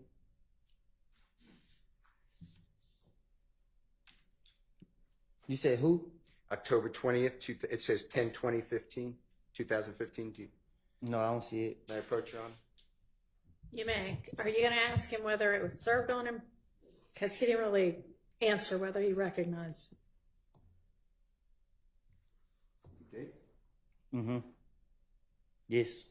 And at that time, you were in federal custody at the Robert A. Dayton Detention Center. When I say that time, October 20th of 2015, you were awaiting the federal charges that eventually you were sentenced to 51 months in custody, right? No, I was sentenced to 5 years. Okay. Apologize. 60 months in custody. Apologize. While you were held at the Robert A. Dayton Detention Center in Clayton County, do you remember that? Lovejoy. Yes, Lovejoy. Do you remember being served by a United States Marshal these warrants while in Lovejoy? No, my attorney told me. Okay. And you were charged with what crimes? He just said murder. All right. For Donovan Thomas, right? That's what he said. Okay. So after Detective Thorpe, you knew that he worked with Detective Gaither, right? What you mean? They were co-workers. They were working. They interviewed you together, interrogated you. You knew that he worked with Detective Dennis, right? Right. You knew he worked with federal ATF agent Cunningham, right? Right. And he took out a warrant for you for murder of Donovan Thomas just 4 months after you gave the last interrogation that we have, June 10th, 2015, right? Right. Mr. Copeland, eventually, you went to federal custody and you entered a guilty plea for a 922G, which, forget that, for possession of firearm by a convicted felon. Is that true? Right. And you remember going before the Honorable Judge Totenberg? Right. And she gave you the maximum sentence for that, 60 Right. months. And you served 51 out of the 60 months. Is that fair to say? Right. Okay. I want to show you some of your prior convictions and tell me if you recognize them, okay? I'll be right back. Your Honor, may I have a second? You may.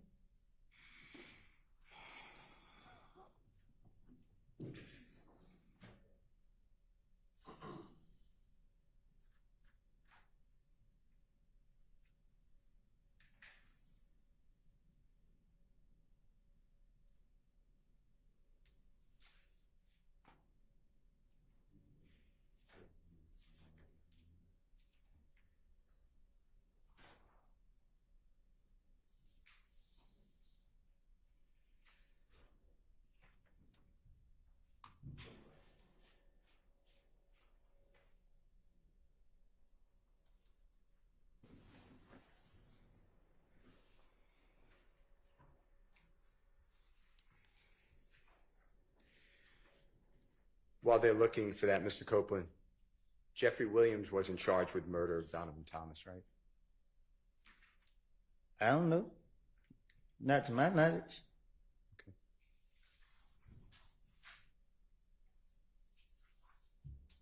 Even in this indictment, Jeffrey Williams not charged with murder of Donovan Thomas. Do you realize that? And if you don't know, just say, I don't know. Objection, Your Honor. Improper speculation. It's the indictment on trial.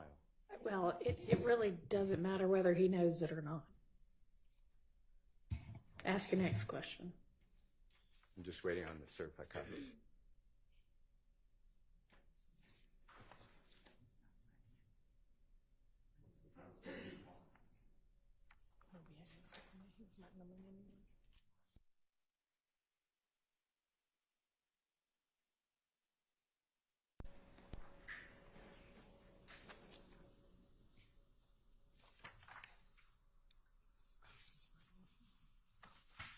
Mr. Copeland, I'm just going to ask you some questions while the prosecutor is looking at this, okay? While in jail, in the Fulton County Jail, as well as were you held in the Fayette County Jail? Do you ever remember that? Mm-hmm. Yes. Just to be fair, say yes? Okay. Or no? And you are aware that jail calls are recorded. Is that fair to say? Yes. Now, is it true that at times people in jail, I'm not saying you, but people in jail have contraband cellular phones, like cell phones like you would use today? They have them in the jail. A person who's in custody. You said, do people in jail have phones? Or in prison, yeah, or both. And if you don't know, just, I don't know. Yeah, people in jail, yeah, I guess. Okay. Okay. I'm going to show you what I've marked. I'm starting at 252J, as in Jake. May I approach, Your Honor? You may. Mr. Copeland, may I approach you? Mm-hmm. This is, I'm just going to show you what I've marked as Mr. Williams 252J, okay? And if you could just take a look at this for me. Do you see what it says here? United States District Court, Northern District of Georgia. Mm-hmm. Atlanta Division, United States versus you. United States of America versus you, Mr. Copeland. You see that? Mm-hmm. And do you see your lawyer's name, Ms. Durrett? Mm-hmm. And that's D-U-R-R-E-T-T. And do you see the Honorable Judge Totenberg's signature on there? Mm-hmm. And that was your judge, correct? Yes. Yes. And you see the date, October 24th, 2018? Yes. And it has an amendment to the judgment, same case number, your name, right? Yes. And it just has October 22, the same date, but the judge signed October 31, and it just amended your sentence. Is that fair to say? Yes. And this is certified. Certified means the clerk, you feel that, if you want to feel it, feel that seal? Uh-huh. Okay. Yes. And this shows that you pled guilty to the offense of possession of a firearm under 18 United States Code 922G1. Do you see that? Yes. And your sentence is going to be on page 2, 60 months. Is that fair to say? And 3 years supervised release. It's not on there. Is it? It'll be on here, yes, sir. And I will show it to you. And supervised release is like what? Probation? Yeah. Okay. And it's right here on page 4. You see that 3-year supervised release? Mm-hmm. Yes? Yes. Okay. Yes.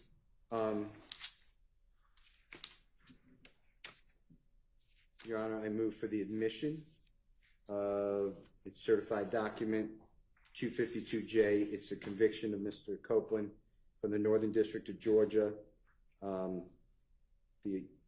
The offense date is April 28, 2015. Your Honor, the judgment date is October 24, 2018, but then it was amended. It was a correction.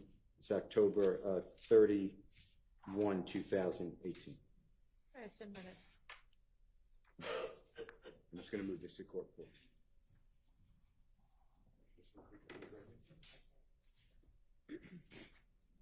Mr. Copeland, I'm showing you what's been marked as Mr. Williams number 252I as an ice cream, okay? And again, do you feel that seal on it for a certified copy? Did you feel that? Mm-hmm. Is that a yes? Yes. Okay. Yes. And this is in the Superior Court of Fulton County, and that's state of Georgia versus you. You see your name? Yes. And that's indictment number, it actually says criminal action number 20 SC 176912. You see that? Yes.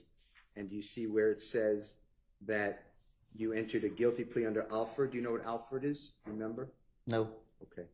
And it says 5 years to serve 3 years, balance of 2 years probated. Do you see that? Yes, I see it. On possession of a controlled substance, Schedule 1 or 2 with intent to distribute. Is that fair? That's what it says. This what it say. Okay. And I'm going to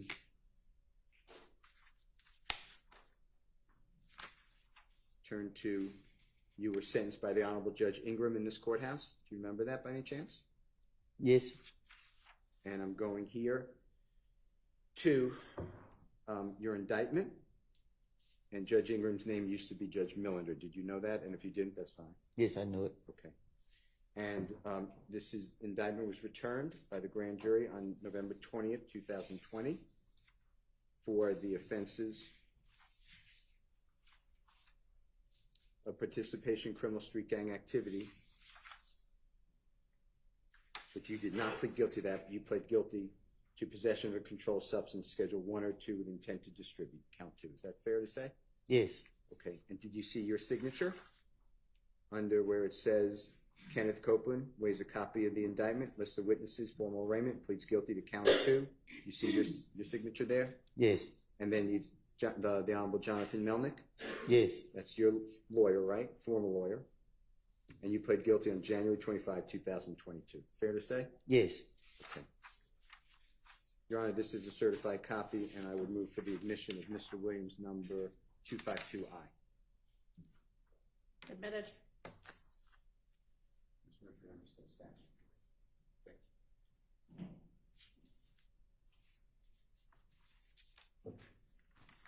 Mr. Copeland, if you don't mind, if you could feel the seal, that shows certification.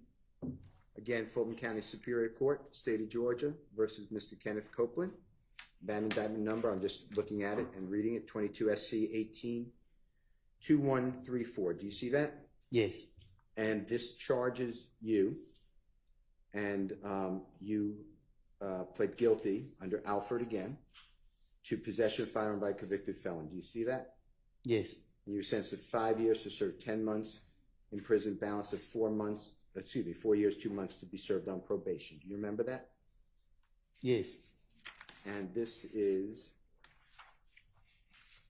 again, you're represented by the Honorable Jonathan Melnick. You see that? Yes.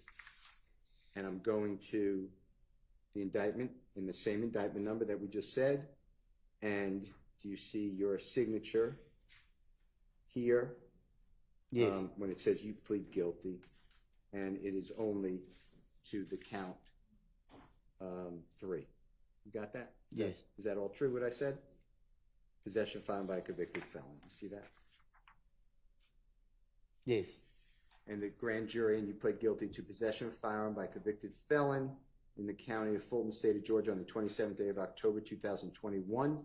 Did knowingly and without a lawful authority possess a certain firearm, a Glock handgun, accused having been convicted of felony in 10 SC 96938, Superior Court of Fulton County, offensive aggravated.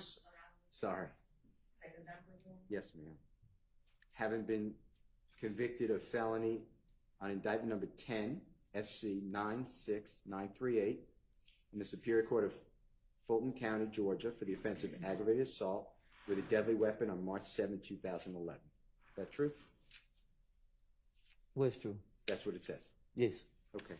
And that's the count that you pled guilty to. True? Yes. Your Honor, I move for the admission of Mr. Williams, number 252M as in magic. Admitted.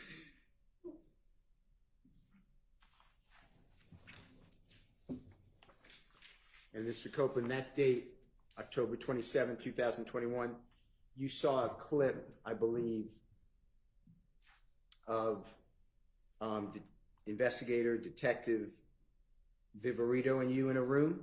Yes. And that was the same day, October 27, 2021. Is that fair to say? Yes. Okay. Mr. Copeland, I'm showing you Mr. Williams, number 252G as in Goldfeder.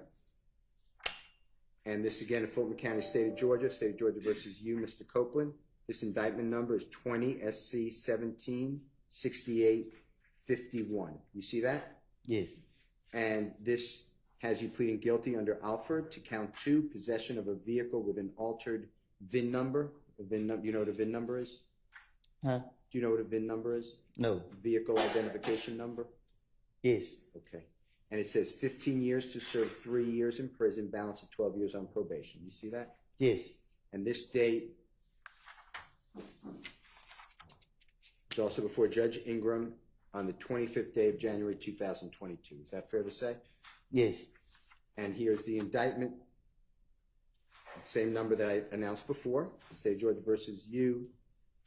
And charging you to count 2 with possession of a vehicle with an altered VIN number. And you pled guilty to that count and count 3. Yes. Willful obstruction of law enforcement. You see that? Yes. And that's your signature, or the judge? Can you try turning that backup mic off? I don't know if that'll make any difference or not. Okay. I don't know why that's started happening. Go ahead. And you pled guilty to Jonathan Melnick's your lawyer, 25th day of January 2022. Fair to say? Yes. Your Honor, I move for the admission of Mr. Williams' certified copy, Your Honor, 252G as a book. Admitted.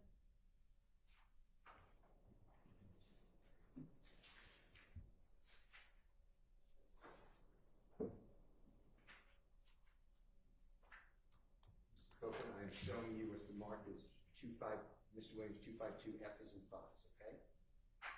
Superior Court of Fulton County, State of Georgia versus Mr. Kenneth Copeland. That indictment number is 12 SC 11 3315. You see that? Yes. And this has you pleading guilty to certain counts, including terroristic threats, count 1, terrorist threats, count 2, terrorist threats, count 3, and 3 counts of aggravated assault with a deadly weapon. You see that? Yes. And you were sentenced to serve a total of 10 years to serve 2 years in prison, balance on probation. Is that fair to say? Yes. And this again, you feel that certification? Yes. And this was for the Honorable Todd Markle. Do you remember him as a judge by any chance? Yes. And this was the 12th day of August 2013. And that's your indictment, correct? Yes. And that's your signature? Yes. And that's what you pled guilty to, those crimes that I announced. Fair to say? Yes. Your Honor, I move for the admission of Mr. Williams 252F as in Fox. Admitted.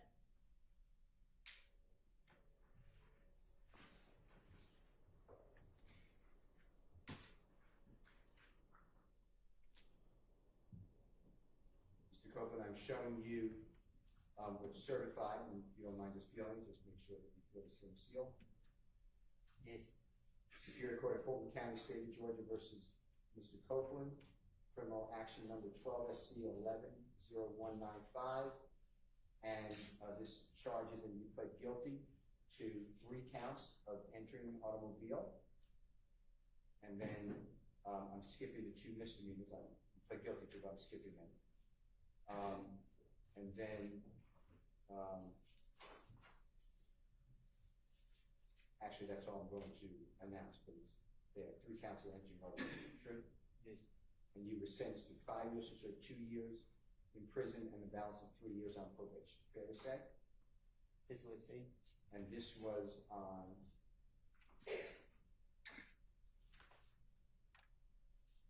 August 12, 2013. Correct? Yes. Also before Judge Markham? Yes. The Honorable Judge Markham.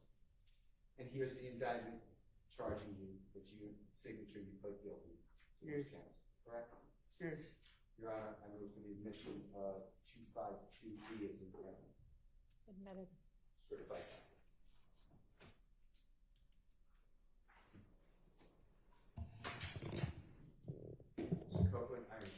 you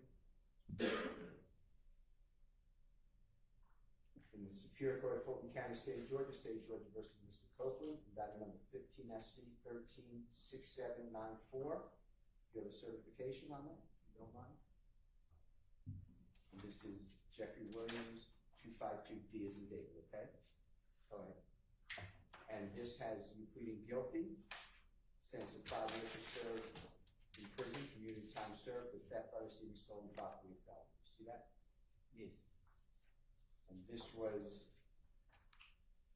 also before the Honorable Judge Markle on the 13th day of December 2018. See that? Yes. And this is your indictment. That's your signature, pleading guilty. Is that true? Yes. Your Honor, I move for the admission of Mr. Williams 252D as indicated. Admitted.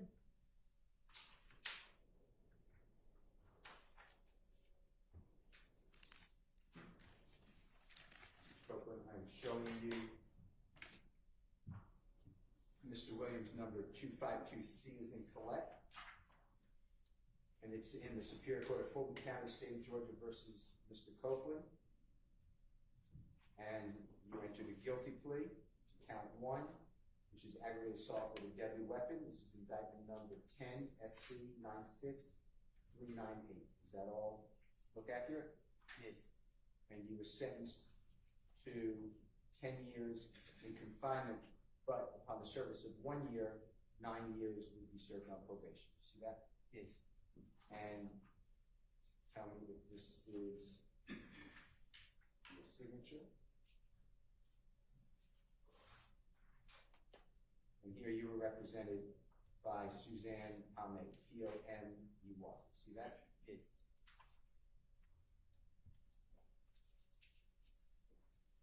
Here's your indictment, and that's your guilty plea under Alford versus North Carolina. You see your signature? Yes. You entered that plea on the 7th day of March 2011. Fair to say? Yes. Your Honor, I move for the admission is a certified copy of Mr. Williams 252C as in court. Admitted.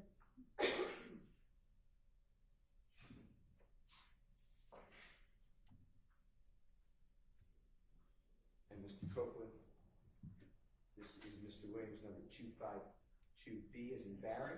And this again is in Superior Court of Fulton County, State of Georgia versus Mr. Copeland. And this is a non-negotiated plea of guilty on Alford versus North Carolina, and pleading guilty to 5 years to serve in prison, on probation. Is that what it says? Yes. And can you make sure that that's a certified copy? Yes. And what you pled guilty to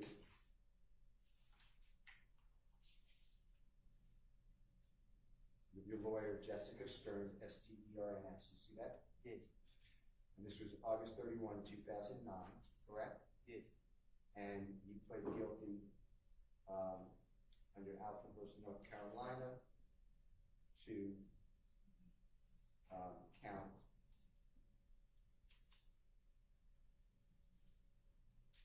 theft by taking an automobile. You see that? Count 1? Yes. And that's your signature. I think I asked you that earlier. Is that true? Yes. And you did that on August 31, 2009, I think I asked. Yes. Your Honor, I move for the admission of Mr. Williams 252B. Admitted.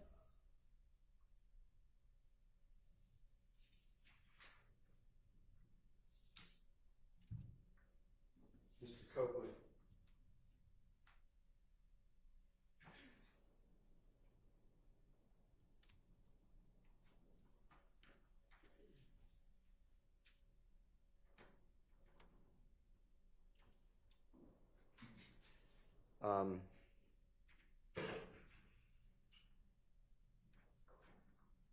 When you were able to be around Jeffrey for that short period of time that you said,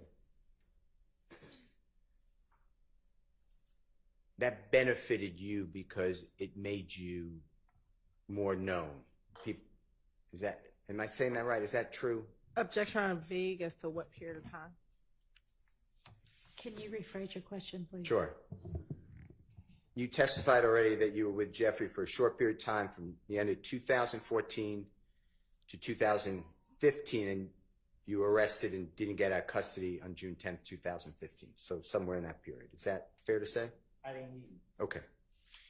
You were around Jeffrey Williams at times, at the end of 2014, year 2014, and then sporadically, because you kept getting arrested, but no more after June 10th, 2015, because then you're arrested and then sent to federal prison for 51 months. True? No. Okay, explain. I was on around him from 14, and then we started hanging in 15. Say it again, I couldn't hear you.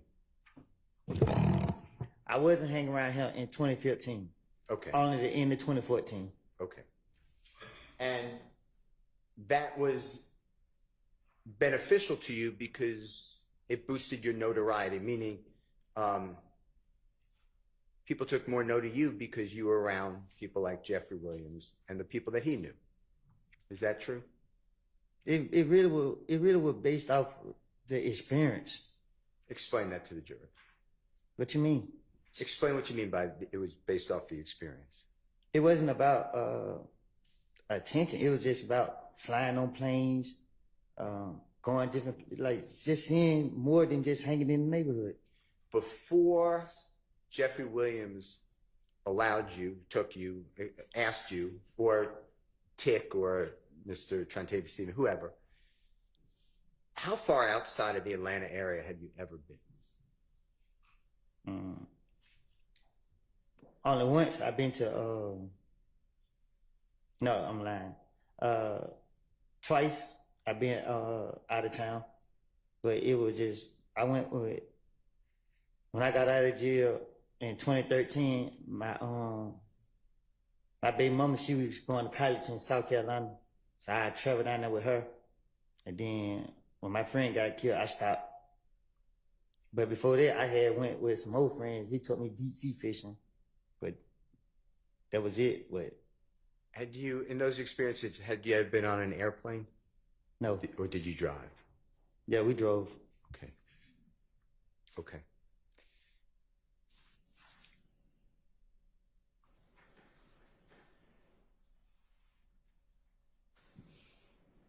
Mr. Steele, is this a good time to stop? Sure.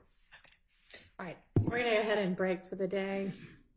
I will see y'all back here at 9 in the morning. Just a reminder, wear your juror badges. Don't talk about the case with anybody. Let anybody talk about it with you, including amongst yourselves.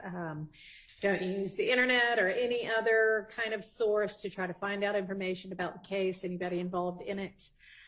Don't watch, read, listen to, in any way absorb any kind of media accounts about this case, including social media. And hope y'all have a pleasant evening. See you in the morning. Thank you. All rise for the jury. Can I leave? Yes, we'll see you back at 9 also.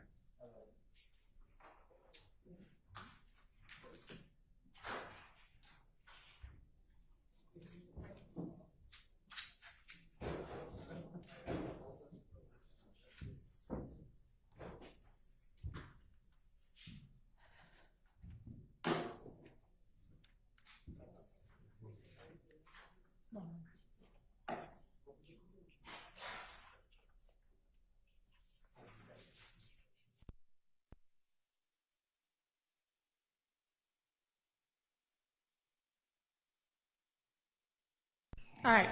Sorry we're having to break early, but anything y'all need to take up with the court? Anything we can go ahead and take care of?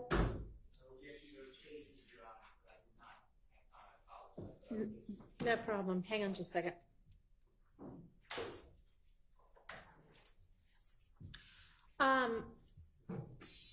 So time-wise tomorrow, what are we anticipating in terms of?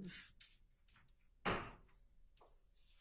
will be done, in my estimation, which is horrible typically, but I will be done.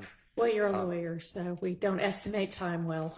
Okay. Well, then my guess is I will be done at or before lunch. When I say at or before, your Honorable Court starts right on time. I should be done by 11 o'clock is my belief. Okay. And do we anticipate cross-examination by any of the other defense attorneys?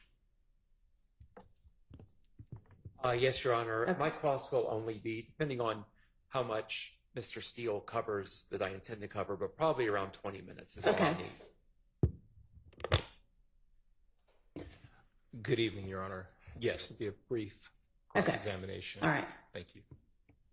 No, Kendra, Your Honor, I was anticipating a day. A day?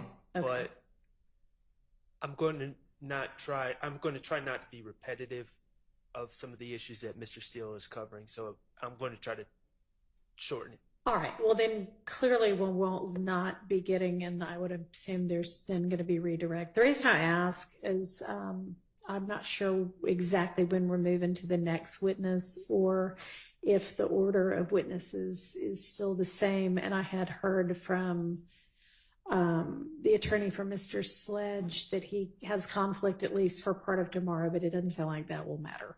So, and do you anticipate that he would be the next witness after Mr. Copeland?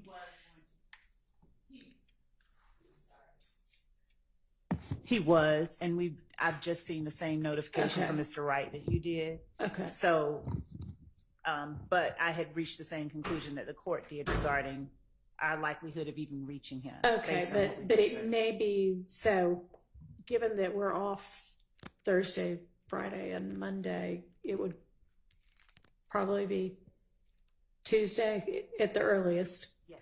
Okay, so maybe if you want to communicate that that's when we anticipate reaching him. Okay. All right. Anything else? Okay. Have a seat, Sean. All right. Y'all use the extra hour to work on the case. Or just take a break from the case. See y'all at 8:40.